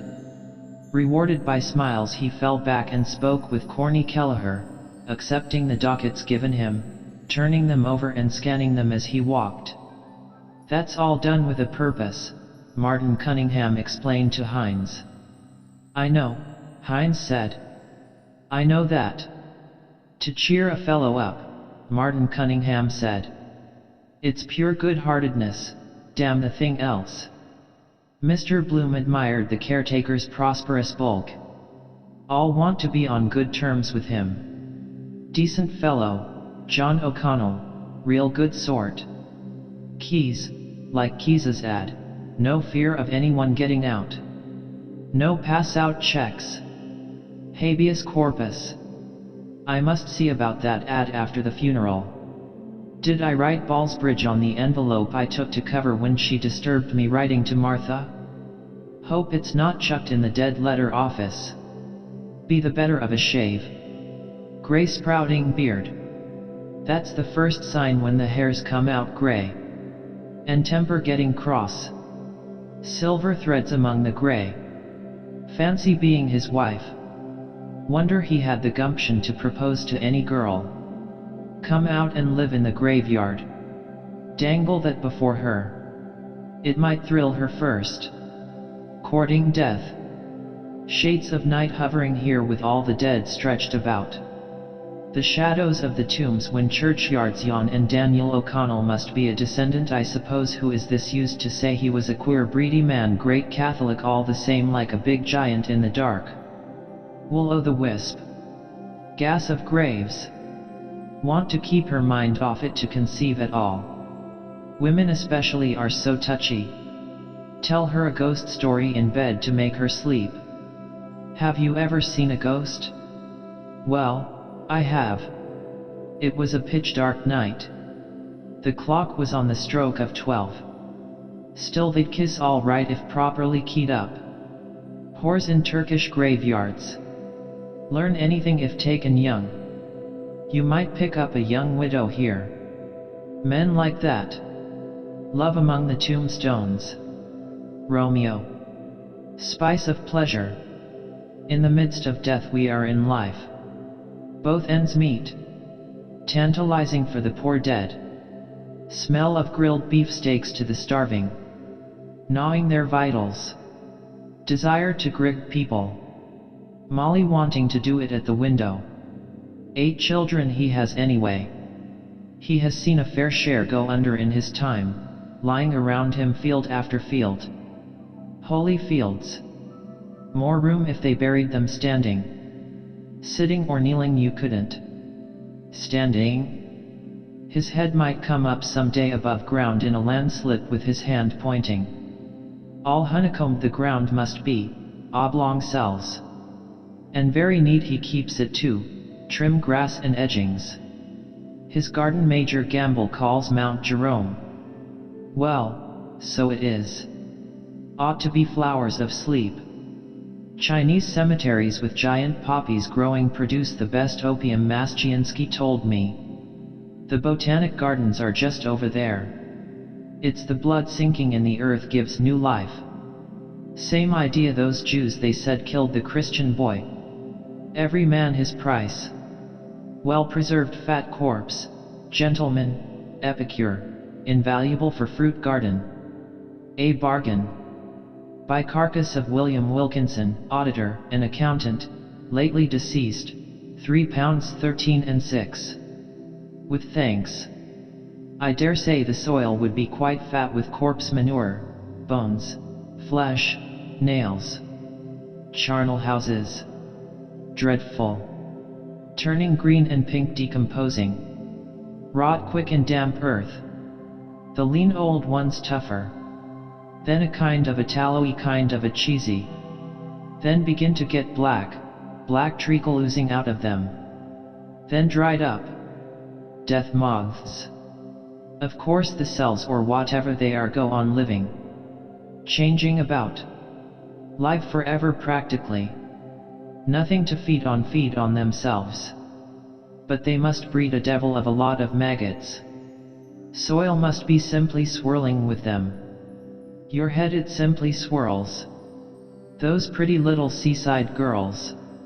He looks cheerful enough over it. Gives him a sense of power seeing all the others go under first. Wonder how he looks at life. Cracking his jokes too, warms the cockles of his heart. The one about the bulletin. Spurgeon went to heaven 4 a.m. this morning. 11 p.m., closing time. Not arrived yet. Peter. The dead themselves, the men anyhow, would like to hear an odd joke, or the women to know what's in fashion. A juicy pear or ladies' punch, hot, strong and sweet. Keep out the damp. You must laugh sometimes, so better do it that way. Grave diggers in Hamlet. Shows the profound knowledge of the human heart. Daren't joke about the dead for 2 years at least. De mortuis nil nisi prius. Go out of mourning first. Hard to imagine his funeral. Seems a sort of a joke. Read your own obituary notice, they say you live longer. Gives you second wind. New lease of life. How many have you for tomorrow? The caretaker asked. 2, Corny Kelleher said. 10:30 and 11. The caretaker put the papers in his pocket. The barrow had ceased to trundle. The mourners split and moved to each side of the hole, stepping with care round the graves. The grave diggers bore the coffin and set its nose on the brink, looping the bends round it. Burying him.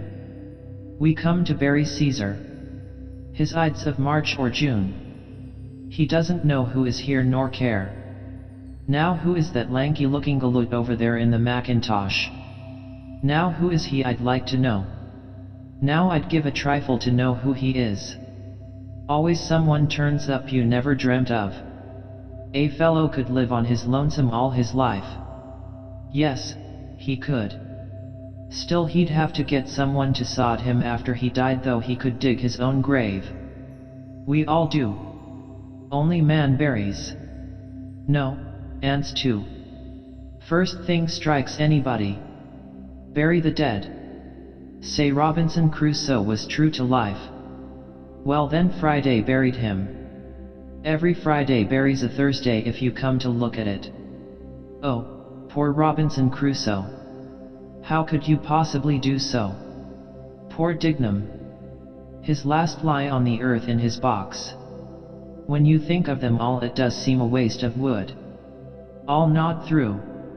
They could invent a handsome bier with a kind of panel sliding, let it down that way. But they might object to be buried out of another fellow's. They're so particular. Lay me in my native earth. Bit of clay from the Holy Land. Only a mother and dead-born child ever buried in the one coffin. I see what it means. I see. To protect him as long as possible even in the earth. The Irishman's house is his coffin. Embalming in catacombs, mummies, the same idea. Mr. Bloom stood far back, his hat in his hand, counting the bared heads. 12? I'm 13. No. The chap in the Macintosh is 13. Death's number. Where the deuce did he pop out of?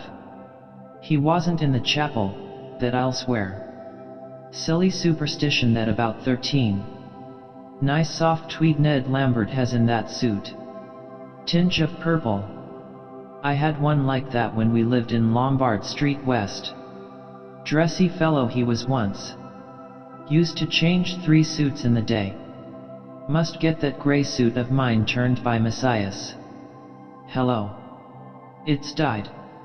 His wife, I forgot he's not married, or his landlady ought to have picked out those threads for him. The coffin dived out of sight, eased down by the men straddled on the grave trestles. They struggled up and out, and all uncovered. 20. Pause. If we were all suddenly somebody else. Far away a donkey brayed. Rain. No such ass. Never see a dead one, they say. Shame of death. They hide. Also poor Papa went away. Gentle sweet air blew round the bared heads in a whisper. Whisper. The boy by the grave had held his wreath with both hands, staring quietly in the black open space. Mr. Bloom moved behind the portly kindly caretaker. Well-cut frock coat. Weighing them up perhaps to see which will go next. Well, it is a long rest. Feel no more. It's the moment you feel. Must be damned unpleasant. Can't believe it at first. Mistake must be, someone else. Try the house opposite. Wait, I wanted to. I haven't yet. Then darkened death chamber. Light they want. Whispering around you. Would you like to see a priest? Then rambling and wandering. Delirium all you hid all your life. The death struggle. His sleep is not natural. Press his lower eyelid. Watching, is his nose pointed, is his jaw sinking, are the soles of his feet yellow? Pull the pillow away and finish it off on the floor, since he's doomed. Devil in that picture of sinner's death, showing him a woman dying to embrace her in his shirt. Last act of Lucia. Shall I never more behold thee? Bam. He expires. Gone at last. People talk about you a bit, forget you. Don't forget to pray for him. Remember him in your prayers. Even Parnell. Ivy Day dying out. Then they follow, dropping into a hole, one after the other. We are praying now for the repose of his soul. Hoping you're well and not in hell. Nice change of air. Out of the frying pan of life into the fire of purgatory. Does he ever think of the hole waiting for himself? They say you do when you shiver in the sun. Someone walking over it. Call boys warning. Near you. Mine over there towards Finglas, the plot I bought. Mama, poor Mama, and little Rudy. The grave diggers took up their spades and flung heavy clods of clay in on the coffin. Mr. Bloom turned away his face. And if he was alive all the time? Whew. By jingo, that would be awful. No, no, he is dead, of course. Of course he is dead. Monday he died. They ought to have some law to pierce the heart and make sure, or an electric clock or a telephone in the coffin and some kind of a canvas air hole. Flag of distress. 3 days. Rather long to keep them in summer. Just as well to get shut of them as soon as you are sure there's no. The clay fell softer. Begin to be forgotten. Out of sight, out of mind. The caretaker moved away a few paces and put on his hat. Had enough of it. The mourners took heart of grace, one by one, covering themselves without show. Mr. Bloom put on his hat and saw the portly figure make its way deftly through the maze of graves. Quietly, sure of his ground, he traversed the dismal fields. Heinz jotting down something in his notebook. Ah, the names. But he knows them all. No, coming to me. I am just taking the names, Heinz said below his breath.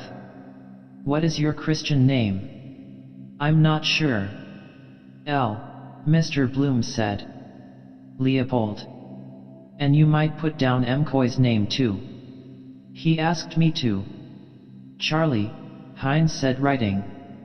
I know. He was on the Freeman once.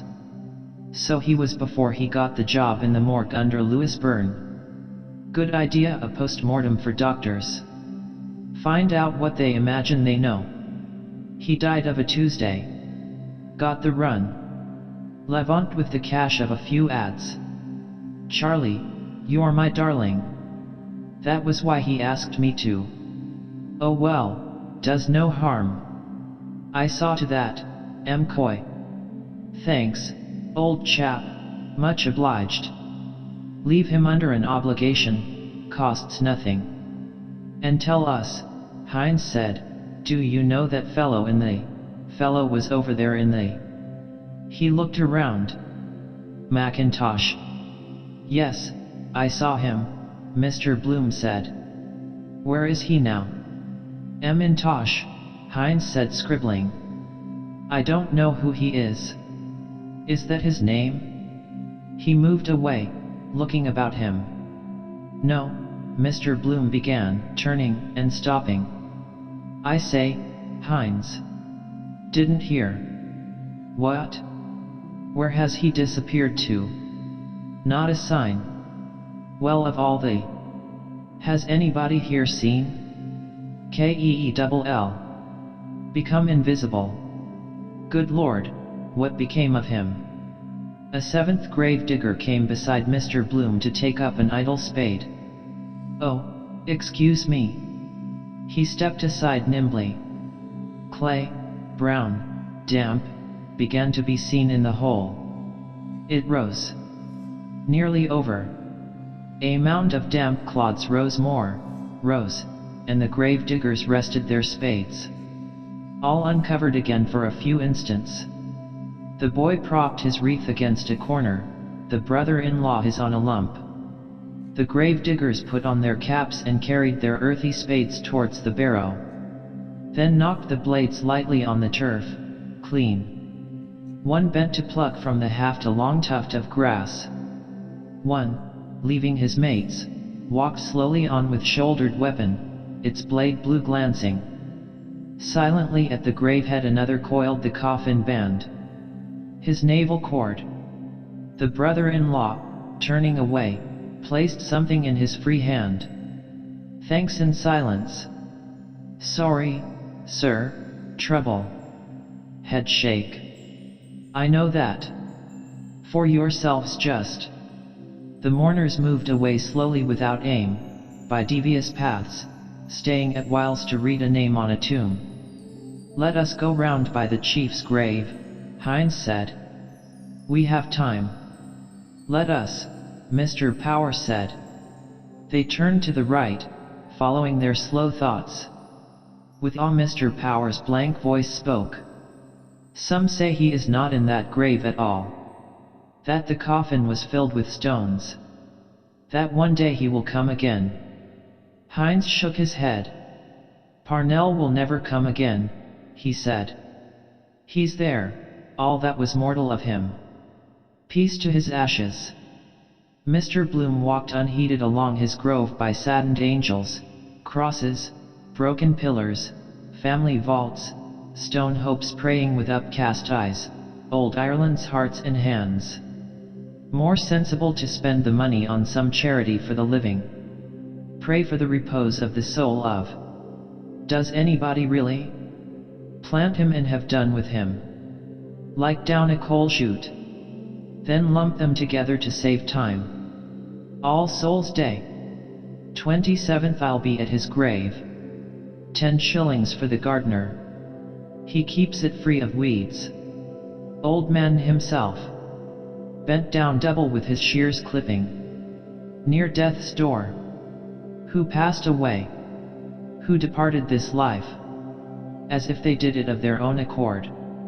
Got the shove, all of them. Who kicked the bucket? More interesting if they told you what they were. So and so, wheelwright. I travelled for Cork Lino. I paid 5 shillings in the pound. Or a woman's with her saucepan. I cooked good Irish stew. Eulogy in a country churchyard, it ought to be that poem of whose is it Wordsworth or Thomas Campbell. Entered into rest the Protestants put it. Old Dr. Murrins. The great physician called him home. Well, it's God's acre for them. Nice country residence. Newly plastered and painted. Ideal spot to have a quiet smoke and read the church times. Marriage ads they never try to beautify. Rusty wreaths hung on knobs, garlands of bronze foil. Better value that for the money. Still, the flowers are more poetical. The other gets rather tiresome, never withering. Expresses nothing. Immortelles. A bird sat tamely perched on a poplar branch. Like stuffed. Like the wedding present Alderman Hooper gave us. Who? Not a budge out of him. Knows there are no catapults to let fly at him. Dead animal even sadder. Silly Millie burying the little dead bird in the kitchen matchbox, a daisy chain, and bits of broken Chinese on the grave. The Sacred Heart that is, showing it. Heart on his sleeve. Ought to be sideways and red, it should be painted like a real heart. Ireland was dedicated to it or whatever that. Seems anything but pleased. Why this infliction? Would birds come then and peck like the boy with the basket of fruit? But he said no, because they ought to have been afraid of the boy. Apollo that was. How many? All these here once walked round Dublin. Faithful departed. As you are now, so once were we. Besides, how could you remember everybody? Eyes, walk, voice. Well, the voice, yes, gramophone. Have a gramophone in every grave or keep it in the house. After dinner on a Sunday. Put on poor old great-grandfather. Crarark. Hella hella hello amoff like kirk off like see again hello hello amoff krpthsth. Remind you of the voice like the photograph reminds you of the face. Otherwise you couldn't remember the face after 15 years, say. For instance who? For instance some fellow that died when I was in Wisdom Hellies. RTSTSTR. A rattle of pebbles. Wait. Stop. He looked down intently into a stone crypt. Some animal. Wait. There he goes. An obese grey rat toddled along the side of the crypt, moving the pebbles. An old stager, great-grandfather, he knows the ropes. The grey alive crushed itself in under the plinth, wriggled itself in under it. Good hiding place for a treasure. Who lives there? Are laid the remains of Robert Emery. Robert Emmet was buried here by torchlight, wasn't he? Making his rounds. Tail gone now. One of those chaps would make short work of a fellow. Pick the bones clean no matter who it was. Ordinary meat for them. A corpse's meat gone bad. Well, and what's cheese? Corpse of milk. I read in that Voyages in China that the Chinese say a white man smells like a corpse. Cremation better. Priests dead against it. Devilling for the other firm. Wholesale burners and Dutch oven dealers. Time of the plague. Quicklime fever pits to eat them. Lethal chamber. Ashes to ashes. Or bury at sea. Where is that Parsi tower of silence? Eaten by birds. Earth, fire, water. Drowning they say is the pleasantest. See your whole life in a flash. But being brought back to life, no. Can't bury in the air, however. Out of a flying machine. Wonder does the news go about whenever a fresh one is let down. Underground communication. We learned that from them. Wouldn't be surprised. Regular square feed for them. Flies come before he's well dead. Got wind of Dignam. They wouldn't care about the smell of it. Salt white crumbling mush of corpse. Smell, taste like raw white turnips. The gates glimmered in front, still open. Back to the world again. Enough of this place. Brings you a bit nearer every time. Last time I was here was Mrs. Sinico's funeral. Poor Papa too. The love that kills. And even scraping up the earth at night with a lantern like that case I read of to get at fresh buried females, or even putrefied with running grave sores. Give you the creeps after a bit. I will appear to you after death. You will see my ghost after death. My ghost will haunt you after death. There is another world after death named Hell. I do not like that other world, she wrote.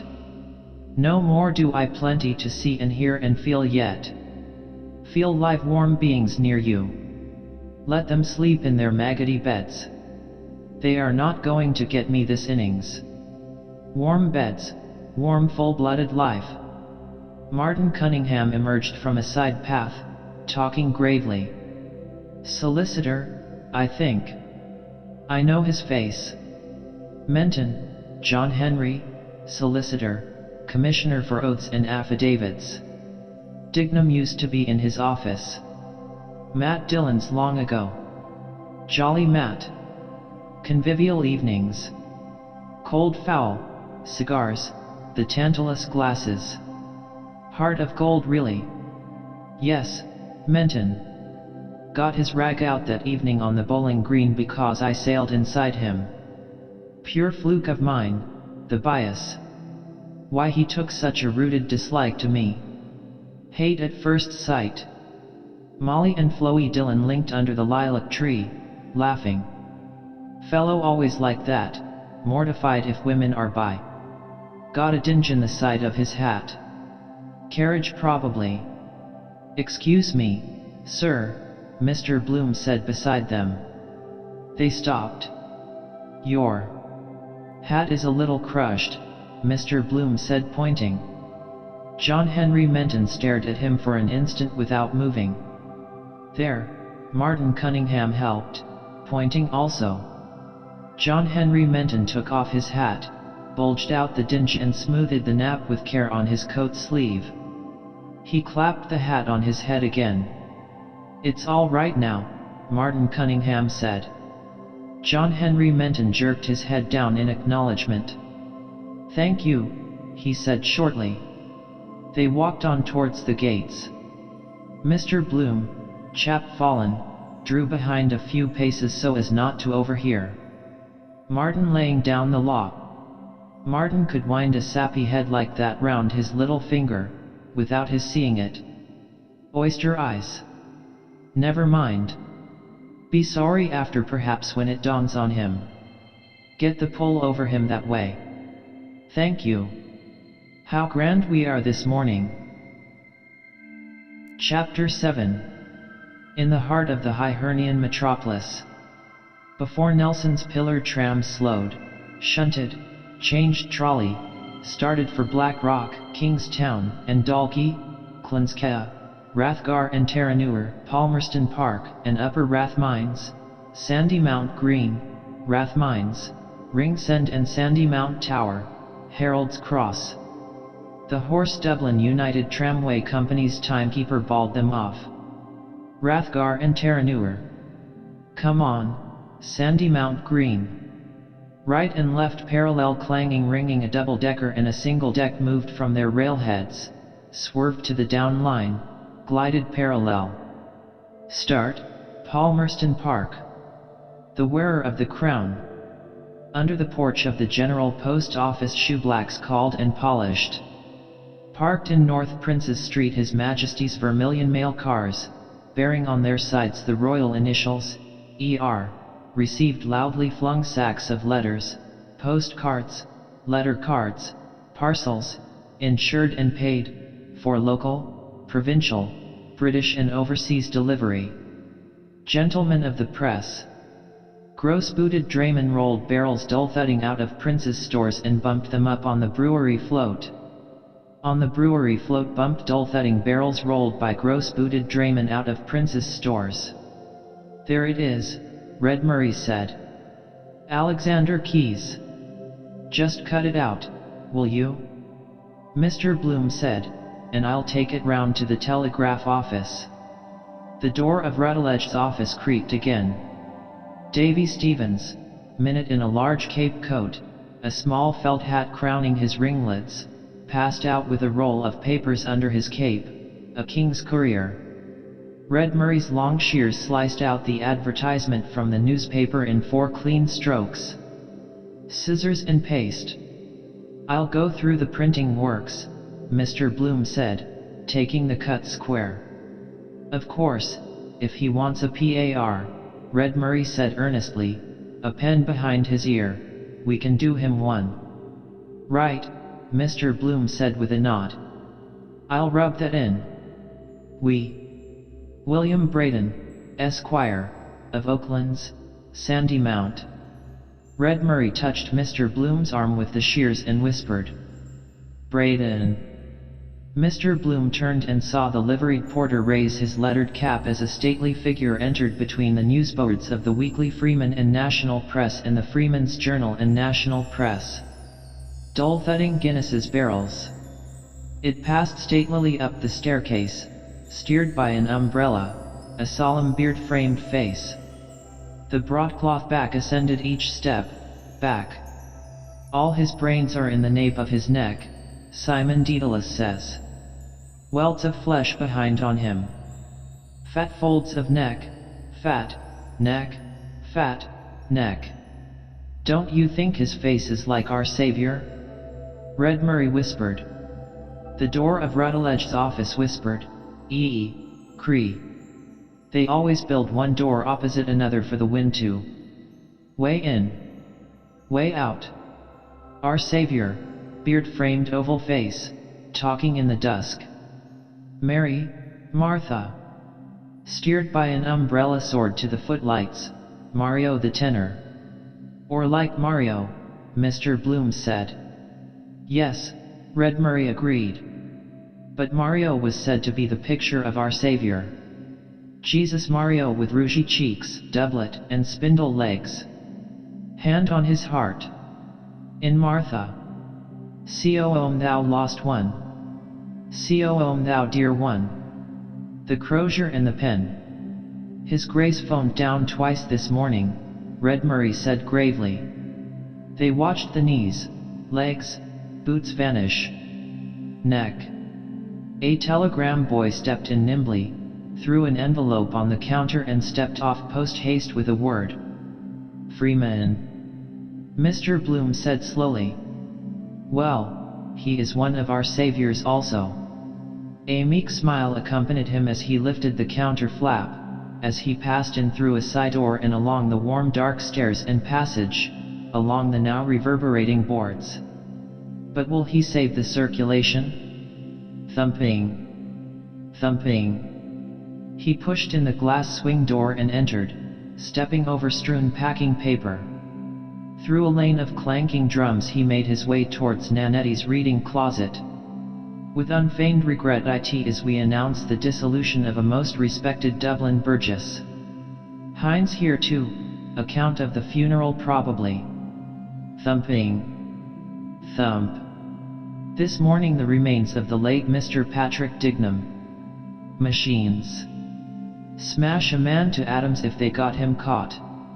Rule the world today. His machineries are pegging away too. Like these, got out of hand, fermenting. Working away, tearing away. And that old grey rat tearing to get in. How a great daily organ is turned out. Mr. Bloom halted behind the foreman's spare body, admiring a glossy crown. Strange he never saw his real country. Ireland my country. Member for College Green. He boomed that workaday worker tack for all it was worth. It's the ads and side features sell a weekly, not the stale news in the official gazette. Queen Anne is dead. Published by authority in the year 1000 AD, domain situate in the townland of Rosen Alice, barony of Tinna Inch. To all whom it may concern, schedule pursuant to statute showing return of number of mules and jennets exported from Ballina. Nature notes. Cartoons. Phil Blake's weekly Pat and Bull story. Uncle Toby's page for tiny tots. Country bumpkins queries. Dear Mr. Editor, what is a good cure for flatulence? I'd like that part. Learn a lot teaching others. The personal note. MAP mainly all pictures. Shapely bathers on Golden Strand. World's biggest balloon. Double marriage of sisters celebrated. Two bridegrooms laughing heartily at each other. Coprany 2, printer. More Irish than the Irish. The machines clanked in 3/4 time. Thump, thump, thump. Now if he got paralyzed there and no one knew how to stop them, they'd clank on and on the same, print it over and over and up and back. Monkey doodle the whole thing. Want a cool head? Well, get it into the evening edition, Counselor, Heinz said. Soon be calling him my Lord Mayor. Long John is backing him, they say. The foreman, without answering, scribbled press on a corner of the sheet and made a sign to a typesetter. He handed the sheet silently over the dirty glass screen. Right, thanks, Heinz said, moving off. Mr. Bloom stood in his way. If you want to draw, the cashier is just going to lunch, he said, pointing backward with his thumb. Did you?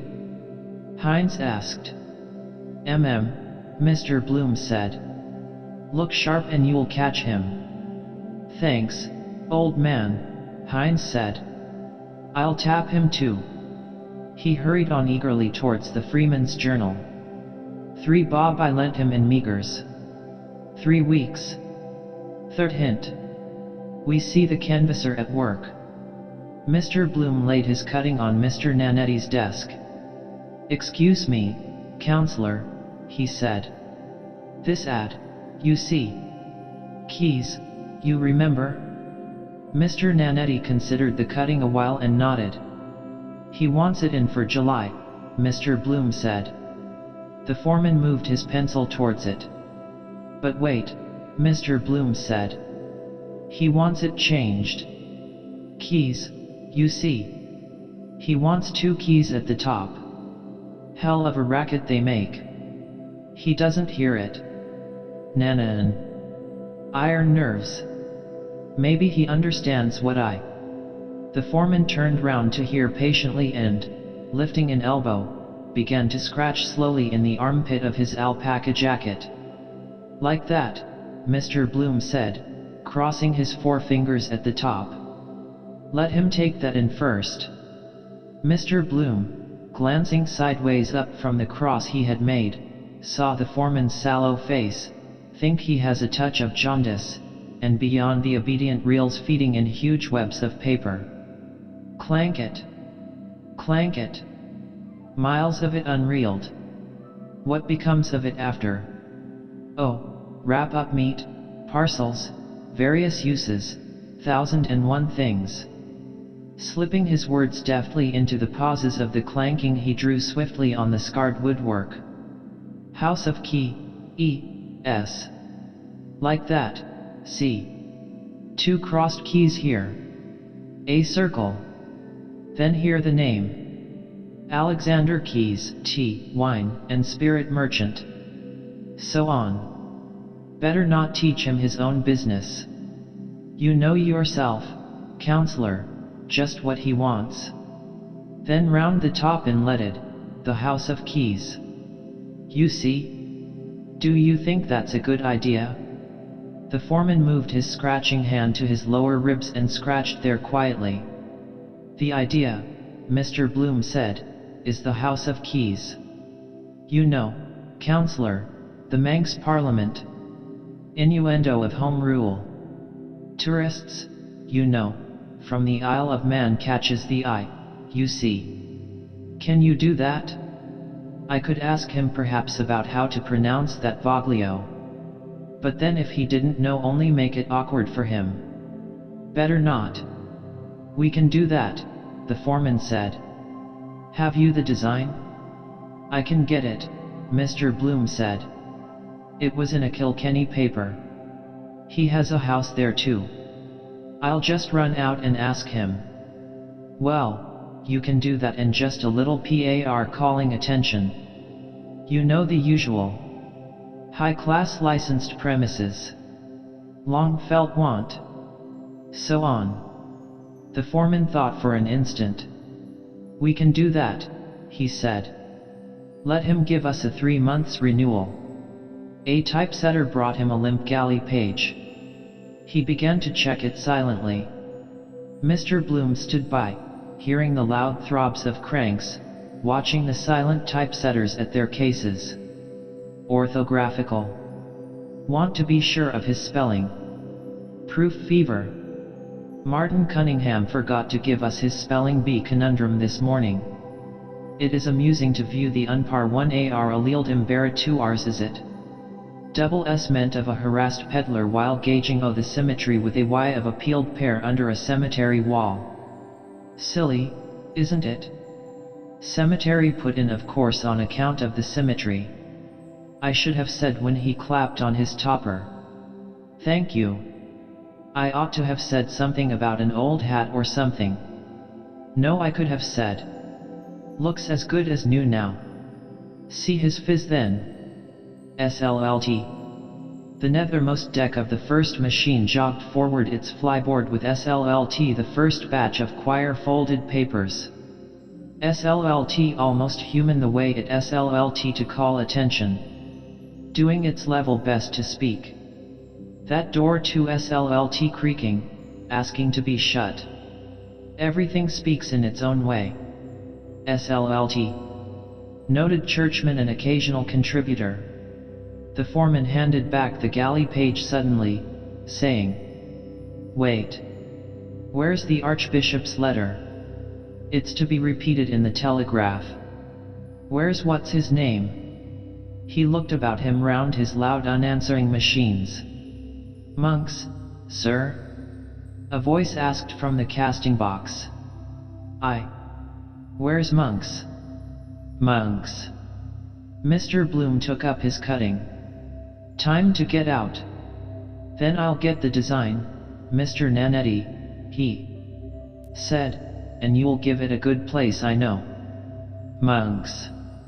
Yes, sir. 3 months renewal. Want to get some wind off my chest first.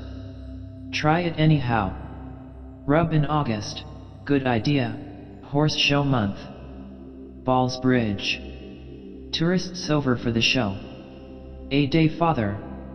He walked on through the case room passing an old man, bowed, spectacled, aproned. Old monks, the day father. Queer lot of stuff he must have put through his hands in his time, obituary notices, pubs ads, speeches, divorce suits, found drowned. Nearing the end of his tether now. Sober serious man with a bit in the savings bank I'd say. Wife a good cook and washer. Daughter working the machine in the parlor. Plain Jane, no damn nonsense. NIT was the feast of the Passover. He stayed in his walk to watch a typesetter neatly distributing type. Reads it backwards first. Quickly he does it. Must require some practice that. Mangy deek certa p. Poor Papa with his Haggadah book, reading backwards with his finger to me. Pesach. Next year in Jerusalem. Dear, oh dear. All that long business about that brought us out of the land of Egypt and into the house of bondage. Alleluia. Shema Israel Adonai Eloheinu. No, that's the other. Then the 12 brothers, Jacob's sons. And then the lamb and the cat and the dog and the stick and the water and the butcher. And then the angel of death kills the butcher and he kills the ox and the dog kills the cat. Sounds a bit silly till you come to look into it well. Justice it means, but it's everybody eating everyone else. That's what life is after all. How quickly he does that job. Practice makes perfect. Seems to see with his fingers. Mr. Bloom passed on out of the clanking noises through the gallery onto the landing. Now am I going to tram it out all the way and then catch him out perhaps? Better phone him up first. Number? Yes. Same as Citron's house. 28. 2844. Only once more that soap. He went down the house staircase. Who the deuce scrawled all over those walls with matches? Looks as if they did it for a bet. Heavy greasy smell there always is in those works. Lukewarm glue in Tom's next door when I was there. He took out his handkerchief to dab his nose. Citron lemon? Ah, the soap I put there. Lose it out of that pocket. Putting back his handkerchief, he took out the soap and stowed it away, buttoned, into the hip pocket of his trousers. What perfume does your wife use? I could go home still, tram, something I forgot. Just to see, before, dressing. No. Here. No. A sudden screech of laughter came from the Evening Telegraph office. Know who that is? What's up? Pop in a minute to phone. Ned Lambert it is.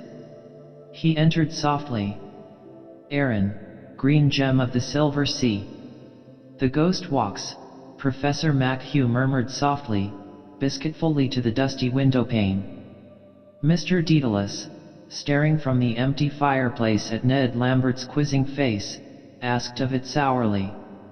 Agonizing Christ, wouldn't it give you a heartburn on your arse? Ned Lambert, seated on the table, read on. Or again, note the meanderings of some purling rill as it babbles on its way, though quarreling with the stony obstacles, to the tumbling waters of Neptune's blue domain, mid mossy banks, fanned by gentlest zephyrs, played on by the glorious sunlight or neath the shadows cast o'er its pensive bosom by the overarching leafage of the giants of the forest. What about that, Simon? He asked over the fringe of his newspaper. How's that for high? Changing his drink, Mr. Daedalus said. Ned Lambert, laughing, struck the newspaper on his knees, repeating. The pensive bosom and the overarching leafage. Oh boys! Oh boys!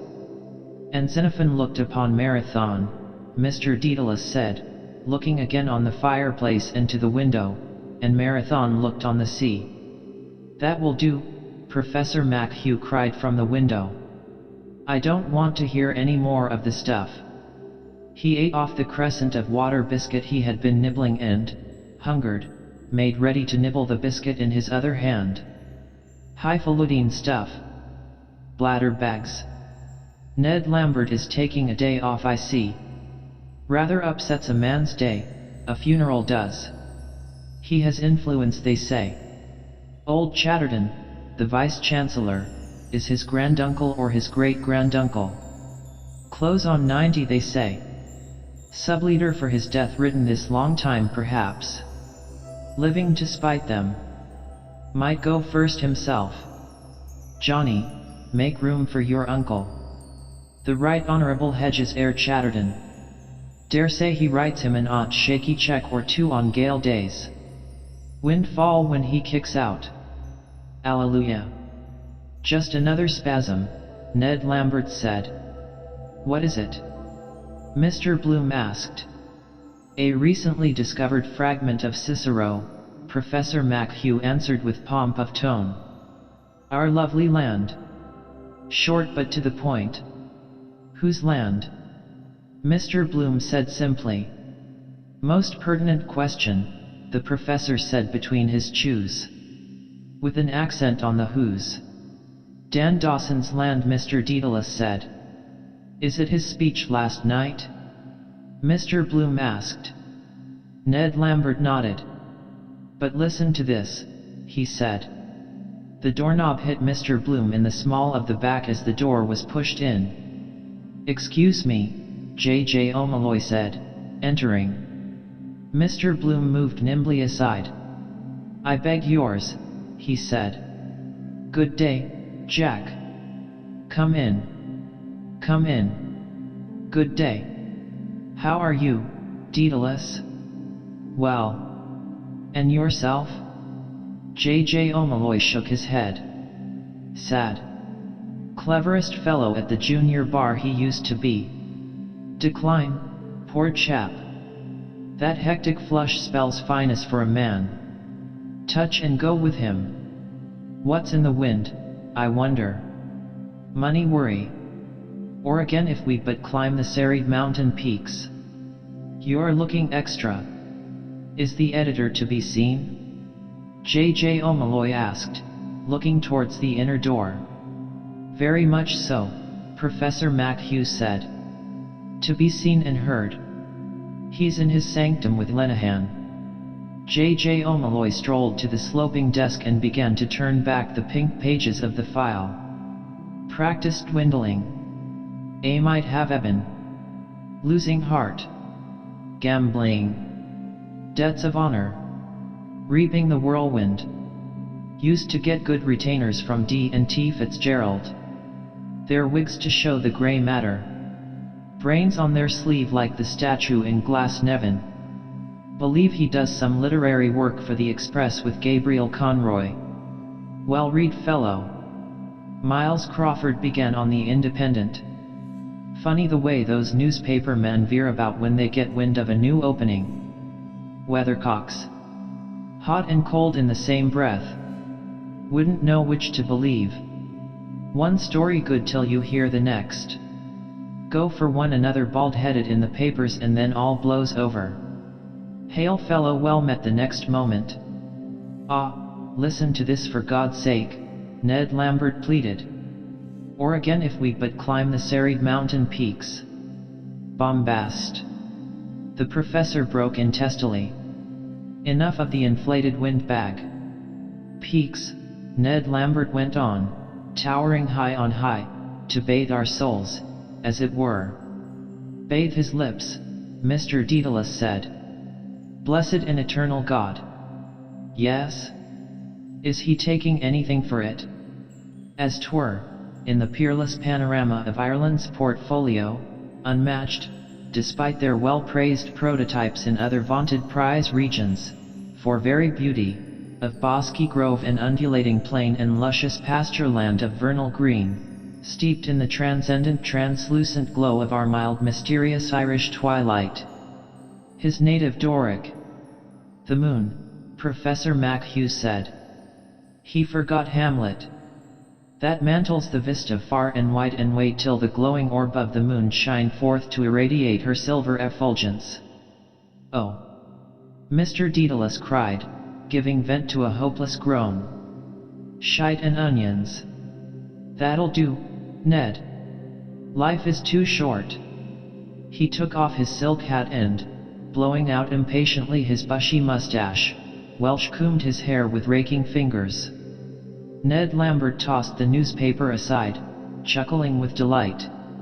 An instant after a hoarse bark of laughter burst over Professor McHugh's unshaven black spectacled face. Dowie da! He cried. What Weatherup said. All very fine to jeer at it now in cold print, but it goes down like hot cake, that stuff. He was in the bakery line too, wasn't he? Why they call him Dowie da. Feathered his nest well anyhow. Daughter engaged to that chap in the Inland Revenue Office with the motor. Hooked that nicely. Entertainments. Open house. Big blowout. Weatherup always said that. Get a grip of them by the stomach. The inner door was opened violently and a scarlet-beaked face, crested by a comb of feathery hair, thrust itself in. The bold blue eyes stared about them and the harsh voice asked, "What is it?" And here comes the sham squire himself. Professor MacHugh said grandly. "Get an out hat, you bloody old pedagogue," the editor said in recognition. "Come, Ned," Mr. Daedalus said, putting on his hat. "I must get a drink after that." "Drink?" the editor cried. "No drinks served before Mass." "Quite right too," Mr. Daedalus said, going out. "Come on, Ned." Ned Lambert sidled down from the table. The editor's blue eyes roved towards Mr. Bloom's face, shadowed by a smile. "Will you join us, Miles?" Ned Lambert asked. Memorable battles recalled. "North Cork militia," the editor cried, striding to the mantelpiece. "We won every time. North Cork and Spanish officers." "Where was that, Miles?" Ned Lambert asked with a reflective glance at his toe caps. "In Ohio," the editor shouted. "So it was, begad," Ned Lambert agreed. Passing out, he whispered to J.J. O'Malloy. "Incipient jigs. Sad case. Ohio." The editor crowed in high treble from his uplifted scarlet face. "My Ohio. A perfect critic," the professor said. "Long, short, and long. Oh, Harpyolian." He took a reel of dental floss from his waistcoat pocket and, breaking off a piece, twanged it smartly between two of his resonant unwashed teeth. Bing bang, bang bang. Mr. Bloom, seeing the coast clear, made for the inner door. "Just a moment, Mr. Crawford," he said. "I just want to phone about an ad." He went in. "What about that leader this evening?" Professor MacHugh asked, coming to the editor and laying a firm hand on his shoulder. "That'll be all right," Miles Crawford said more calmly. "Never you fret." "Hello, Jack." "That's all right." "Good day, Miles," J.J. O'Malloy said, letting the pages he held slip limply back on the file. "Is that Canada swindle case on today?" The telephone word inside. 28. "No, 20. 44. "Yes. Spot the winner." Lenehan came out of the inner office with sports tissues. "Who wants a dead cert for the Gold Cup?" he asked. "Scepter with O'Madden up." He tossed the tissues onto the table. Screams of newsboys barefoot in the hall rushed near and the door was flung open. "Hush," Lenehan said. "I hear feet stoops." Professor MacHugh strode across the room and seized the cringing urchin by the collar as the others scampered out of the hall and down the steps. The tissues rustled up in the draft, floated softly in the air blue scrawls, and under the table came to earth. "It wasn't me, sir. It was the big fellow shoved me, sir." "Throw him out and shut the door," the editor said. "There's a hurricane blowing." Lenehan began to paw the tissues up from the floor, grunting as he stooped twice. "Waiting for the racing special, sir," the newsboy said. "It was Pat Farrell shoved me, sir." He pointed to two faces peering in round the door frame. "Him, sir." Out of this with you, Professor McHugh said gruffly. He hustled the boy out and banged the door to. J.J. O'Malloy turned the files crackingly over, murmuring, "Seeking." Continued on page 6, column 4. "Yes, Evening Telegraph here," Mr. Bloom phoned from the inner office. "Is the boss?" "Yes, telegraph." "To where?" "Aha." "Which auction rooms?" "Aha. I see. Right. I'll catch him." A collision ensues. The bell whirred again as he rang off. He came in quickly and bumped against Lenehan, who was struggling up with the second tissue. "Pardon, monsieur," Lenehan said, clutching him for an instant and making a grimace. "My fault," Mr. Bloom said, suffering his grip. "Are you hurt?" "I'm in a hurry." "Knee," Lenehan said. He made a comic face and whined, rubbing his knee. "The accumulation of the Anno Domini." "Sorry," Mr. Bloom said. He went to the door and, holding it ajar, paused. J.J. O'Malloy slapped the heavy pages over. The noise of two shrill voices, a mout organ, echoed in the bare hallway from the newsboys squatted on the doorsteps. "We are the boys of Wexford, who fought with heart and hand." Exit Bloom. "I'm just running round to Bachelor's Walk," Mr. Bloom said, "about this ad of Keyes's. Want to fix it up. They tell me he's round there in Dillon's." He looked indecisively for a moment at their faces. The editor, who, leaning against the mantelshelf, had propped his head on his hand, suddenly stretched forth an arm amply. "Begone," he said. "The world is before you." "Back in no time," Mr. Bloom said, hurrying out.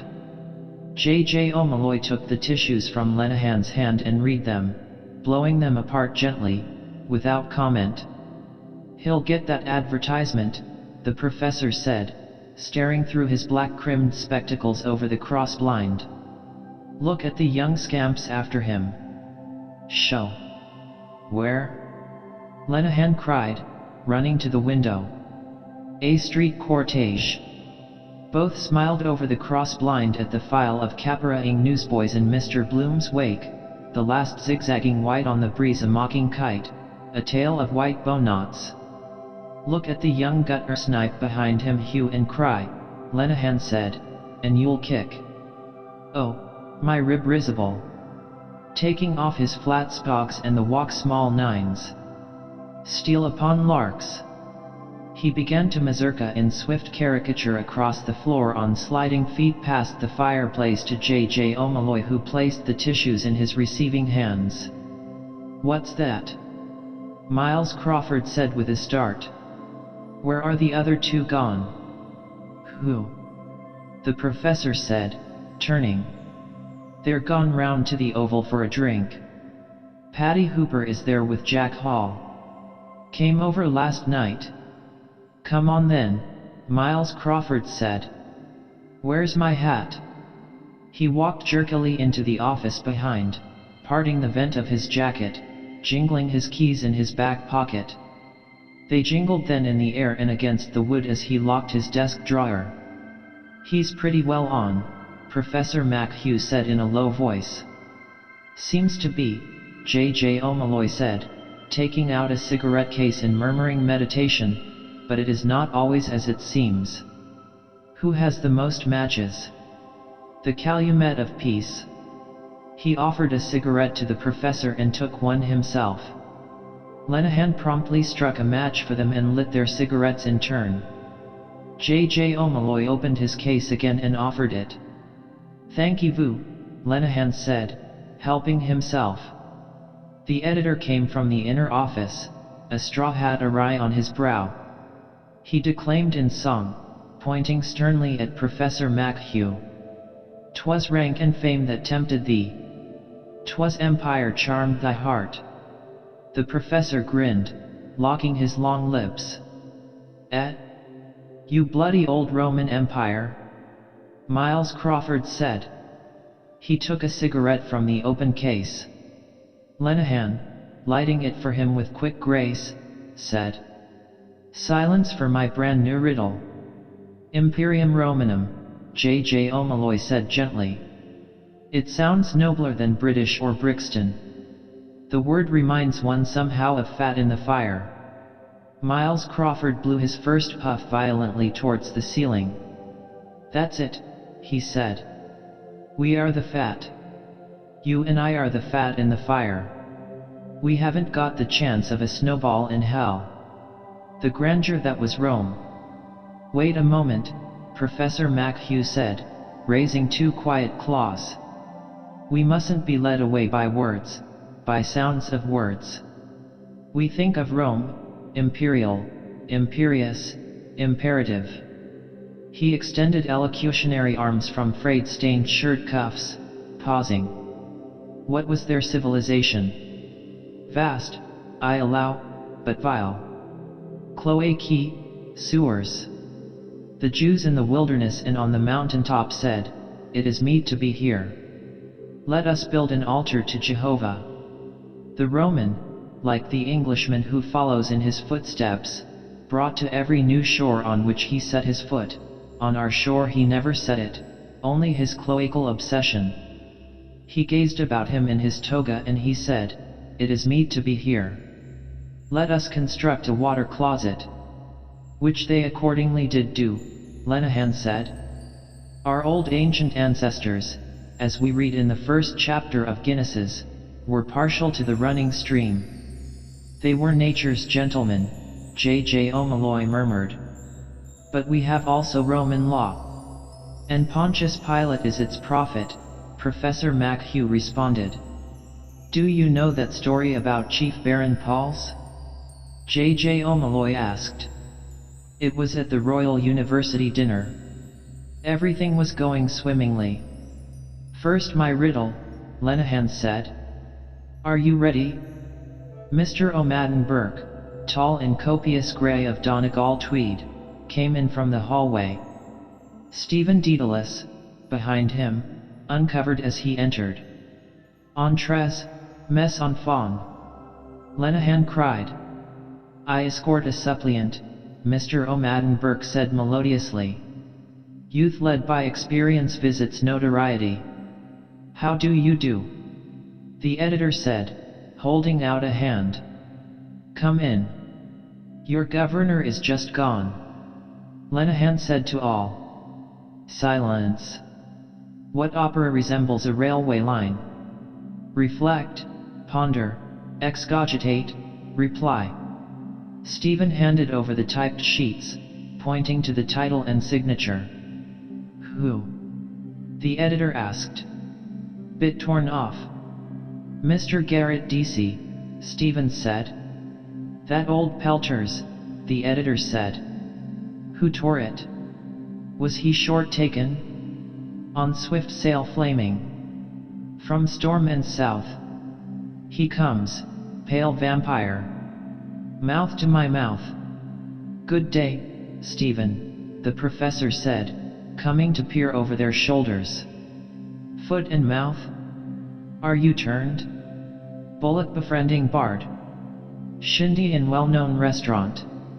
"Good day, sir," Stephen answered blushing. "The letter is not mine. Mr. Garrett D.C. asked me to." "Oh, I know him," Miles Crawford said, "and I knew his wife too. The bloodiest old Tartar god ever made. By Jesus, she had the foot and mouth disease and no mistake. The night she threw the soup in the waiter's face in the Star and Garter. Oh ho! A woman brought sin into the world. For Helen, the runaway wife of Menelaus, 10 years the Greeks. O'Rourke, Prince of Brittany. Is he a widower?" Stephen asked. A grass one," Miles Crawford said, his eye running down the typescript.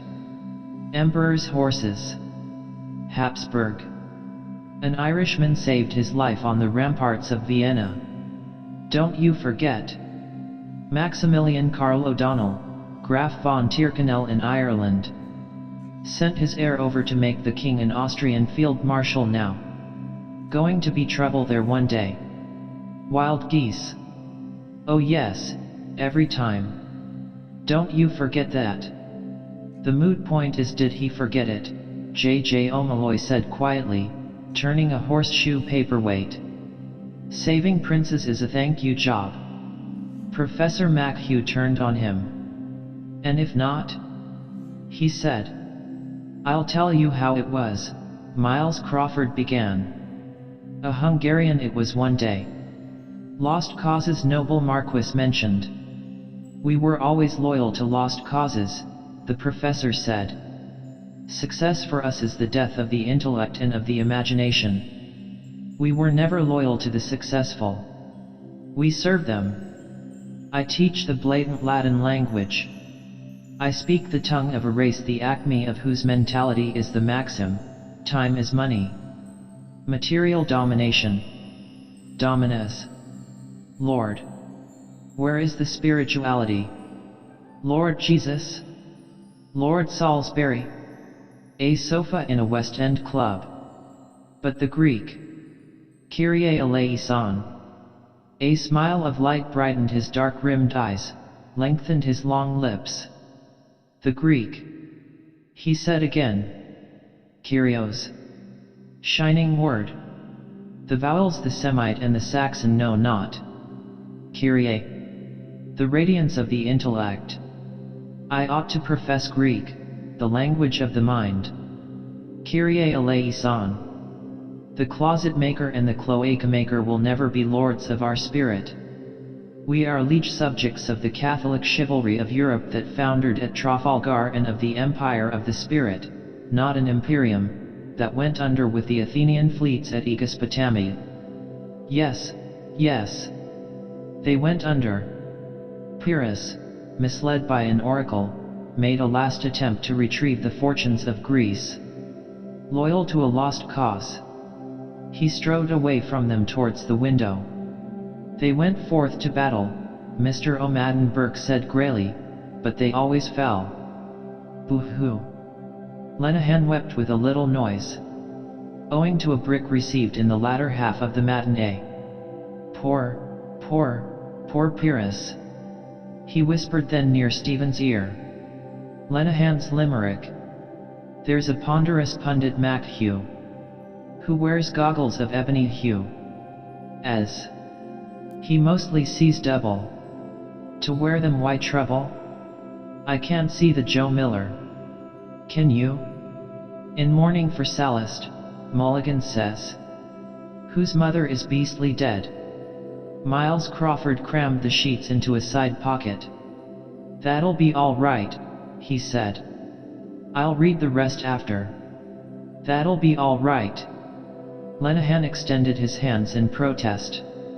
But my riddle, he said. What opera is like a railway line? Opera? Mr. O'Madden Burke's sphinx face re-riddled. Lenehan announced gladly. The Rose of Castile. See the wheeze? Rose of cast steel.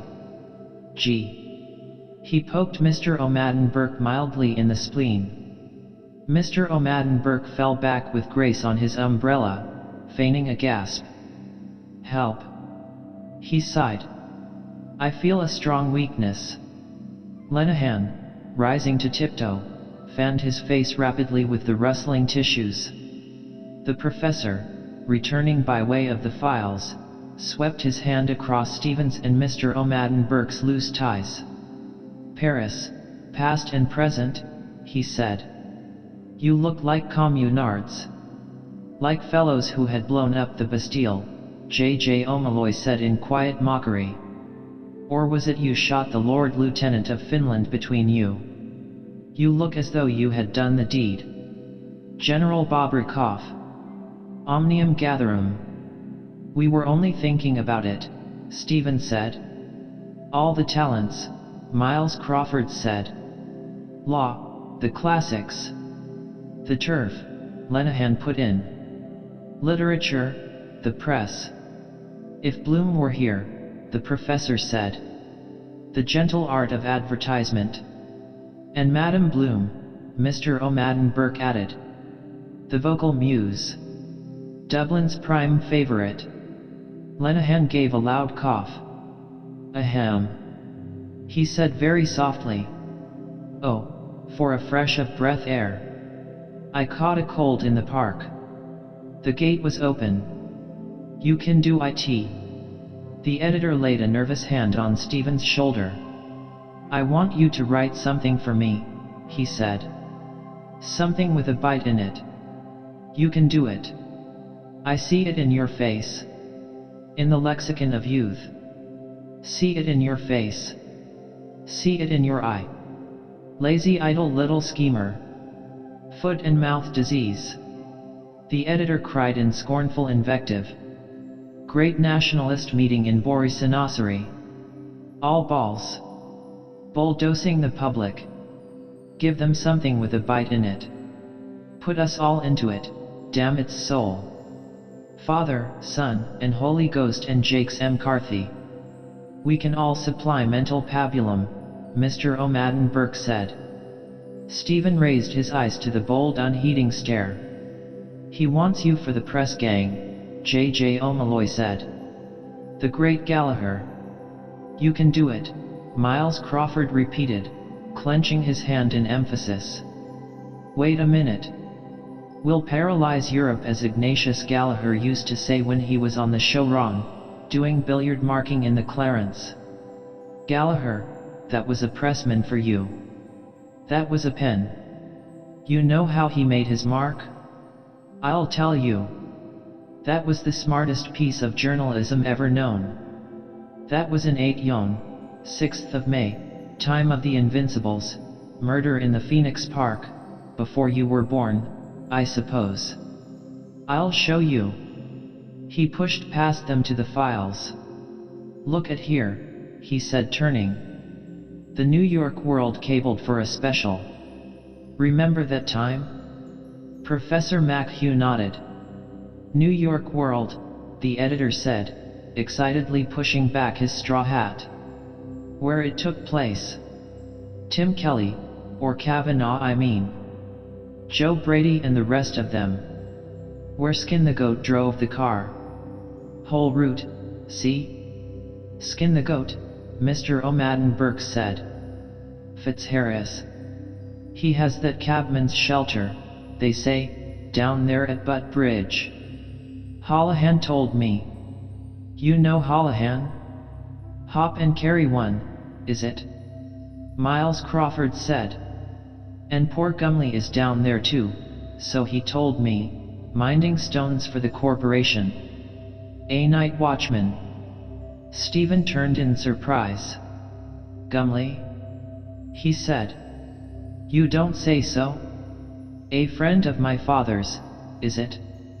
Never mind Gumley, Miles Crawford cried angrily. Let Gumley mind the stones, see they don't run away. Look at here. What did Ignatius Gallagher do? I'll tell you.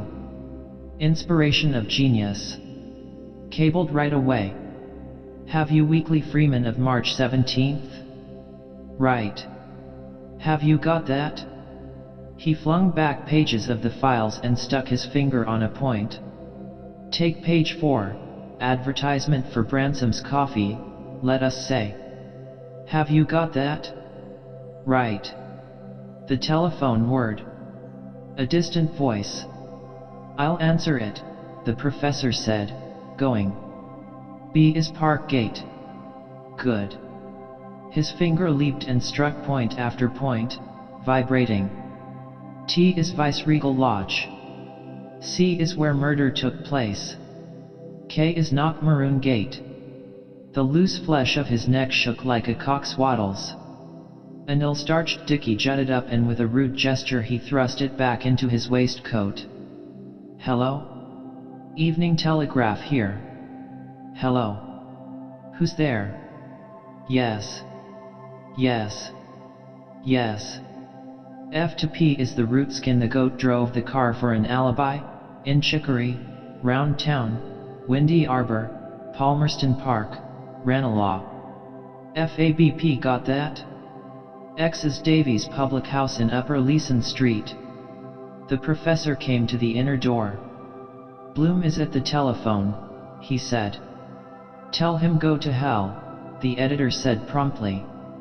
X's Davies Public House, see? Clever, very. Clever, Lenehan said. Very. Gave it to them on a hot plate, Miles Crawford said, the whole bloody history. Nightmare from which you will never awake. I saw it, the editor said proudly. I was present. Dick Adams, the best-hearted bloody corkman the Lord ever put the breath of life in, and myself. Lenehan bowed to a shape of air, announcing, Madam, I'm Adam. And Abel was I ere I saw Elba. History. Miles Crawford cried. The old woman of Prince's Street was there first. There was weeping and gnashing of teeth over that. Out of an advertisement. Gregor Gray made the design for it. That gave him the leg up. Then Paddy Hooper worked Taipei, who took him on to the Star. Now he's got in with Blumenfeld. That's press. That's talent. Piet. He was all their daddies.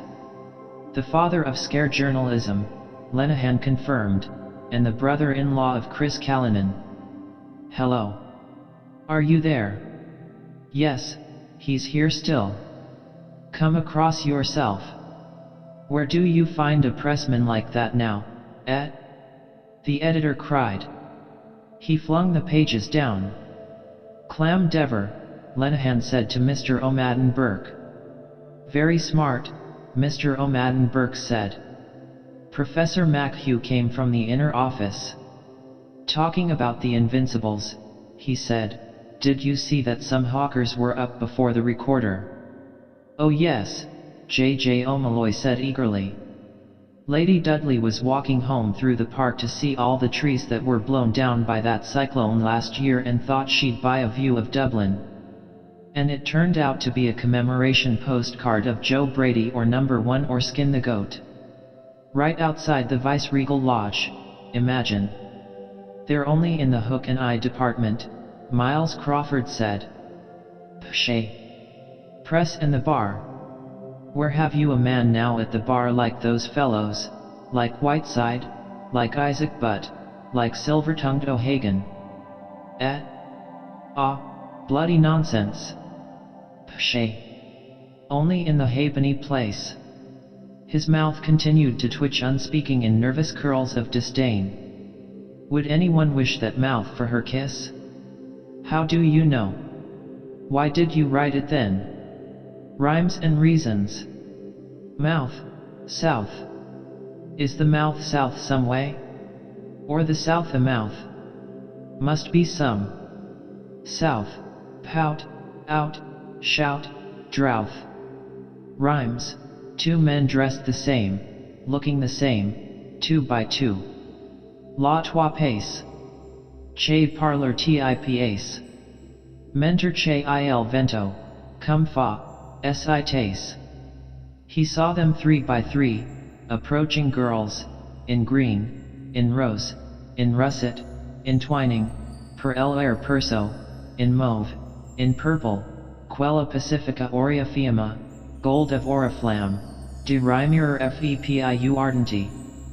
But I old men, penitent, leaden-footed, underdarneath the night, mouth south, tomb womb. Speak up for yourself, Mr. O'Madden Burke said. Sufficient for the day. J.J. O'Malloy, smiling palely, took up the gauge. My dear Miles, he said, flinging his cigarette aside, you put a false construction on my words. I hold no brief, as at present advised, for the third profession qua profession, but your cork legs are running away with you. Why not bring in Henry Grattan and Flood and Demosthenes and Edmund Burke? Ignatius Gallagher we all know, and his Chapel Izard boss, Harmsworth of the Farthing Press, and his American cousin of the Bowery Gutter Sheet, not to mention Paddy Kelly's Budget, Pew's Occurrences, and our watchful friend the Skibbereen Eagle. Why bring in a master of forensic eloquence like Whiteside? Sufficient for the day is the newspaper thereof. Links with bygone days of yore. Grattan and Flood wrote for this very paper, the editor cried in his face. Irish volunteers. Where are you now? Established 1763. Dr. Lucas. Who have you now like John Philpot Curran? Pshay.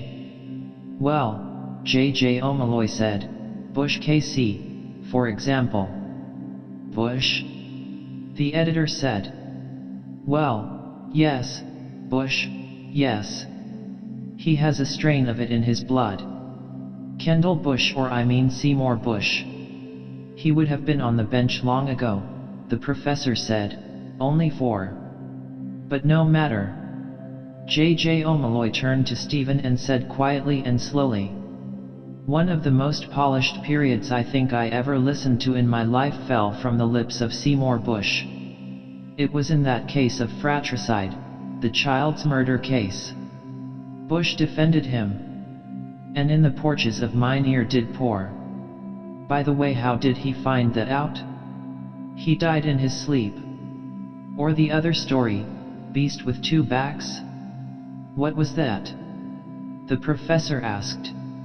Italia, Magister Artium. He spoke on the law of evidence, J.J. O'Malloy said, of Roman justice as contrasted with the earlier Mosaic Code, the Lex Talionis. And he cited the Moses of Michelangelo in the Vatican. Ha!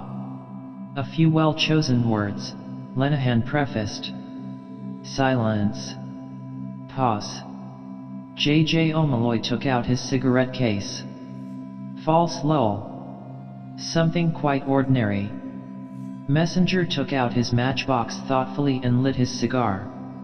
I have often thought since on looking back over that strange time that it was that small act, trivial in itself, that striking of that match, that determined the whole after course of both our lives.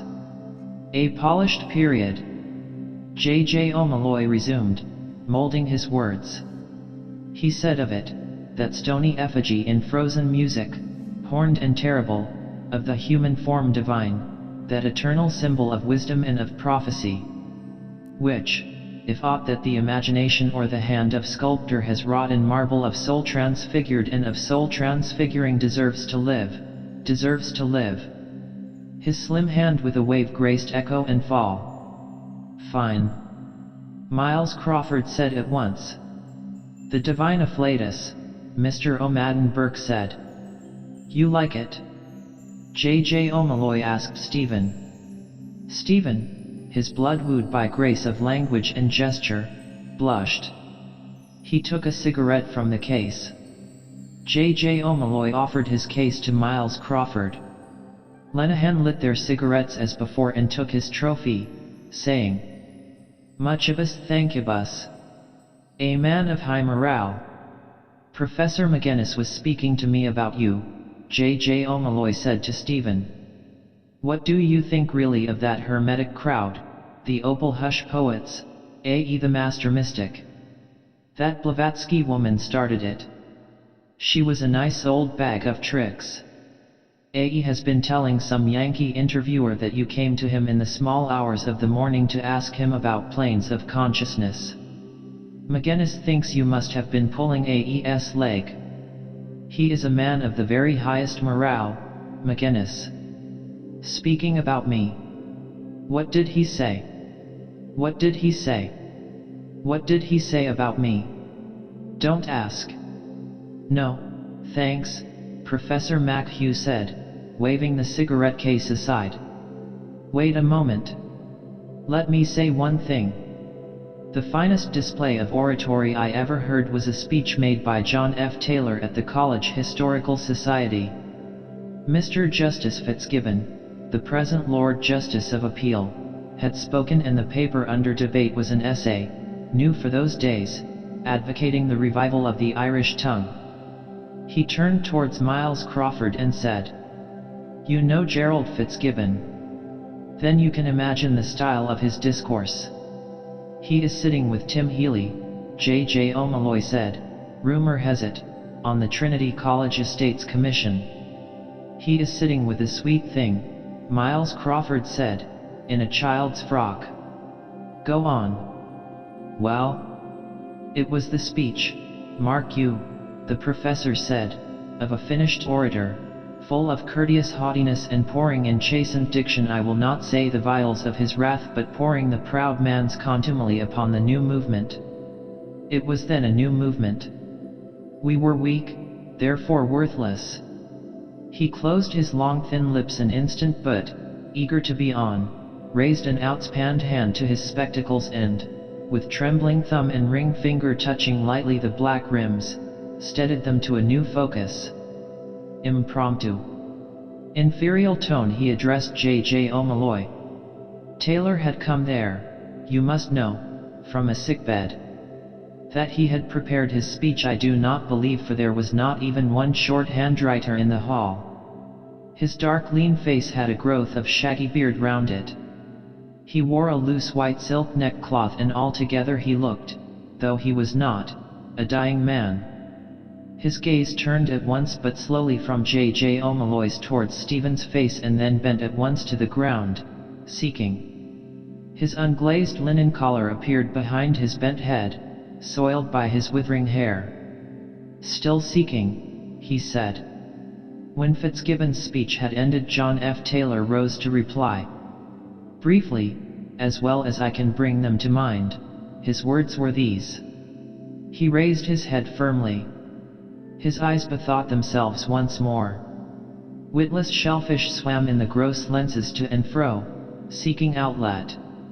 He began. Mr. Chairman, ladies and gentlemen, great was my admiration in listening to the remarks addressed to the youth of Ireland a moment since by my learned friend. It seemed to me that I had been transported into a country far away from this country, into an age remote from this age, that I stood in ancient Egypt, and that I was listening to the speech of some high priest of that land addressed to the youthful Moses. His listeners held their cigarettes poised to hear, their smokes ascending in frail stalks that flowered with his speech. And let our crooked smokes.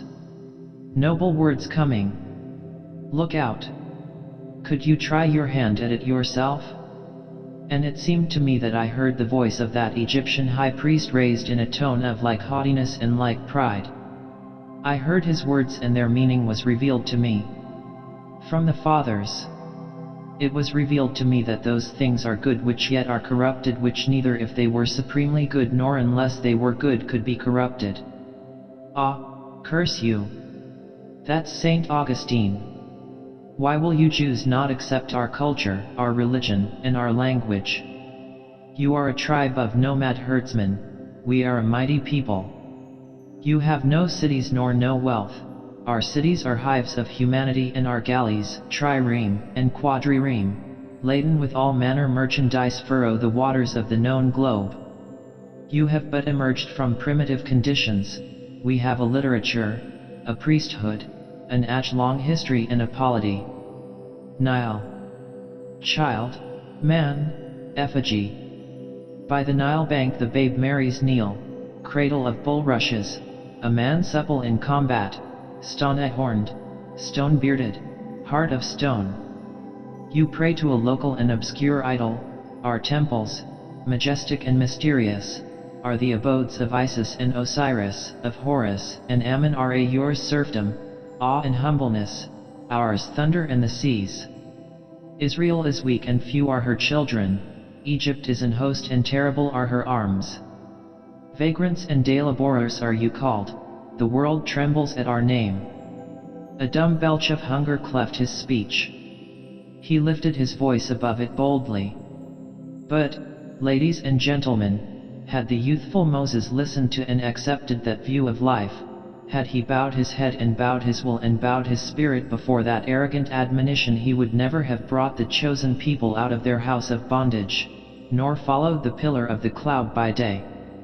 He would never have spoken with the Eternal amid lightnings on Sinai's mountaintop, nor ever have come down with the light of inspiration shining in his countenance and bearing in his arms the tables of the law, graven in the language of the outlaw. He ceased and looked at them, enjoying a silence ominous for him. J.J. O'Malloy said, not without regret. And yet he died without having entered the land of promise.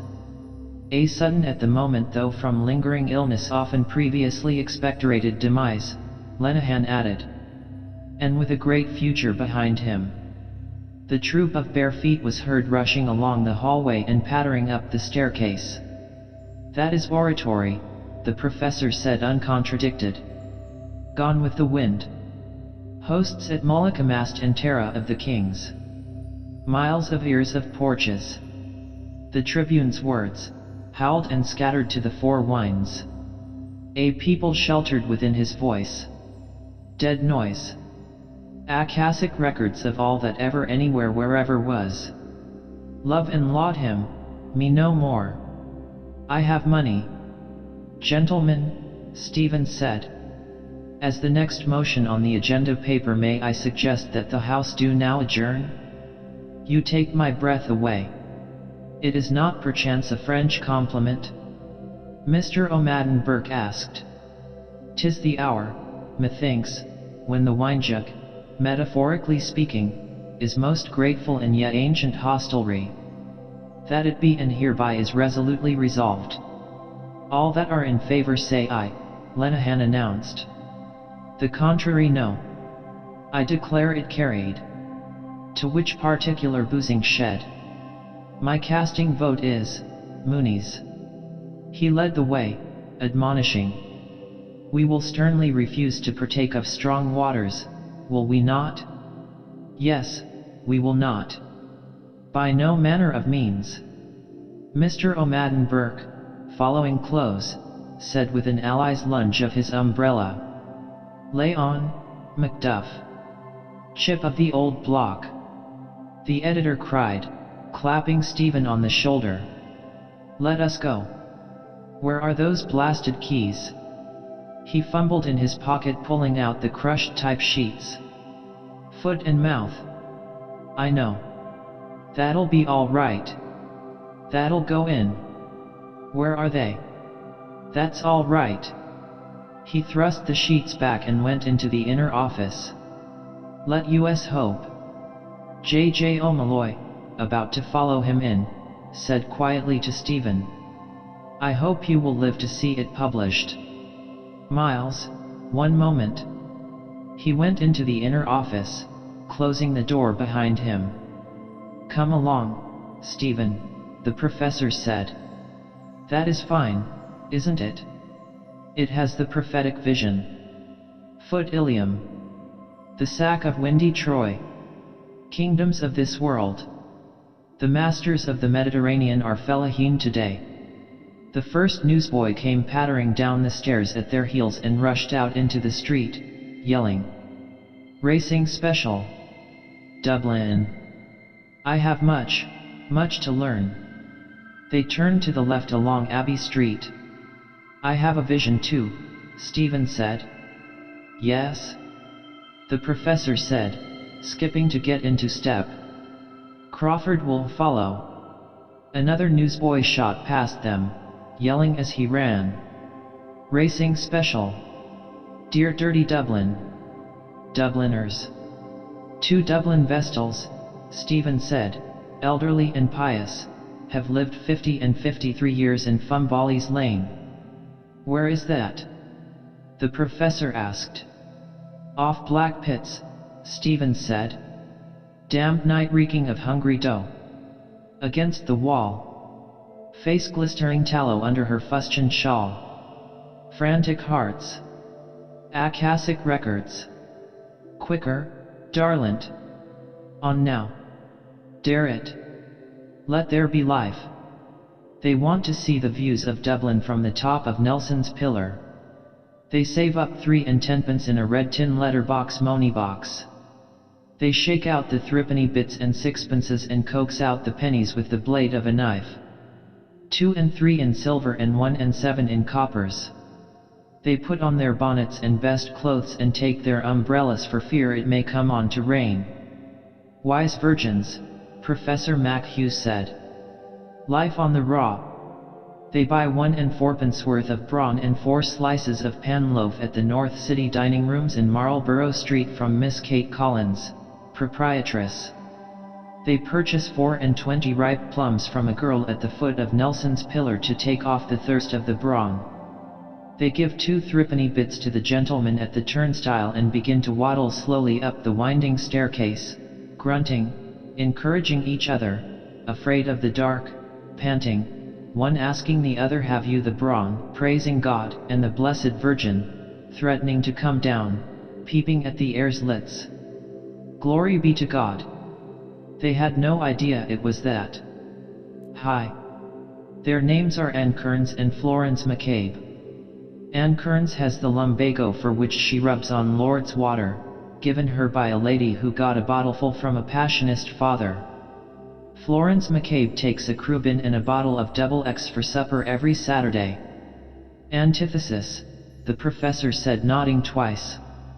Vestal virgins. I can see them. What's keeping our friend?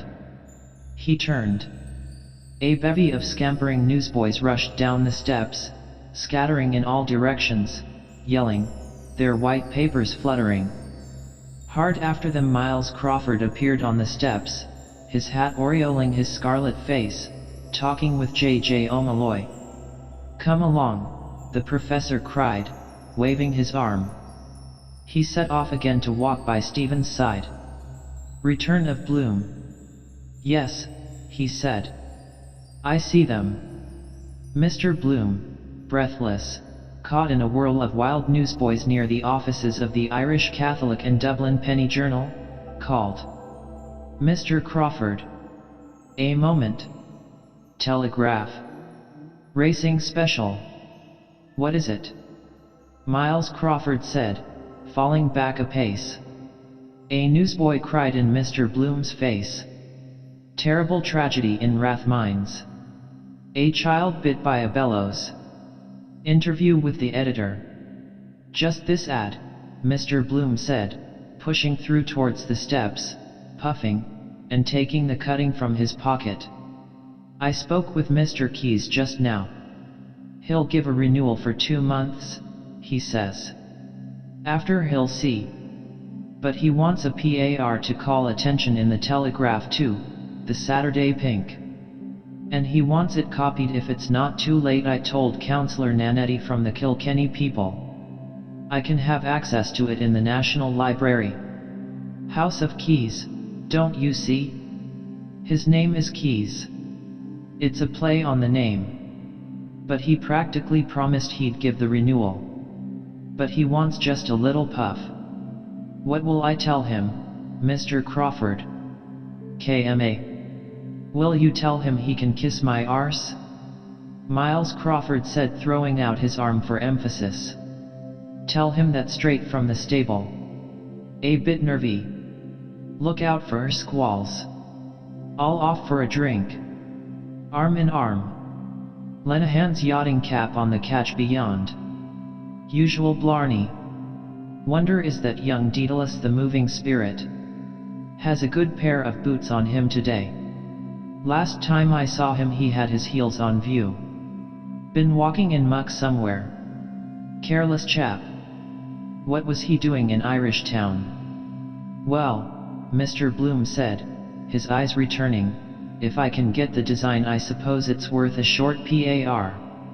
He'd give the ad, I think. I'll tell him. KMRIA. He can kiss my Royal Irish arse, Miles Crawford cried loudly over his shoulder. Anytime he likes, tell him. While Mr. Bloom stood weighing the point and about to smile, he strode on jerkily, raising the wind. Nulla bona, Jack, he said, raising his hand to his chin. I'm up to here.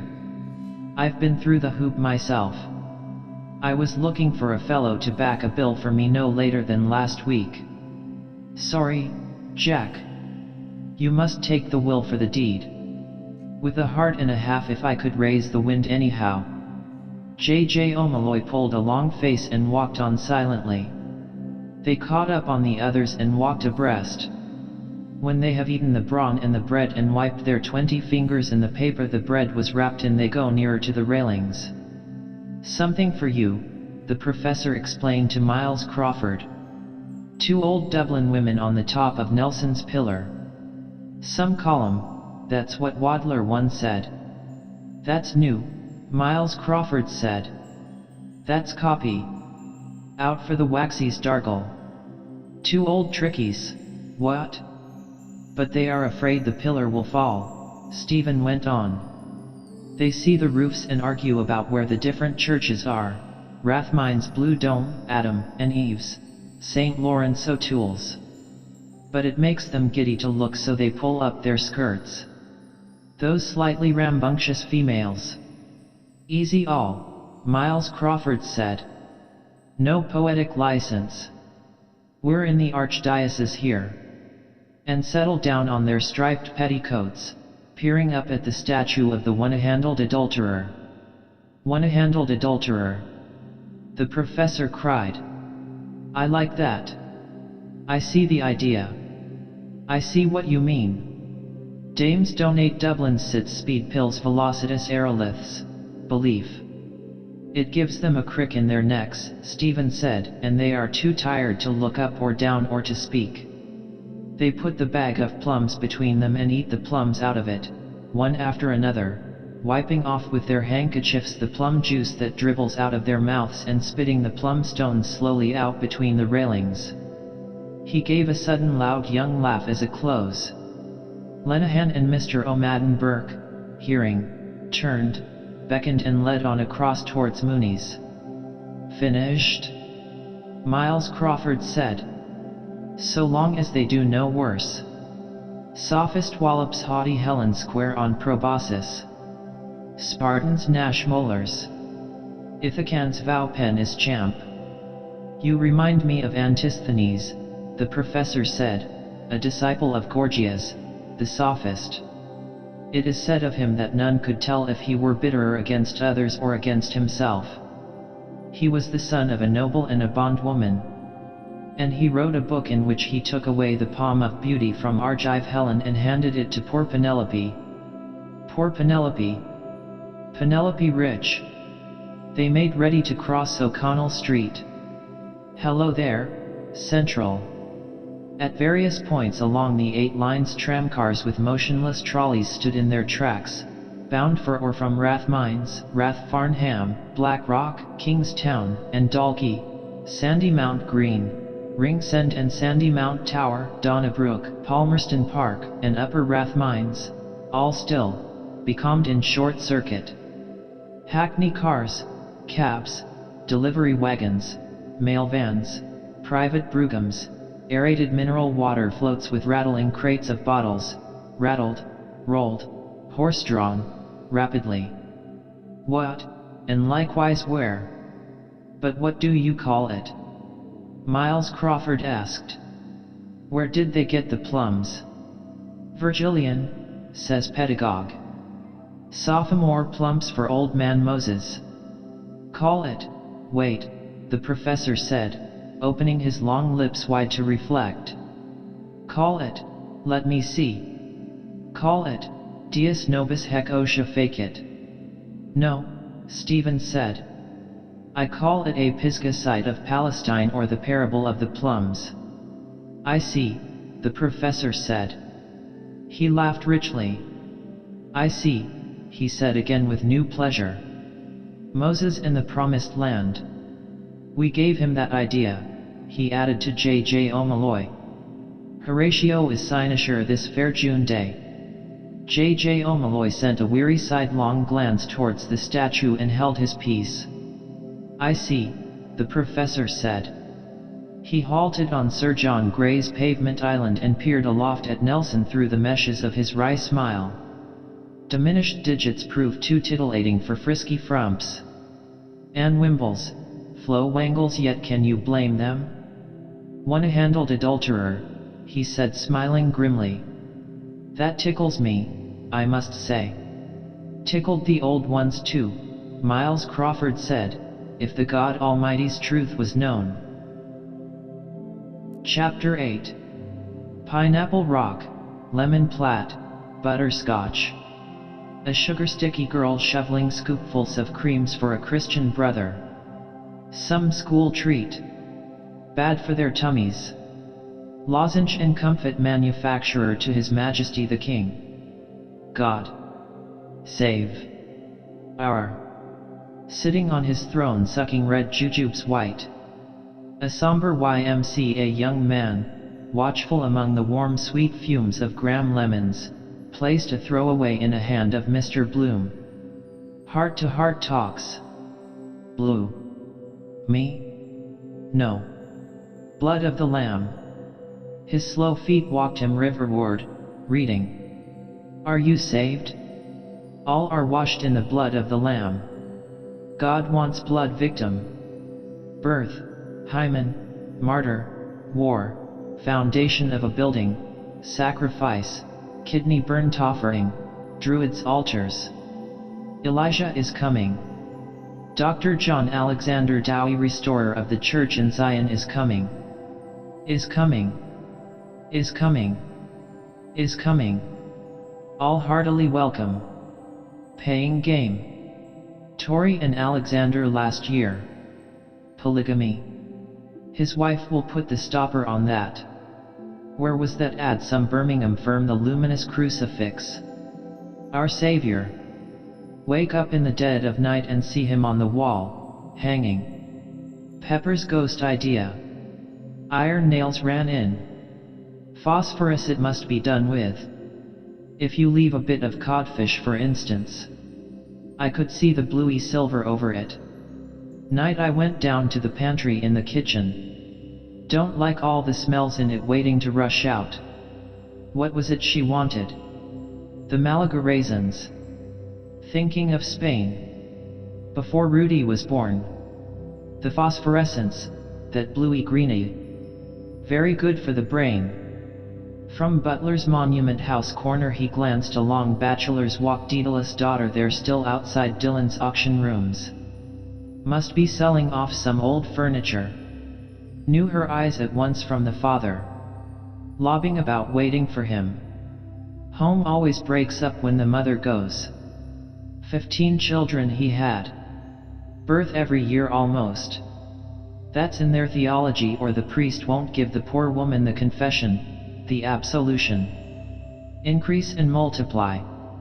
Did you ever hear such an idea? Eat you out of house and home. No families themselves to feed. Living on the fat of the land. Their butteries and larders. I'd like to see them do the black fast Yom Kippur.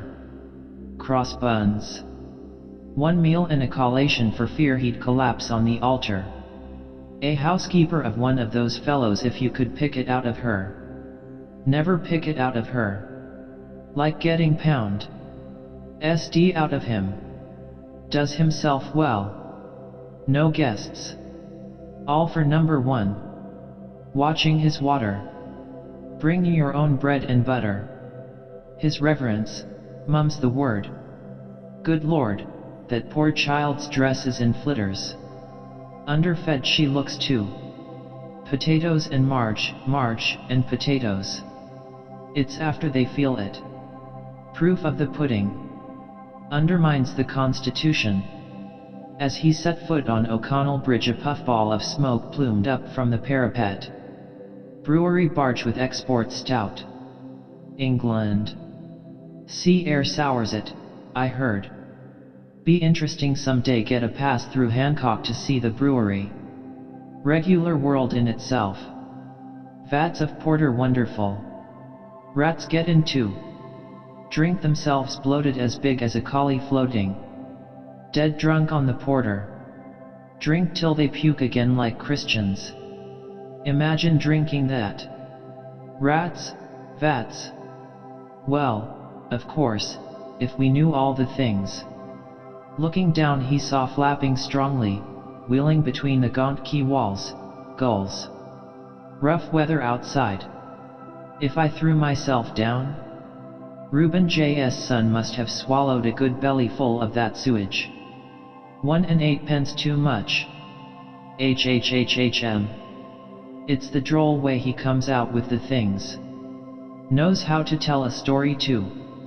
They wheeled lower, looking for grub. Wait. He threw down among them a crumpled paper ball. Elijah 32 feet per sec is calm. Not a bit. The ball bobbed unheeded on the wake of swells, floated under by the bridge epiers. Not such damn fools. Also the day I threw that stale cake out of the Aaron's King picked it up in the wake 50 yards astern. Live by their wits. They wheeled, flapping. The hungry famished gull flaps o'er the waters dull. That is how poets write, the similar sounds. But then Shakespeare has no rhymes, blank verse. The flow of the language it is. The thoughts. Solemn. Hamlet, I am thy father's spirit, doomed for a certain time to walk the earth. 2 apples a penny. 2 for a penny. His gaze passed over the glazed apples serried on her stand. Australians they must be this time of year. Shiny peels, polishes them up with a rag or a handkerchief. Wait. Those poor birds. He halted again and bought from the old apple woman 2 banberry cakes for a penny and broke the brittle paste and threw its fragments down into the Liffey. See that? The gulls swooped silently, too, then all from their heights, pouncing on prey. Gone. Every morsel. Aware of their greed and cunning, he shook the powdery crumb from his hands. They never expected that. Manna. Live on fish, fishy flesh they have, all seabirds, gulls, seagoose.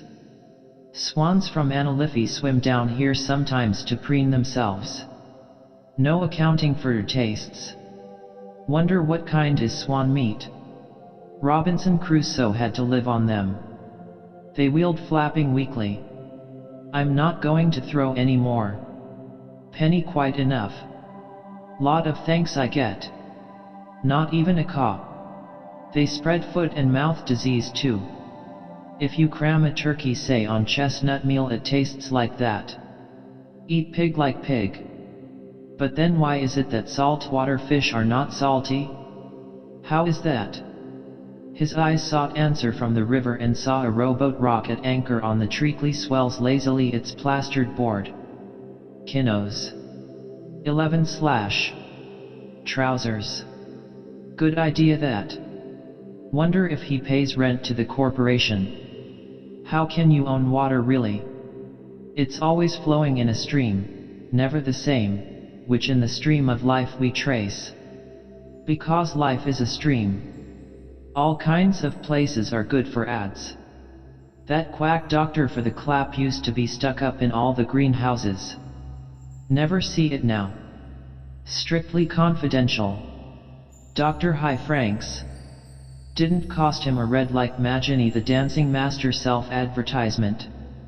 Got fellows to stick them up or stick them up himself for that matter on the QT running in to loosen a button.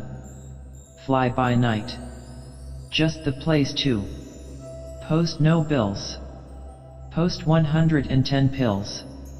Some chap with a dose burning him. If he... Oh. No. No. No, no. I don't believe it. He wouldn't surely? No, no. Mr. Bloom moved forward, raising his troubled eyes.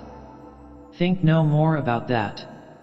After 1 time ball on the ballast office is down. Dunsink time. Fascinating little book that is of Sir Robert Ball's. Parallax. I never exactly understood. There's a priest. Could ask him. Par it's Greek, parallel, parallax. Met him pike hoses she called it till I told her about the transmigration. Oh rocks. Mr. Bloom smiled. Oh rocks at 2 windows of the ballast office. She's right after all. Only big words for ordinary things on account of the sound. She's not exactly witty. Can be rude too. Blurt out what I was thinking. Still, I don't know. She used to say Ben Dollard had a bass baritone voice. He has legs like barrels and you'd think he was singing into a barrel. Now, isn't that wit? They used to call him Big Ben. Not half as witty as calling him bass baritone. Appetite like an albatross. Get outside of a baron of beef. Powerful man he was at stowing away number 1 bass. Barrel of bass. See? It all works out. A procession of white-smocked sandwichmen marched slowly towards him along the gutter, scarlet sashes across their boards. Bargains. Like that priest they are this morning, we have sinned, we have suffered. He read the scarlet letters on their 5 tall white hats, HELYS Wisdom Hellies. While lagging behind drew a chunk of bread from under his foreboard, crammed it into his mouth and munched as he walked. Our staple food. 3 bob a day, walking along the gutters, street after street. Just keep skin and bone together, bread and skilly. They are not Boyle, no, Glades men. Doesn't bring in any business either. I suggested to him about a transparent show cart with 2 smart girls sitting inside writing letters, copybooks, envelopes, blotting paper. I bet that would have caught on. Smart girls writing something catch the eye at once. Everyone dying to know what she's writing. Get 20 of them round you if you stare at nothing. Have a finger in the pie. Women too. Curiosity. Pillar of salt.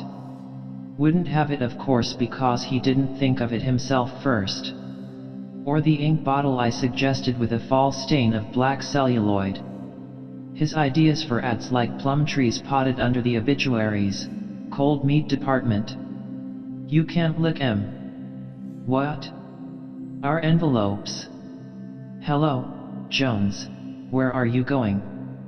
Can't stop, Robinson, I am hastening to purchase the only reliable Incarazzer cancel, sold by Hellies Ltd. 85 Dame Street. Well, out of that ruck I am. Devil of a job it was collecting accounts of those convents. Tranquilla Convent. That was a nice nun there, really sweet face. Wimple suited her small head. Sister? Sister? I am sure she was crossed in love by her eyes. Very hard to bargain with that sort of a woman. I disturbed her at her devotions that morning. But glad to communicate with the outside world. Our great day, she said. Feast of Our Lady of Mount Carmel. Sweet name too, Caramel. She knew I think she knew by the way if she had married she would have changed. I suppose they really were short of money. Fried everything in the best butter all the same. No lard for them. My heart's broke eating dripping. They like buttering themselves in and out. Molly tasting it, her veil up. Sister? Pat Claffey, the pawnbroker's daughter. It was a nun they say invented barbed wire. He crossed Westmoreland Street when '*S had plodded by. Rover Cycle Shop. Those races are on today. How long ago is that? Year Phil Gilligan died. We were in Lombard Street West. Wait, was in Tom's. Got the job in Wisdom Hellies year we married. 6 years. 10 years ago, 94 he died. Yes, that's right, the big fire at Arnott's. Val Dillon was Lord Mayor. The Glencree dinner. Alderman Robert O'Reilly emptying the port into his soup before the flag fell. Bob lapping it for the inner alderman. Couldn't hear what the band played. For what we have already received may the Lord make us. Millie was a kiddie then. Molly had that elephant grey dress with the braided frogs. Manta Eilard with self-covered buttons. She didn't like it because I sprained my ankle first day she wore choir picnic at the Sugarloaf. As if that. Old Goodwin's tall hat done up with some sticky stuff. Fly's picnic too. Never put a dress on her back like it. Fitted her like a glove, shoulders and hips. Just beginning to plump it out well.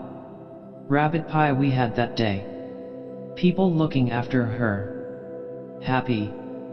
Happier then. Snug little room that was with the red wallpaper.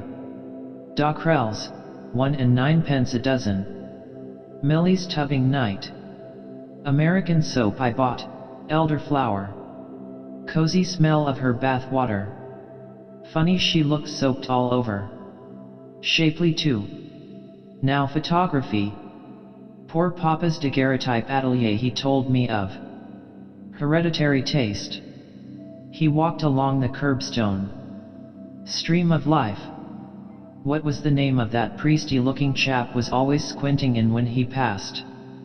Weak eyes, woman. Stopped in Citron's St. Kevin's parade. Pen something. Pendennis? My memory is getting. Pen? Of course it's years ago. Noise of the trams probably. Well, if he couldn't remember the day father's name that he sees every day. Bartell Darcy was the tenor, just coming out then. Seeing her home after practice. Conceited fellow with his whack-head-up mustache. Gave her that song Winds That Blow from the South. Windy night that was I went to fetch her there was that lodge meeting on about those lottery tickets after Goodwin's concert in the supper room or oak room of the mansion house. He and I behind. Sheet of her music blew out of my hand against the high school railings. Lucky it didn't. Thing like that spoils the effect of a night for her. Professor Goodwin linking her in front. Shaky on his pins, poor old sot. His farewell concerts. Positively last appearance on any stage. Maybe for months and maybe for never. Remember her laughing at the wind, her blizzard collar up. Corner of Harcourt Road, remember that gust? Brr flew. Blew up all her skirts and her boa nearly smothered old Goodwin. She did get flushed in the wind. Remember when we got home raking up the fire and frying up those pieces of lap of mutton for her supper with the chutney sauce she liked. And the mulled rum. Could see her in the bedroom from the hearth unclamping the busk of her stays, white. Swish and soft flop her stays made on the bed. Always warm from her. Always liked to let herself out. Sitting there after till near 2 taking out her hairpins. Millie tucked up in Betty house. Happy. Happy. That was the night. Oh, Mr. Bloom, how do you do? Oh, how do you do, MRS Breen? No use complaining.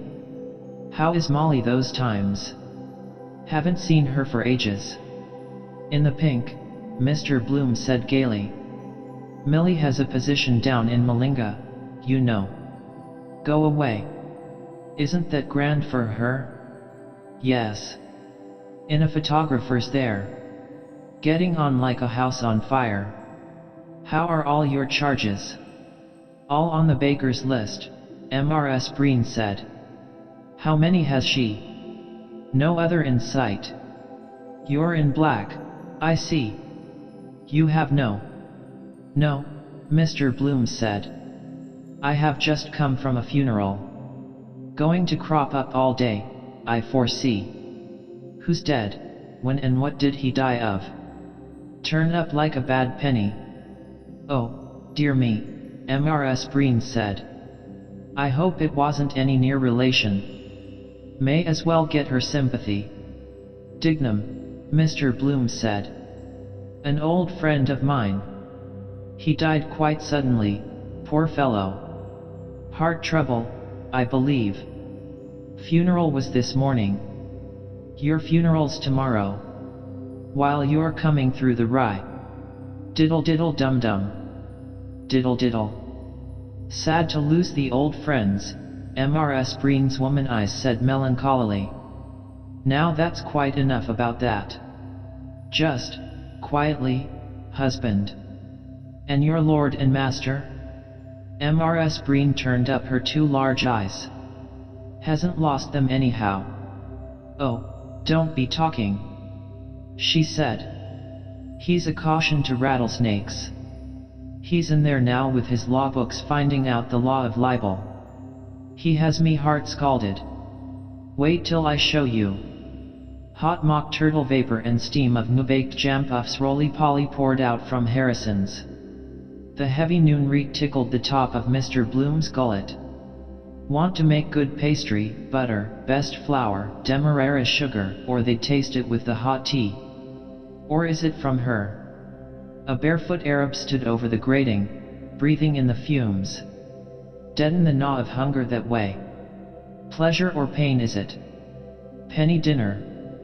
Knife and fork chained to the table. Opening her handbag. Chipped leather. Hat pin. Ought to have a guard on those things. Stick it in a chap's eye in the tram. Rummaging. Open. Money. Please take one. Devils if they lose sixpence. Raise Cain. Husband barging. Where's the 10 shillings I gave you on Monday? Are you feeding your little brother's family? Soiled handkerchief. Medicine bottle. Pastille that was fell. What is she? There must be a new moon out, she said. He's always bad then. Do you know what he did last night? Her hand ceased to rummage. Her eyes fixed themselves on him, wide in alarm, yet smiling. What? Mr. Bloom asked. Let her speak. Look straight in her eyes. I believe you. Trust me. Woke me up in the night, she said. Dream he had, a nightmare. Indiges. Said the ace of spades was walking up the stairs. The ace of spades. Mr. Bloom said. She took a folded postcard from her handbag. Read that, she said. He got it this morning. What is it? Mr. Bloom asked, taking the card. UP, up, she said. Someone taking a rise out of him.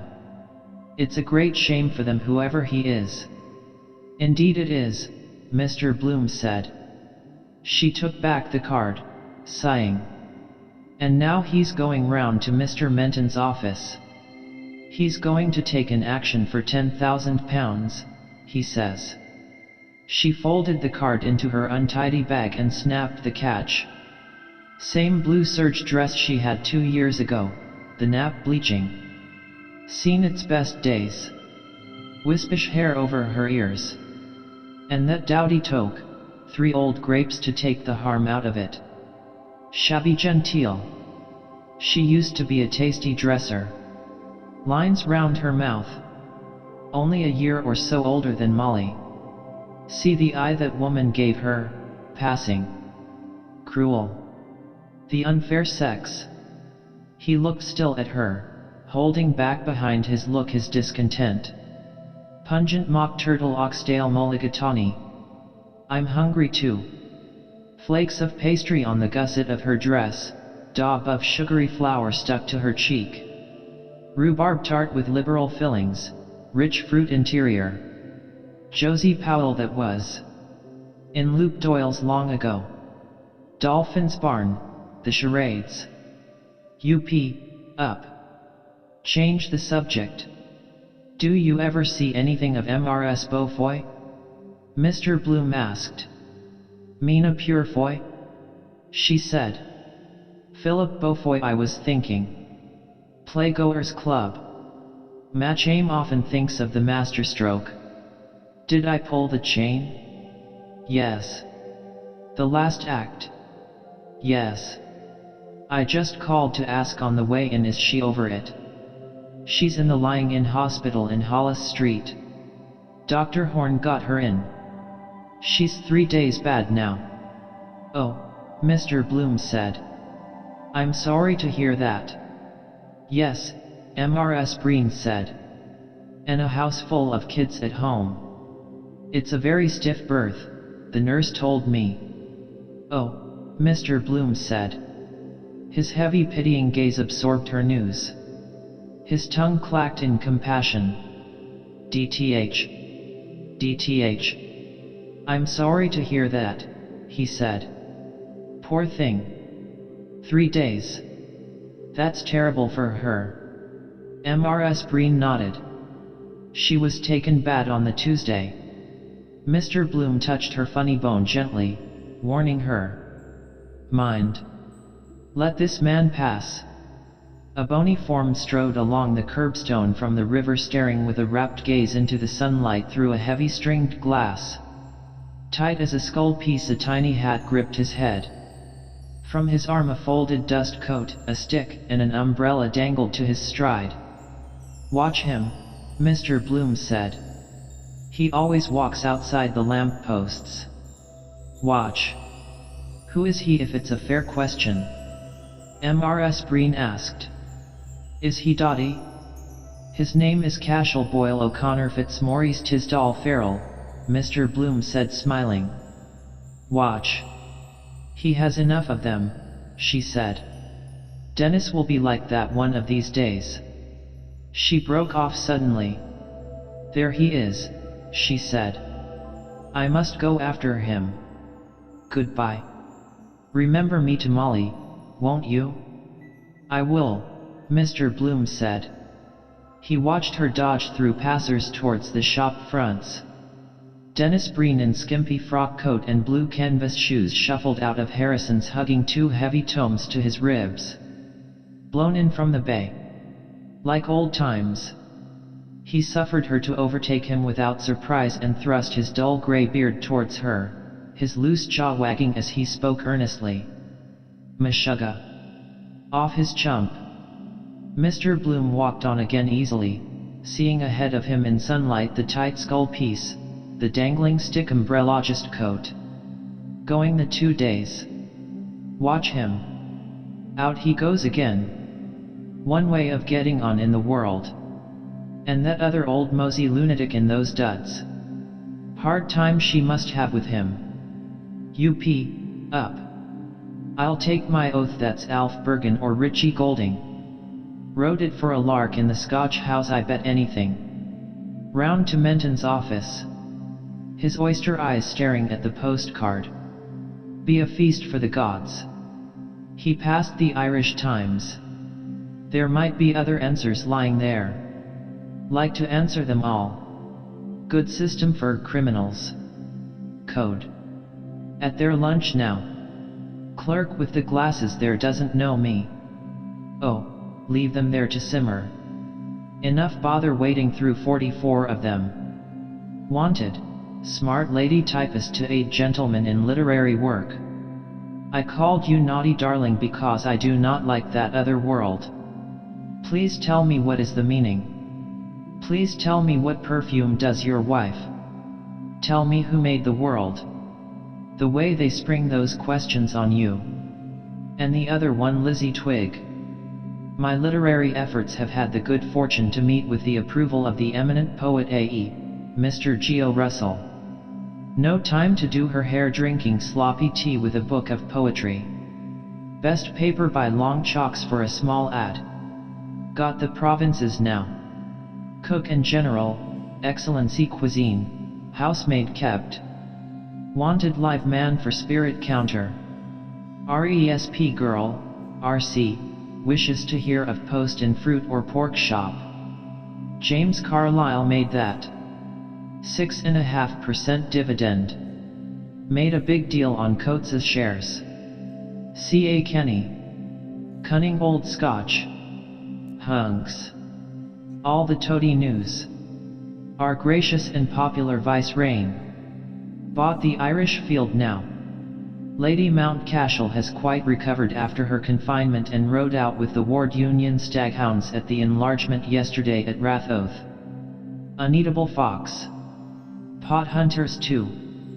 Fear injects juices, make it tender enough for them. Riding astride. Sit her horse like a man. Weight-carrying huntress. No side saddle or pillion for her, not for Joe.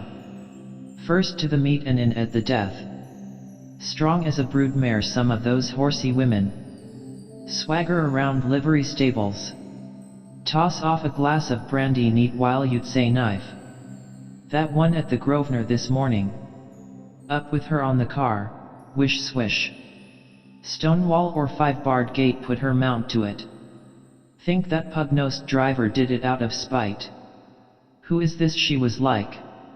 Oh yes. MRS Miriam Dandrade, that sold me her old wraps and black underclothes in the Shelbourne Hotel. Divorced Spanish-American. Didn't take a feather out of her my handling them. As if I was her clothes horse.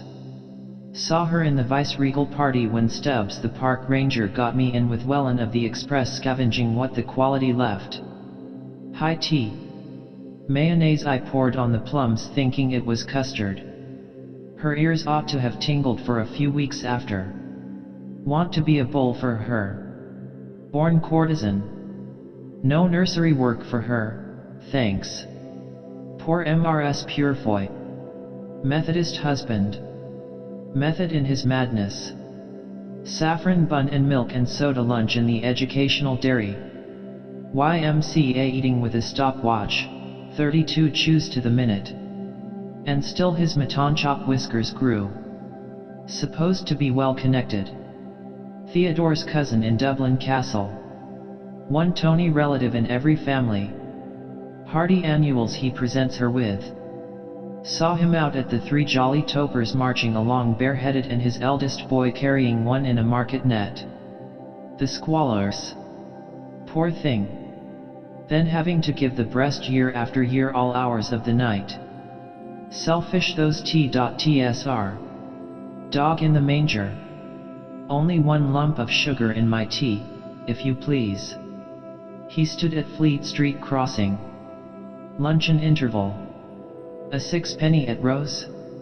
Must look up that ad in the National Library. An 8-penny in the Burden. Better. On my way.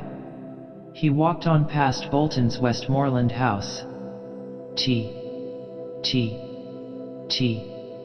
I forgot to tap Tom Kernan. SSS DTH. 3 days. Imagine groaning on a bed with a vinegared handkerchief round her forehead, her belly swollen out. Phew. Dreadful simply. Child's head too big, forceps.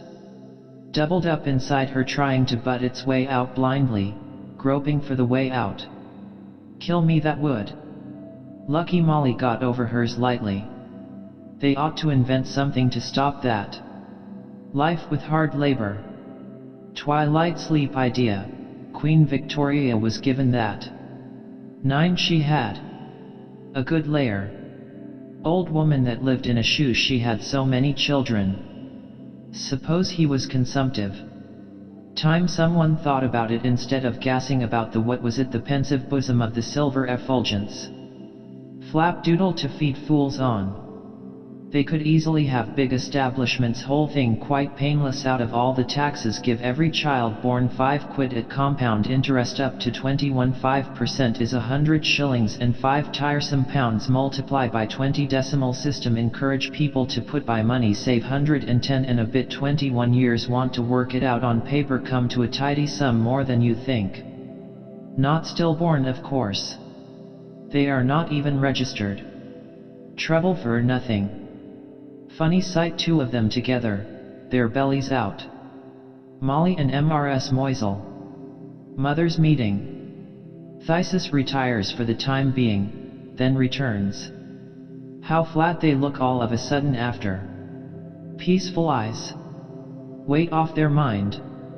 Old MRS Thornton was a jolly old soul. All my babies, she said. The spoon of pap in her mouth before she fed them. Oh, that's nyum nyum. Got her hand crushed by old Tom Wall's son. His first bow to the public. Head like a prize pumpkin. Snuffy Dr. Murrin. People knocking them up at all hours. For God's sake, doctor. Wife in her throes.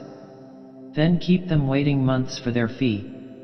To attendance on your wife. No gratitude in people. Humane doctors, most of them. Before the huge high door of the Irish House of Parliament a flock of pigeons flew. Their little frolic after meals. Who will we do it on? I picked the fellow in black. Here goes. Here's good luck. Must be thrilling from the air. Ap John, myself and Owen Goldberg up in the trees near Goose Green playing the monkeys. Mackerel they called me. A squad of constables debouched from College Street, marching in Indian file. Goose step. Food-heated faces, sweating helmets, patting their truncheons.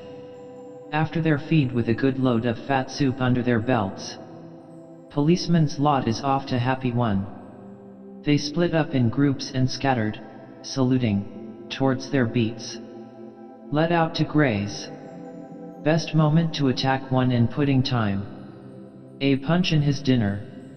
A squad of others, marching irregularly, rounded Trinity railings making for the station. Bound for their troughs. Prepare to receive cavalry. Prepare to receive soup. He crossed under Tommy Moore's roguish finger. They did right to put him up over a urinal, meeting of the waters. Ought to be places for women. Running into cake shops. Settle my hat straight. There is not in this wide world a valet.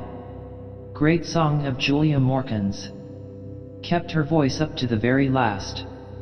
Pupil of Michael Balfe's, wasn't she? He gazed after the last broad tunic. Nasty customers to tackle. Jack Power could a tale unfold, Father A.G. man. If a fellow gave them trouble being lagged they let him have it hot and heavy in the bridewell.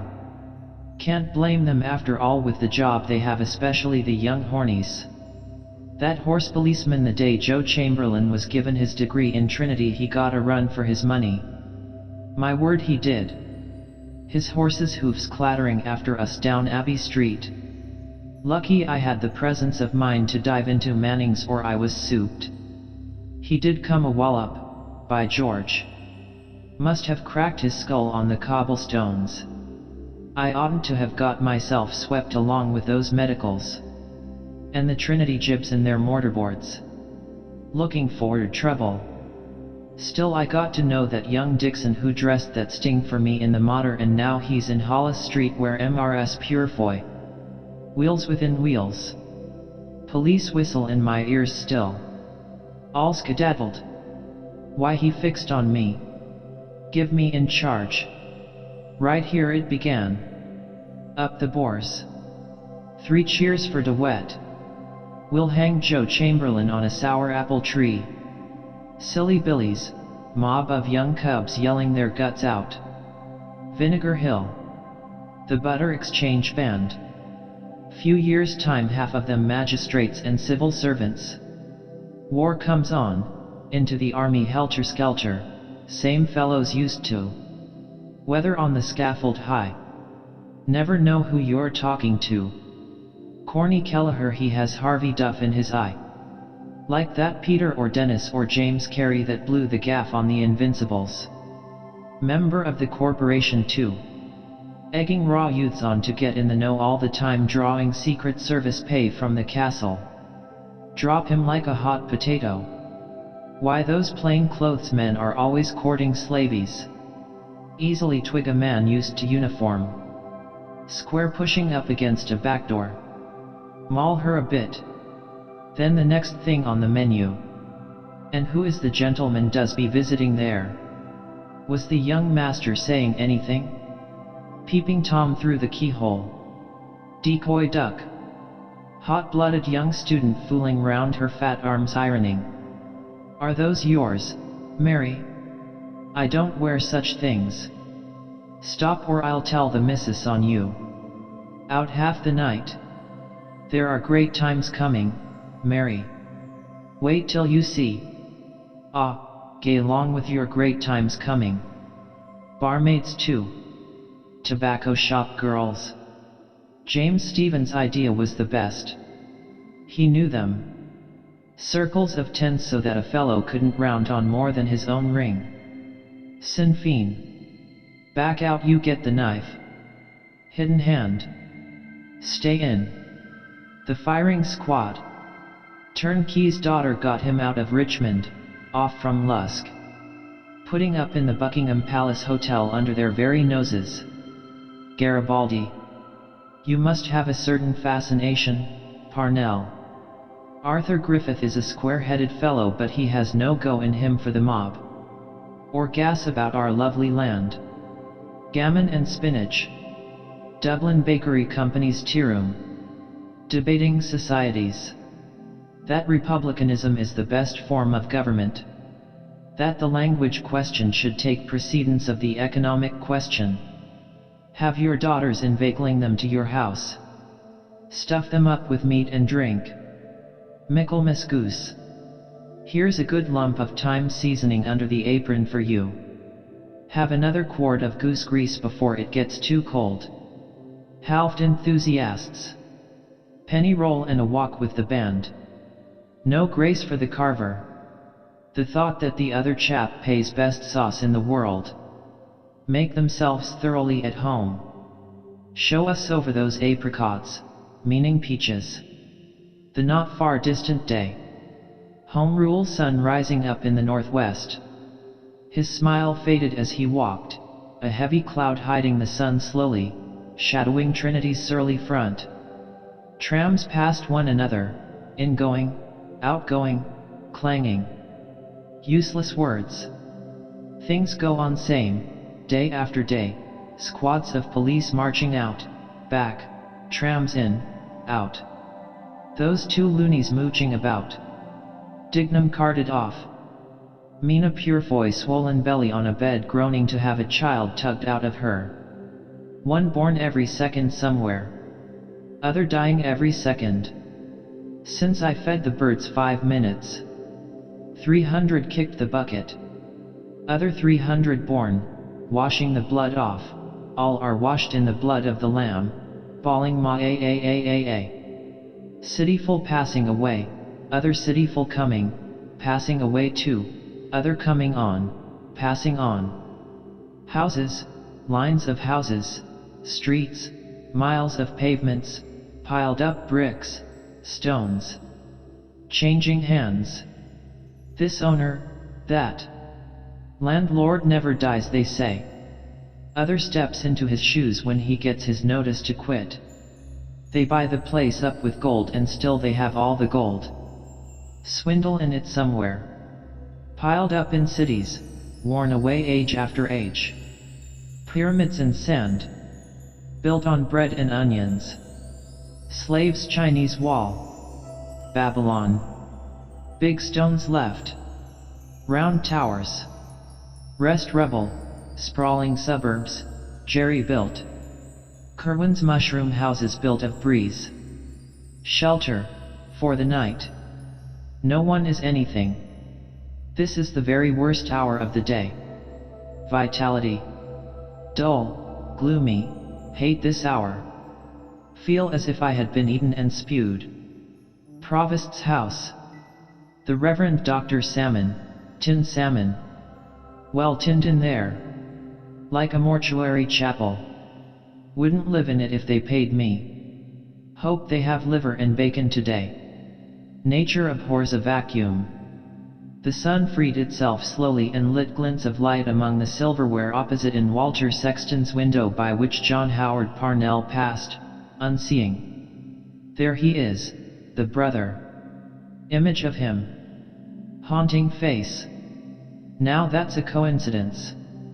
Course hundreds of times you think of a person and don't meet him. Like a man walking in his sleep. No one knows him. Must be a corporation meeting today. They say he never put on the city marshal's uniform since he got the job. Charlie Cavanaugh used to come out on his high horse, cocked hat, puffed, powdered and shaved. Look at the woebegone walk of him. Eaten a bad egg. Poached eyes on ghost. I have a pain. Great man's brother, his brother's brother. He'd look nice on the city charger. Drop into the DBC probably for his coffee, play chess there. His brother used men as pawns. Let them all go to pot.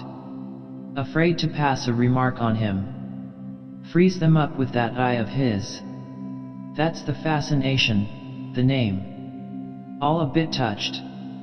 Mad Fanny and his other sister Mrs. Dickinson driving about with scarlet harness. Bolt upright like Surgeon M. Ardle. Still David Sheehy beat him for South Meath. Apply for the Chiltern Hundreds and retire into public life. The Patriots' Banquet. Eating orange peels in the park. Simon Dedalus said when they put him in Parliament that Parnell would come back from the grave and lead him out of the House of Commons by the arm of the two-headed octopus, one of whose heads is the head upon which the ends of the world have forgotten to come, while the other speaks with a Scotch accent. The tentacles. They passed from behind Mr. Bloom along the curbstone. Beard and bicycle. Young woman. And there he is too. Now that's really a coincidence. Second time. Coming events cast their shadows before. With the approval of the eminent poet, Mr. Geo Russell. That might be Lizzie Twigg with him. What does that mean? Initials perhaps. Albert Edward, Arthur Edmund, Alphonsus E.B. Ed L. Esquire. What was he saying? The ends of the world with a Scotch accent. Tentacles, octopus. Something occult, symbolism. Holding forth. She's taking it all in. Not saying a word. To aid gentlemen in literary work. His eyes followed the high figure in homespun, beard and bicycle, a listening woman at his side. Coming from the vegetarian. Only wedge bobbles and fruit. Don't eat a beefsteak. If you do, the eyes of that cow will pursue you through all eternity. They say it's healthier. Wind and watery though. Tried it. Keep you on the run all day. Bad as a bloater. Dreams all night. Why do they call that thing they gave me nuts teak? Nutarians. Fruitarians. To give you the idea you are eating rump steak. Absurd. Salty too. They cook in soda. Keep you sitting by the tap all night. Her stockings are loose over her ankles. I detest that. So tasteless. Those literary ethereal people, they are all dreamy, cloudy, symbolistic. Aesthetes they are. I wouldn't be surprised if it was that kind of food you see produces the like waves of the brain, the poetical. For example, one of those policemen sweating Irish stew into their shirts, you couldn't squeeze a line of poetry out of him. Don't know what poetry is even. Must be in a certain mood. The dreamy cloudy gull. Waves o'er the waters dull. He crossed at Nassau Street corner and stood before the window of Yates and Son, pricing the field glasses. Or will I drop into old Harris's and have a chat with young Sinclair? Well-mannered fellow. Probably at his lunch. Must get those old glasses of mine set right. Goertz lenses 6 guineas. Germans making their way everywhere. Sell on easy terms to capture trade. Undercutting. Might chance on a pair in the railway lost property office. Astonishing the things people leave behind them in trains and cloakrooms. What do they be thinking about? Women too. Incredible.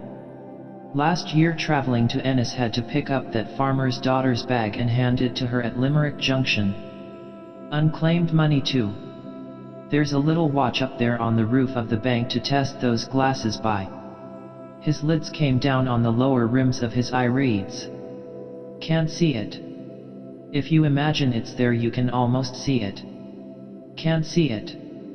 He faced about end, standing between the awnings, held out his right hand at arm's length towards the sun. Wanted to try that often. Yes, completely. The tip of his little finger blotted out the sun's disk. Must be the focus where the rays cross. If I had black glasses. Interesting. There was a lot of talk about those sunspots when we were in Lombard Street West. Looking up from the back garden. Terrific explosions they are. There will be a total eclipse this year, autumn sometime. Now that I come to think of it, that ball falls at Greenwich time. It's the clock is worked by an electric wire from Dunsink. Must go out there some first Saturday of the month. If I could get an introduction to Professor Joly or learn up something about his family. That would do too. Man always feels complimented. Flattery where least expected. Nobleman proud to be descended from some king's mistress. His foremother. Lay it on with a trowel. Cap in hand goes through the land. Not go in and blurt out what you know you're not to. What's parallax? Show this gentleman the door. Ah. His hand fell to his side again. Never know anything about it.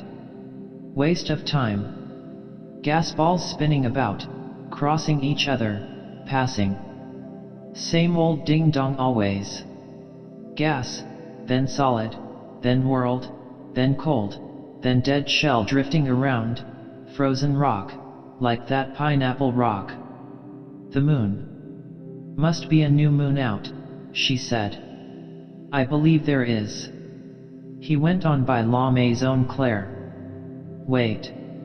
The full moon was the night we were Sunday fortnight exactly. There is a new moon. Walking down by the Tolka.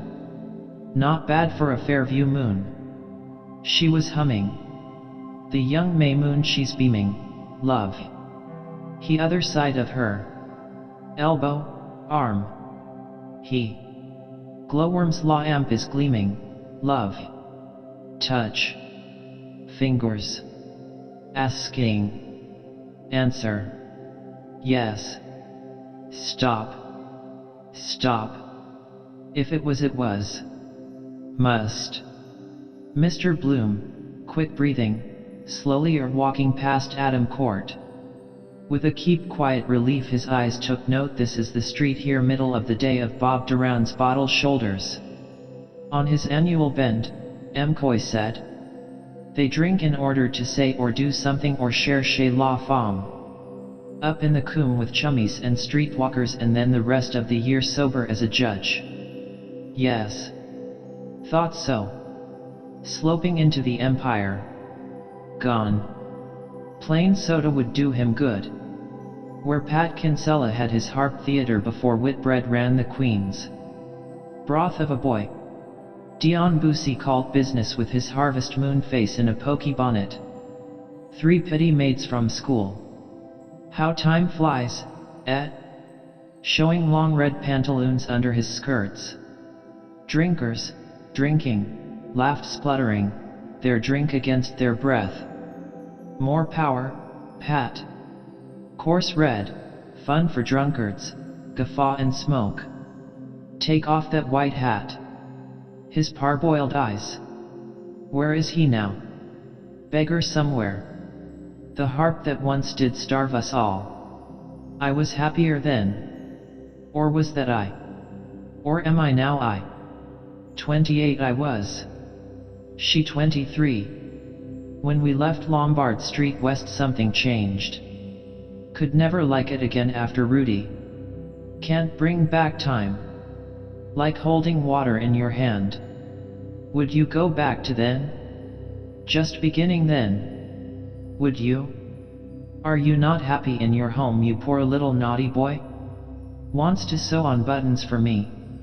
I must answer. Write it in the library. Grafton Street gay with housed awnings lured his senses.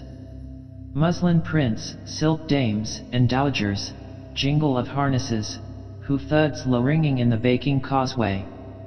Thick feet that woman has in the white stockings. Hope the rain mucks them up on her. Country bred chaw bacon. All the beef to the heels we're in. Always gives a woman clumsy feet. Molly looks out of plum. He passed, dallying, the windows of Brown Thomas, silk mercers. Cascades of ribbons. flimsy China silks. A tilted urn poured from its mouth a flood of blue-dewed poplin, lustrous blood. The Huguenots brought that here. La causa e santa. Terra terra. Great chorus that. Terri terra. Must be washed in rainwater. Meyer beer. Terra. Bomb bomb bomb. Pincushions. I'm a long time threatening to buy one. Sticking them all over the place. Needles in window curtains. He bared slightly his left forearm. Scrape. Nearly gone. Not today anyhow. Must go back for that lotion. For her birthday perhaps. Junejulyok September 8th. Nearly 3 months off. Then she mightn't like it. Women won't pick up pins. Say it cuts low. Gleaming silks, petticoats on slim brass rails, rays of flat silk stockings. Useless to go back. Had to be. Tell me all. High voices. Sun-warm silk. Jingling harnesses. All for a woman, home and houses, silk webs, silver, rich fruits spicy from Jaffa. Agenda ni tame. Wealth of the world. A warm human plumpness settled down on his brain. His brain yielded. Perfume of embraces all him assailed. With hungered flesh obscurely, he mutely craved to adore. Duke Street. Here we are. Must eat. The burden. Feel better then. He turned Coleridge's corner, still pursued. Jingling, hoof thuds.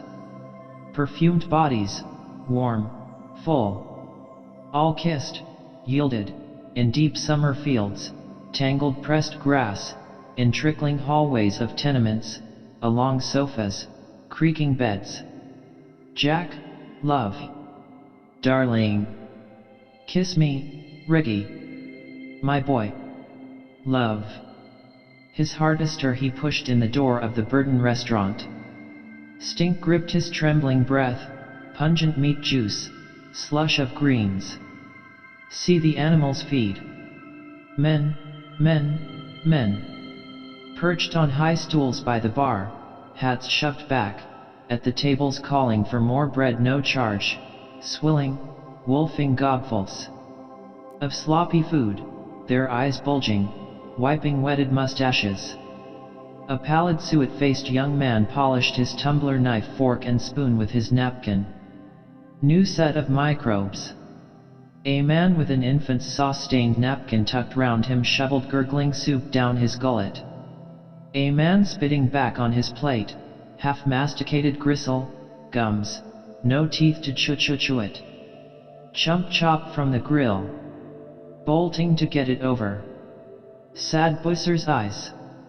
Bitten off more than he can chew. Am I like that? See ourselves as others see us. Hungry man is an angry man. Working tooth and jaw. Don't. Oh. A bone. That last pagan king of Ireland, Cormac, in the school poem choked himself at Sletty southward of the Boyne. Wonder what he was eating. Something galoptious. St. Patrick converted him to Christianity. Couldn't swallow it all, however. Roast beef and cabbage. One stew. Smells of men. Spat on sawdust. Swedish warmish cigarette smoke. Reek of plug. Spilt beer. Men's beery piss. The stale of ferment. His gorge rose. Couldn't eat a morsel here. Fellow sharpening knife and fork to eat all before him. Old chap picking his tootles. Slight spasm. Full. Chewing the cud. Before and after. Grace after meals. Look on this picture then on that. Scoffing up stew gravy with sopping sippets of bread. Lick it off the plate, man. Get out of this. He gazed round the stooled and tabled eaters, tightening the wings of his nose. 2 stouts here. 1 corned and cabbage. That fellow ramming a knifeful of cabbage down as if his life depended on it. Good stroke. Give me the fidgets to look. Safer to eat from his 3 hands. Tear it limb from limb. Second nature to him. Born with a silver knife in his mouth. That's witty, I think. Or no. Silver means born rich. Born with a knife. But then the illusion is lost. An ill-girt server gathered sticky clattering plates. Rock, the head bailiff, standing at the bar, blew the foamy crown from his tankard. Well up, it splashed yellow near his boot. A diner, knife and fork upright, elbows on table, ready for a second helping, stared towards the food lift across his stained square of newspaper. Other chap telling him something with his mouth full. Sympathetic listener. Table talk.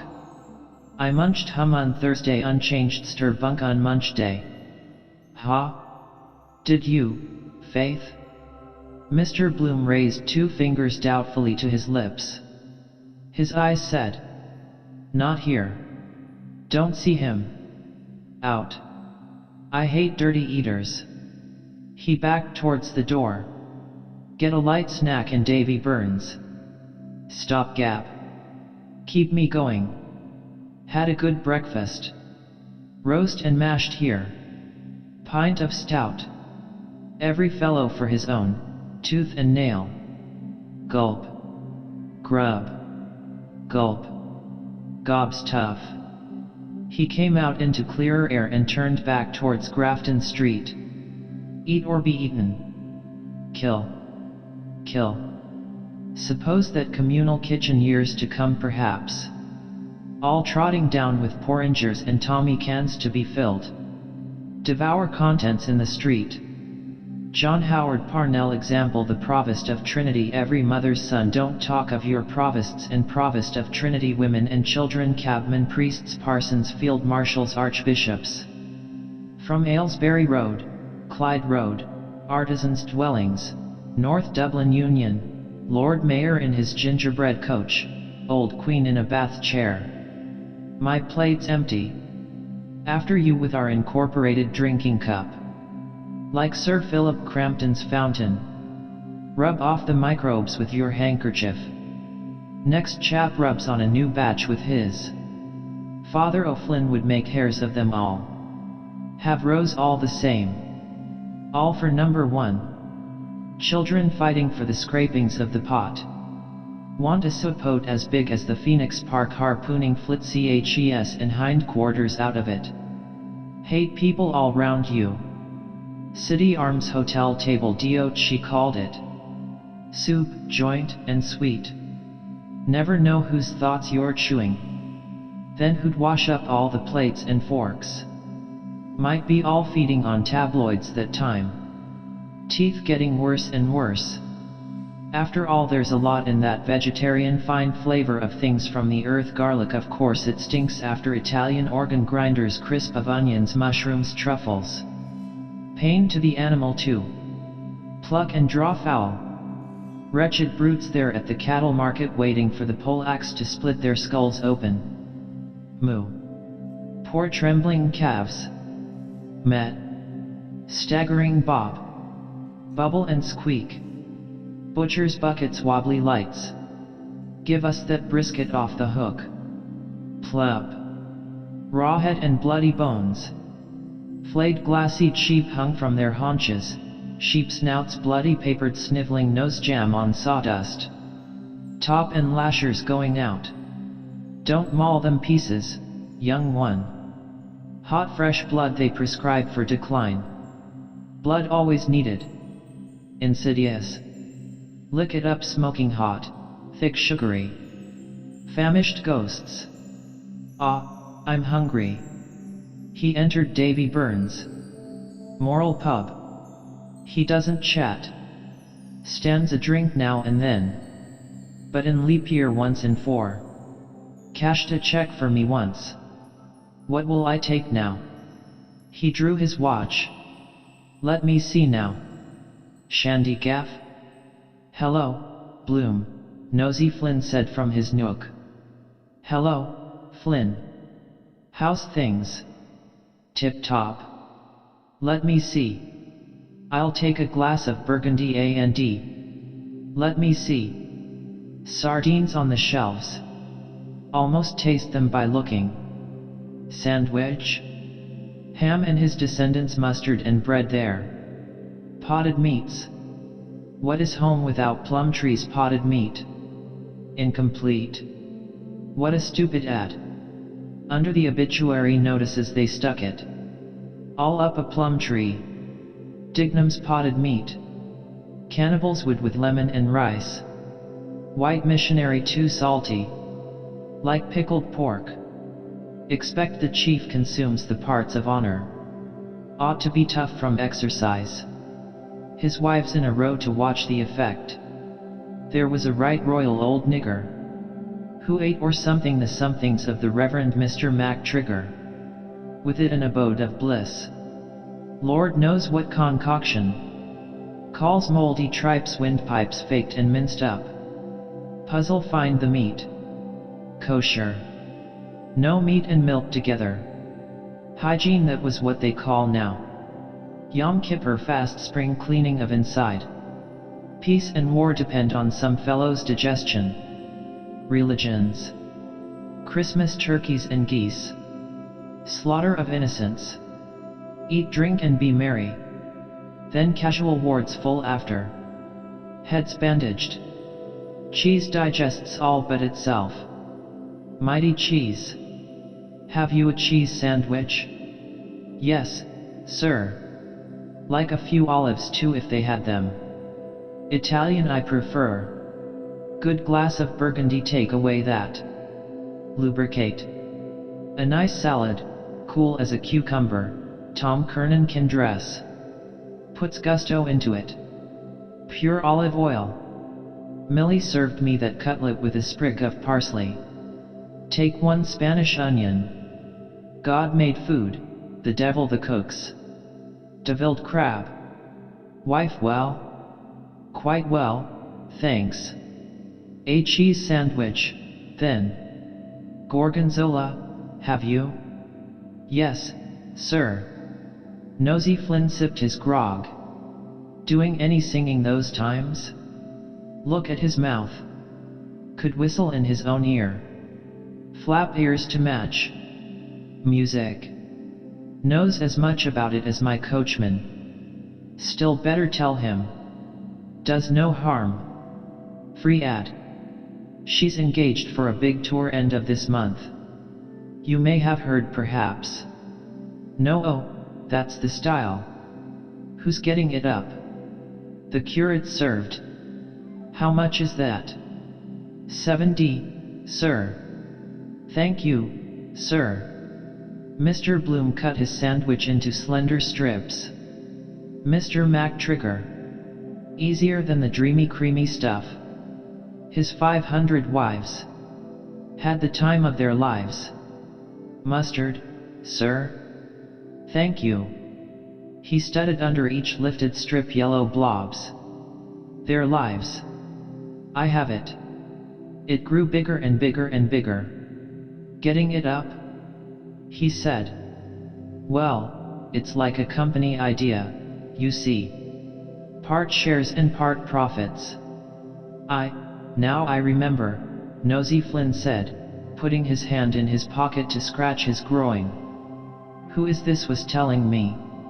Isn't Blazes Boylan mixed up in it? A warm shock of air heat of mustard hanched on Mr. Bloom's heart. He raised his eyes and met the stare of a bilious clock. 2. Pub clock 5 minutes fast. Time going on. Hands moving. 2. Not yet. His midriff yearned then upward, sank within him, yearned more longingly. Wine. He sipped the cordial juice and, bidding his throat strongly to speed it, set his wineglass delicately down. Yes, he said. He's the organizer in point of fact. No fear, no brains. Nosy Flynn snuffled and scratched. Flea having a good square meal. He had a good slice of luck, Jack Mooney was telling me, over that boxing match Myler Kia won again that soldier in the Portobello barracks. By God, he had the little kipper down in the County Carlo he was telling me. Hope that dewdrop doesn't come down into his glass. No, snuffled it up. For near a month, man, before it came off.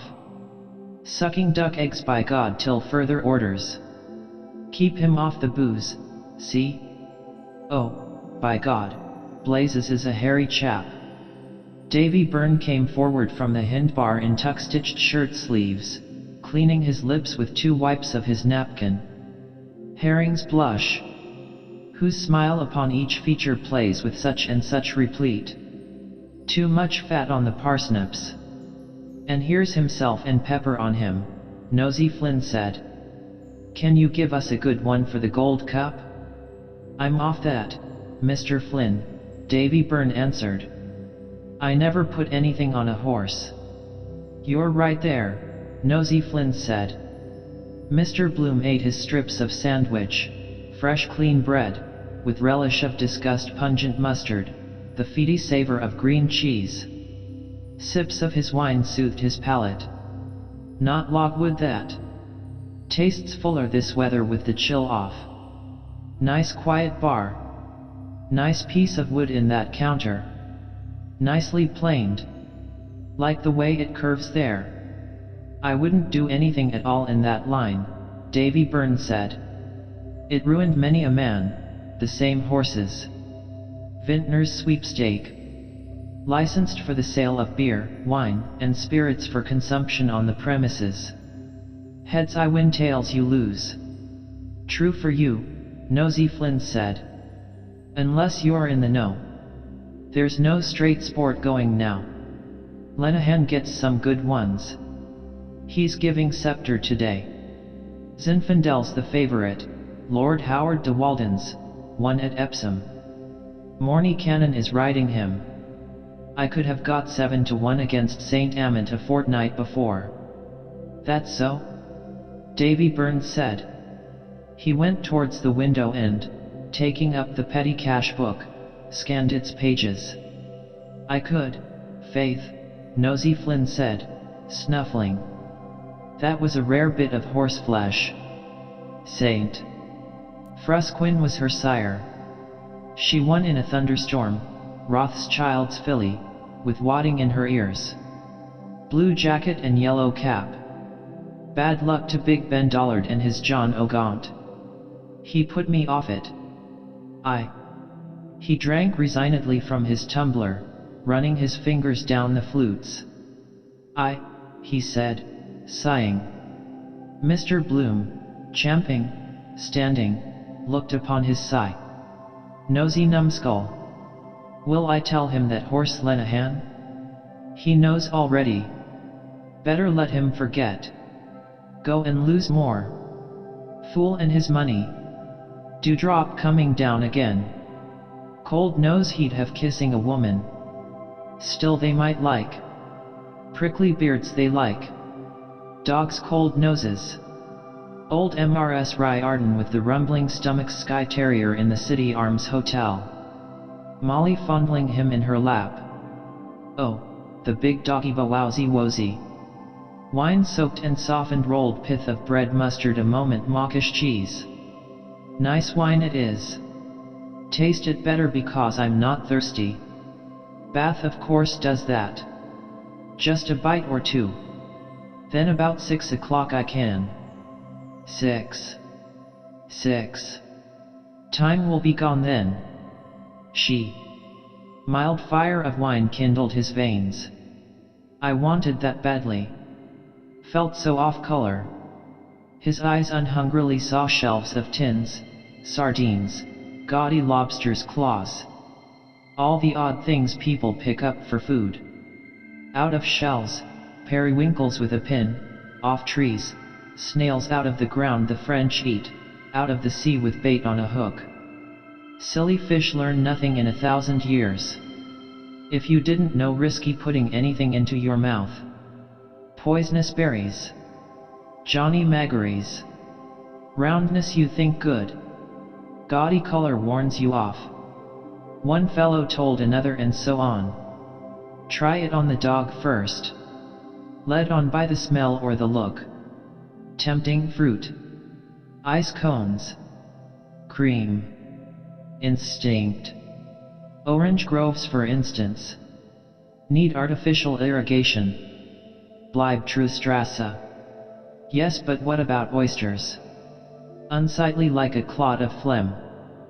Filthy shells. Devil to open them too. Who found them out? Garbage. Sewage they feed on. Fizz and red bank oysters. Effect on the sexual. Aphrodite. He was in the red bank this morning. Was he oysters? Old fish at table, perhaps he young flesh in bed. No, June has no AR, no oysters. But there are people like things high. Tainted game. Jugged hare. First catch your hare. Chinese eating eggs 50 years old, blue and green again. Dinner of 30 courses. Each dish harmless might mix inside. Idea for a poison mystery. That Archduke Leopold, was it? No. Yes, or was it Otto, one of those Habsburgs? Or who was it used to eat the scruff off his own head? Cheapest lunch in town. Of course aristocrats, then the others copy to be in the fashion. Millie too, rock oil and flour. Raw pastry I like myself. Half the catch of oysters they throw back in the sea to keep up the price. Cheap no one would buy. Caviar. Do the grand. Hawk in green glasses. Swell blowout. Lady this. Powdered bosom pearls. The elite. Creme de la creme. They want special dishes to pretend they're hermit with a platter of pulse, keep down the stings of the flesh. No, me, come eat with me. Royal sturgeon, high sheriff. Coffee, the butcher. Right to venizons of the forest from his ex, send him back the half of a cow. Spread I saw down in the master of the rolls kitchen area. White hat chef like a rabbi. Combustible duck. Curly cabbage a la duchesse de Parme. Just as well to write it on the bill of fare so you can know what you've eaten. Too many drugs spoil the broth. I know it myself. Dosing it with Edward's desiccated soup. Geese stuffed silly for them. Lobsters boiled alive. Do take some ptarmigan. Wouldn't mind being a waiter in a swell hotel. Tips, evening dress, half-naked ladies. May I tempt you to a little more filleted lemon sole, Miss de Bedad? Yes, do bedad. And she did bedad. Huguenot name, I expect that.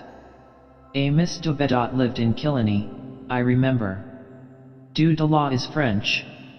Still it's the same fish. Perhaps old Mickey Hanlon of Moore Street ripped the guts out of making money hand over fist, finger in fish's gills, can't write his name on a check, think he was painting the landscape with his mouth twisted. Muhakil aha, ignorant as a kish of brogues, worth £50,000. Stuck on the pane, 2 flies buzzed, stuck. Glowing wine on his palate lingered, swallowed. Crushing in the winepress grapes of Burgundy. Sun's heat it is. Seems to a secret touch, telling me memory. Touched his sense, moistened, remembered. Hidden under wild ferns on Houth below us, bay sleeping, sky. No sound. The sky. The bay purpled by the lion's head. Green by Drumleck. Yellow-green towards Sutton. Fields of undersea, the lines faint brown in grass, buried cities. Pillowed on my coat she had her hair, earwigs in the heather, scrub my hand under her nape, you'll toss me all. Oh wonder. Cool, soft with ointments her hand touched me, caressed, her eyes upon me did not turn away. Ravished over her I lay, full lips full open, kissed her mouth. Yum. Softly she gave me in my mouth the seed cake, warm and chewed. Mawkish pulp her mouth had, mumbled sweet sour of her spittle. Joy. I ate it. joy. Young life, her lips that gave me pouting. Soft warm sticky gum-jelly lips. Flowers her eyes were, take me, willing eyes. Pebbles fell. She lay still. A goat. No one. High on Benhouth rhododendrons a nanny goat walking sure-footed, dropping currants. Screened under ferns she laughed warm-folded. Wildly I lay on her, kissed her eyes, her lips, her stretched neck beating, woman's breasts full in her blouse of nun's veiling, fat nipples upright. Hot I tongued her. She kissed me. I was kissed. All yielding she tossed my hair. Kissed, she kissed me. Me. And me now. Stuck, the flies buzzed. His downcast eyes followed the silent veining of the oaken slab. Beauty, it curves, curves are beauty. Shapely goddesses, Venus, Juno, curves the world admires. Can see them library museum standing in the round hall, naked goddesses. Aids to digestion. They don't care what man looks. All to see. Never speaking. I mean to say to fellows like Flynn. Suppose she did Pygmalion and Galatea, what would she say first? Mortal. Put you in your proper place. Quaffing nectar at mess with God's golden dishes, all ambrosial. Not like a tanner lunch we have, boiled mutton, carrots and turnips, bottle of Alsop. Nectar, imagine it drinking electricity, God's food. Lovely forms of women sculpt Junonian. Immortal lovely. And we stuffing food in one hole and out behind, food, chyle, blood, dung, earth, food, have to feed it like stoking an engine. They have never looked. I'll look today. Keeper won't see. Bent down, let something fall, see if she. Dribbling a quiet message from his bladder came to go, to do, not to do, there to do. A man and ready he drained his glass to the lees and walked. To men too they gave themselves, manly conscious, lay with men lovers, a youth enjoyed her, to the yard. When the sound of his boots had ceased, Davy Byrne said from his book, "What is this he is? Isn't he in the insurance line?" "He's out of that long ago," Nosy Flynn said. "He does canvassing for the Freeman." "I know him well to see," Davy Byrne said. "Is he in trouble?" "Trouble?" Nosy Flynn said. "Not that I heard of." "Why? I noticed he was in mourning." "Was he?" Nosy Flynn said. "So he was, faith. I asked him how was all at home." "You're right, by God. So he was." "I never broach the subject," Davy Byrne said humanely, "if I see a gentleman is in trouble that way. It only brings it up fresh in their minds." "It's not the wife anyhow," Nosy Flynn said. "I met him the day before yesterday and he coming out of that Irish farm dairy John Wyse Nolan's wife has in Henry Street with a jar of cream in his hand, taking it home to his better half. She's well nourished, I tell you. Plovers on toast. And is he doing for the Freeman?" Davy Byrne said. Nosy Flynn pursed his lips. "He doesn't buy cream on the ads he picks up. You can make bacon of that." "How so?" Davy Byrne asked, coming from his book. Nosy Flynn made swift passes in the air with juggling fingers. He winked. "He's in the craft," he said. "Do you tell me so?" Davy Byrne said. "Very much so," Nosy Flynn said. "Ancient, free and accepted order. He's an excellent brother. Light, life, and love, by God. They give him a leg up. I was told that by a well, I won't say who." "Is that a fact?"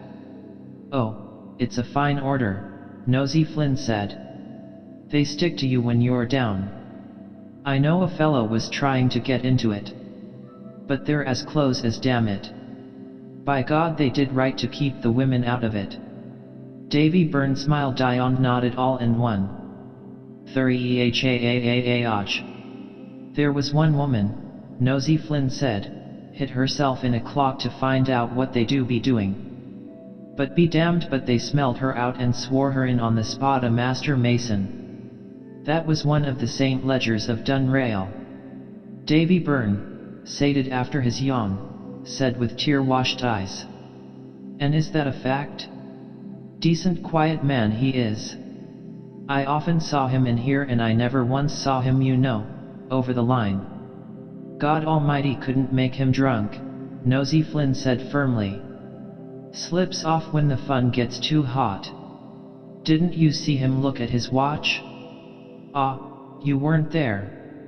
If you ask him to have a drink, first thing he does, he outs with the watch to see what he ought to imbibe. Declare to God he does. There are some like that, Davy Byrne said. He's a safe man, I'd say. He's not too bad, Nosy Flynn said, snuffling it up. He's been known to put his hand down too to help a fellow. Give the devil his due. Oh, Bloom has his good points. But there's one thing he'll never do. His hand scrawled a dry pen signature beside his grog. I know, Davy Byrne said. Nothing in black and white, Nosy Flynn said. Paddy Leonard and Bantam Lyons came in. Tom Rockford followed, frowning, a plaining hand on his claret waistcoat. Day, Mr. Byrne. Day, gentlemen. They paused at the counter. Who's standing? Paddy Leonard asked. I'm sitting anyhow, Nosy Flynn answered. Well, what'll it be? Paddy Leonard asked. I'll take a stone ginger, Bantam Lyons said. How much? Paddy Leonard cried. Since when, for God's sake? What's yours, Tom? How is the main drainage? Nosy Flynn asked, sipping. For answer, Tom Rockford pressed his hand to his breastbone and hiccuped. Would I trouble you for a glass of fresh water, Mr. Byrne? He said. Certainly, sir. Paddy Leonard eyed his ale-mates. Lord love a duck, he said. Look at what I'm standing drinks to. Cold water and ginger pop. Two fellows that would suck whiskey off a sore leg. He has some bloody horse up his sleeve for the gold cup. A dead snip. Zinfandel, is it? Nosy Flynn asked. Tom Rockford spilt powder from a twisted paper into the water set before him. That cursed dyspepsia, he said before drinking. Bread soda is very good, Davy Byrne said. Tom Rockford nodded and drank. Is it Zinfandel? Say nothing. Bantam Lyons winked. I'm going to plunge 5 bob on my own. Tell us if you are worth your salt and be damned to you, Paddy Leonard said. Who gave it to you? Mr. Bloom on his way out raised 3 fingers in greeting. So long, Nosy Flynn said. The others turned. That's the man now that gave it to me, Bantam Lyons whispered. PRRWHT. Paddy Leonard said with scorn. Mr. Byrne, sir, we'll take 2 of your small Jamesons after that and a stone ginger, Davy Byrne added civilly. Aye, Paddy Leonard said. A sucking bottle for the baby. Mr. Bloom walked towards Dawson Street, his tongue brushing his teeth smooth. Something green it would have to be, spinach, say. Then with those Rontgen rays searchlight you could. At Duke Lane a ravenous terrier choked up a sick knuckly cud on the cobblestones and lapped it with new zest. Surf it. Returned with thanks, having fully digested the contents. First sweet then savory. Mr. Bloom coasted warily. Ruminants. His second course. Their upper jaw they move. Wonder if Tom Rockford will do anything with that invention of his? Wasting time explaining it to Flynn's mouth. Lean people long mouths. Ought to be a hall or a place where inventors could go in and invent free. Course then you'd have all the cranks pestering. He hummed, prolonging in solemn echo the closes of the bars. Don Giovanni, a Senertico. M in Vitasti. Feel better. Burgundy. Good pick me up. Who distilled first? Some chap in the blues. Dutch courage. That Kilkenny people in the National Library now I must. Bear clean close stools waiting in the window of William Miller, plumber, turned back his thoughts. They could, and watch it all the way down, swallow a pin sometimes come out of the ribs years after, tour round the body changing biliary duct spleen squirting liver gastric juice coils of intestines like pipes. But the poor buffer would have to stand all the time with his insides entrails on show. Science. A Senertico. What does that tico mean? Tonight perhaps. Don Giovanni, thou hast me invited to come to supper tonight. The rum-dum doesn't go properly. Keys, 2 months if I get Nanetti too. That'll be £2.10 about £2.08. 3 Heinz owes me. 2.11. Prescott's Dyeworks van over there. If I get Billy Prescott's ad, 2.15.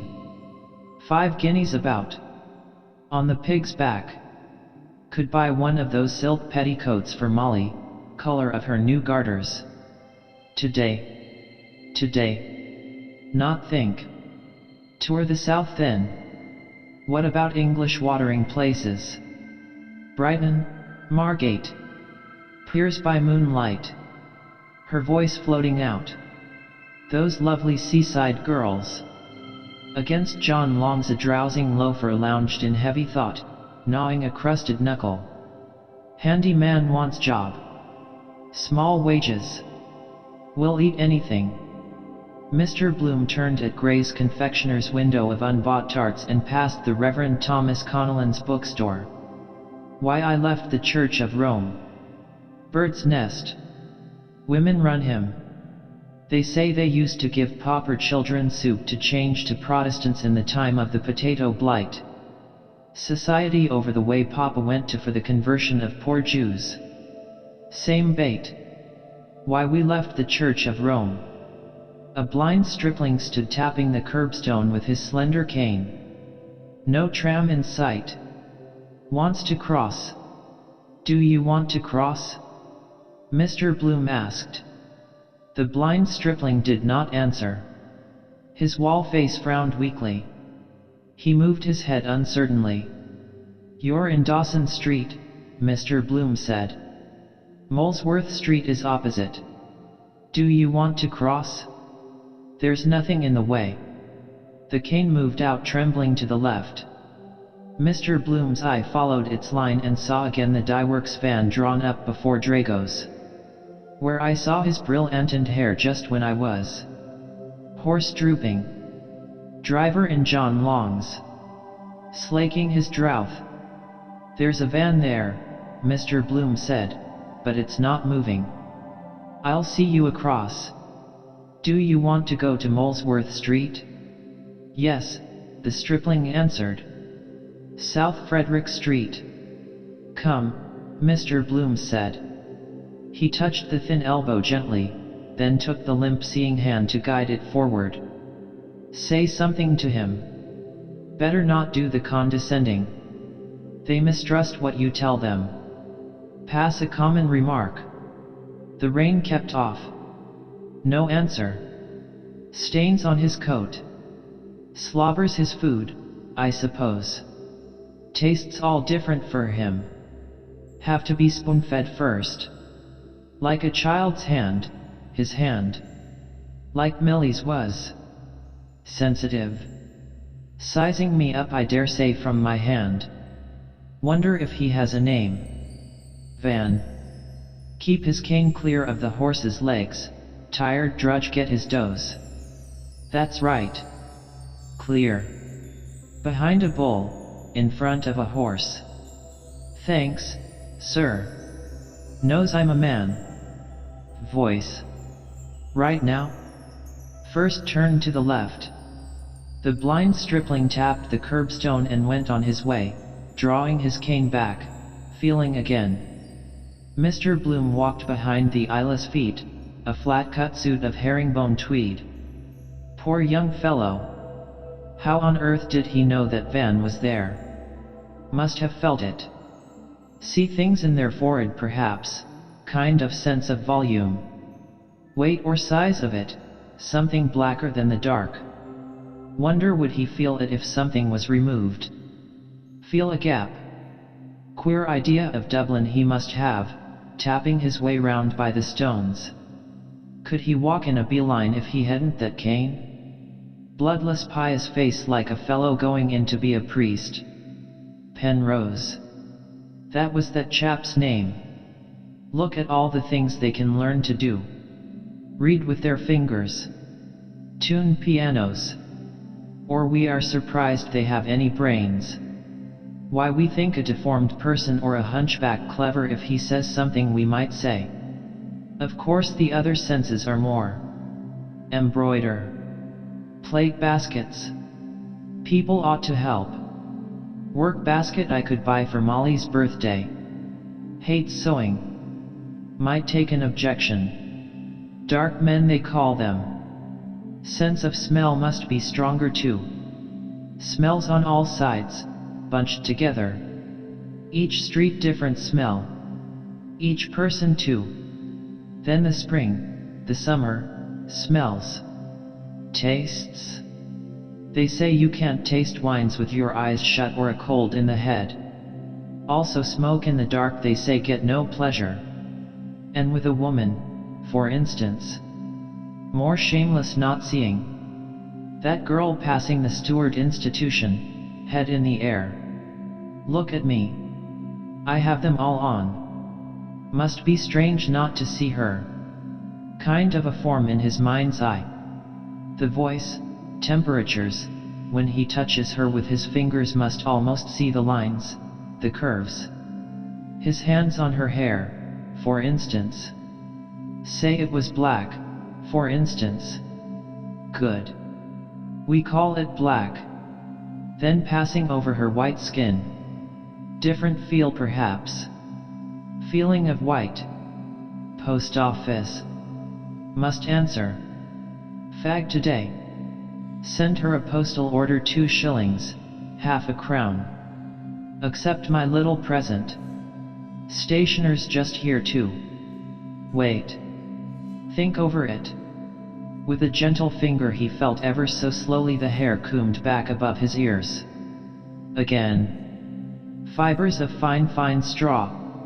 Then gently his finger felt the skin of his right cheek. Downy hair there too. Not smooth enough. The belly is the smoothest. No one about. There he goes into Frederick Street. Perhaps to Levinston's Dancing Academy piano. Might be settling my braces. Walking by Duran's public house he slid his hand between his waistcoat and trousers and, pulling aside his shirt gently, felt a slack fold of his belly. But I know it's whitey yellow. Want to try in the dark to see. He withdrew his hand and pulled his dress to. Poor fellow. Quite a boy. Terrible. Really terrible. What dreams would he have, not seeing? Life a dream for him. Where is the justice being born that way? All those women and children excursion bean feast burned and drowned in New York. Holocaust. Karma they call that transmigration for sins you did in a past life the reincarnation met him pike hoses. Dear, dear, dear. Pity, of course, but somehow you can't cotton on to them some way.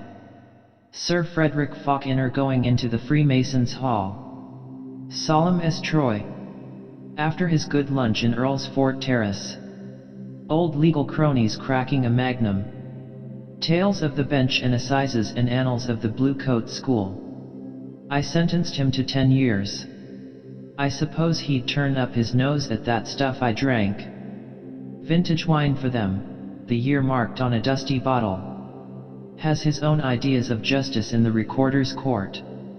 Well-meaning old man. Police charge sheets crammed with cases get their percentage manufacturing crime. Sends them to the right about. The devil on money lenders.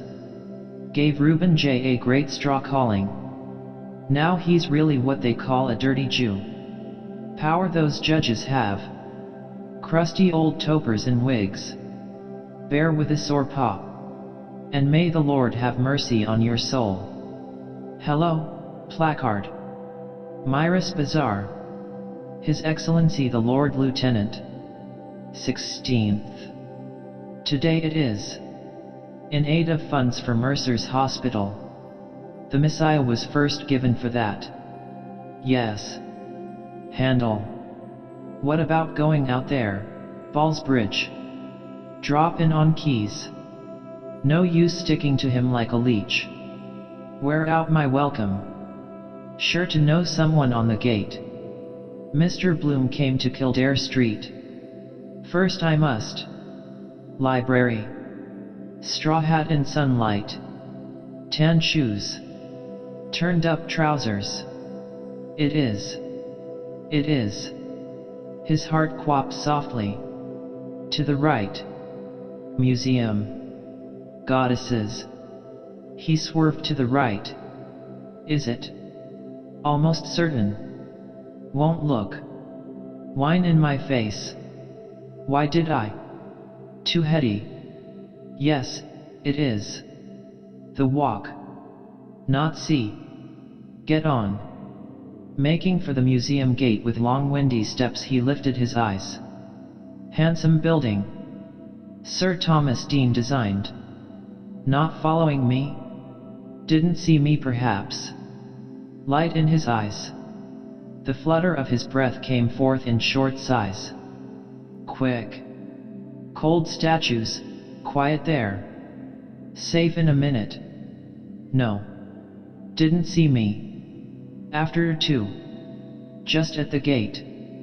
My heart. His eyes beating looked steadfastly at cream curves of stone. Sir Thomas Dean was the Greek architecture. Look for something I.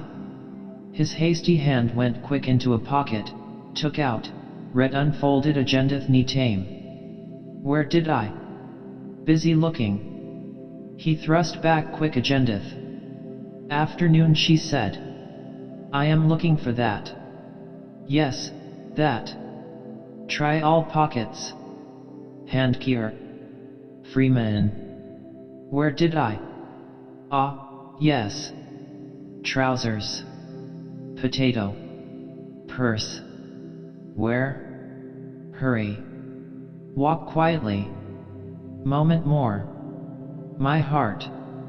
His hand looking for the where did I put found in his hip pocket. Soap lotion have to call tepid paper stuck.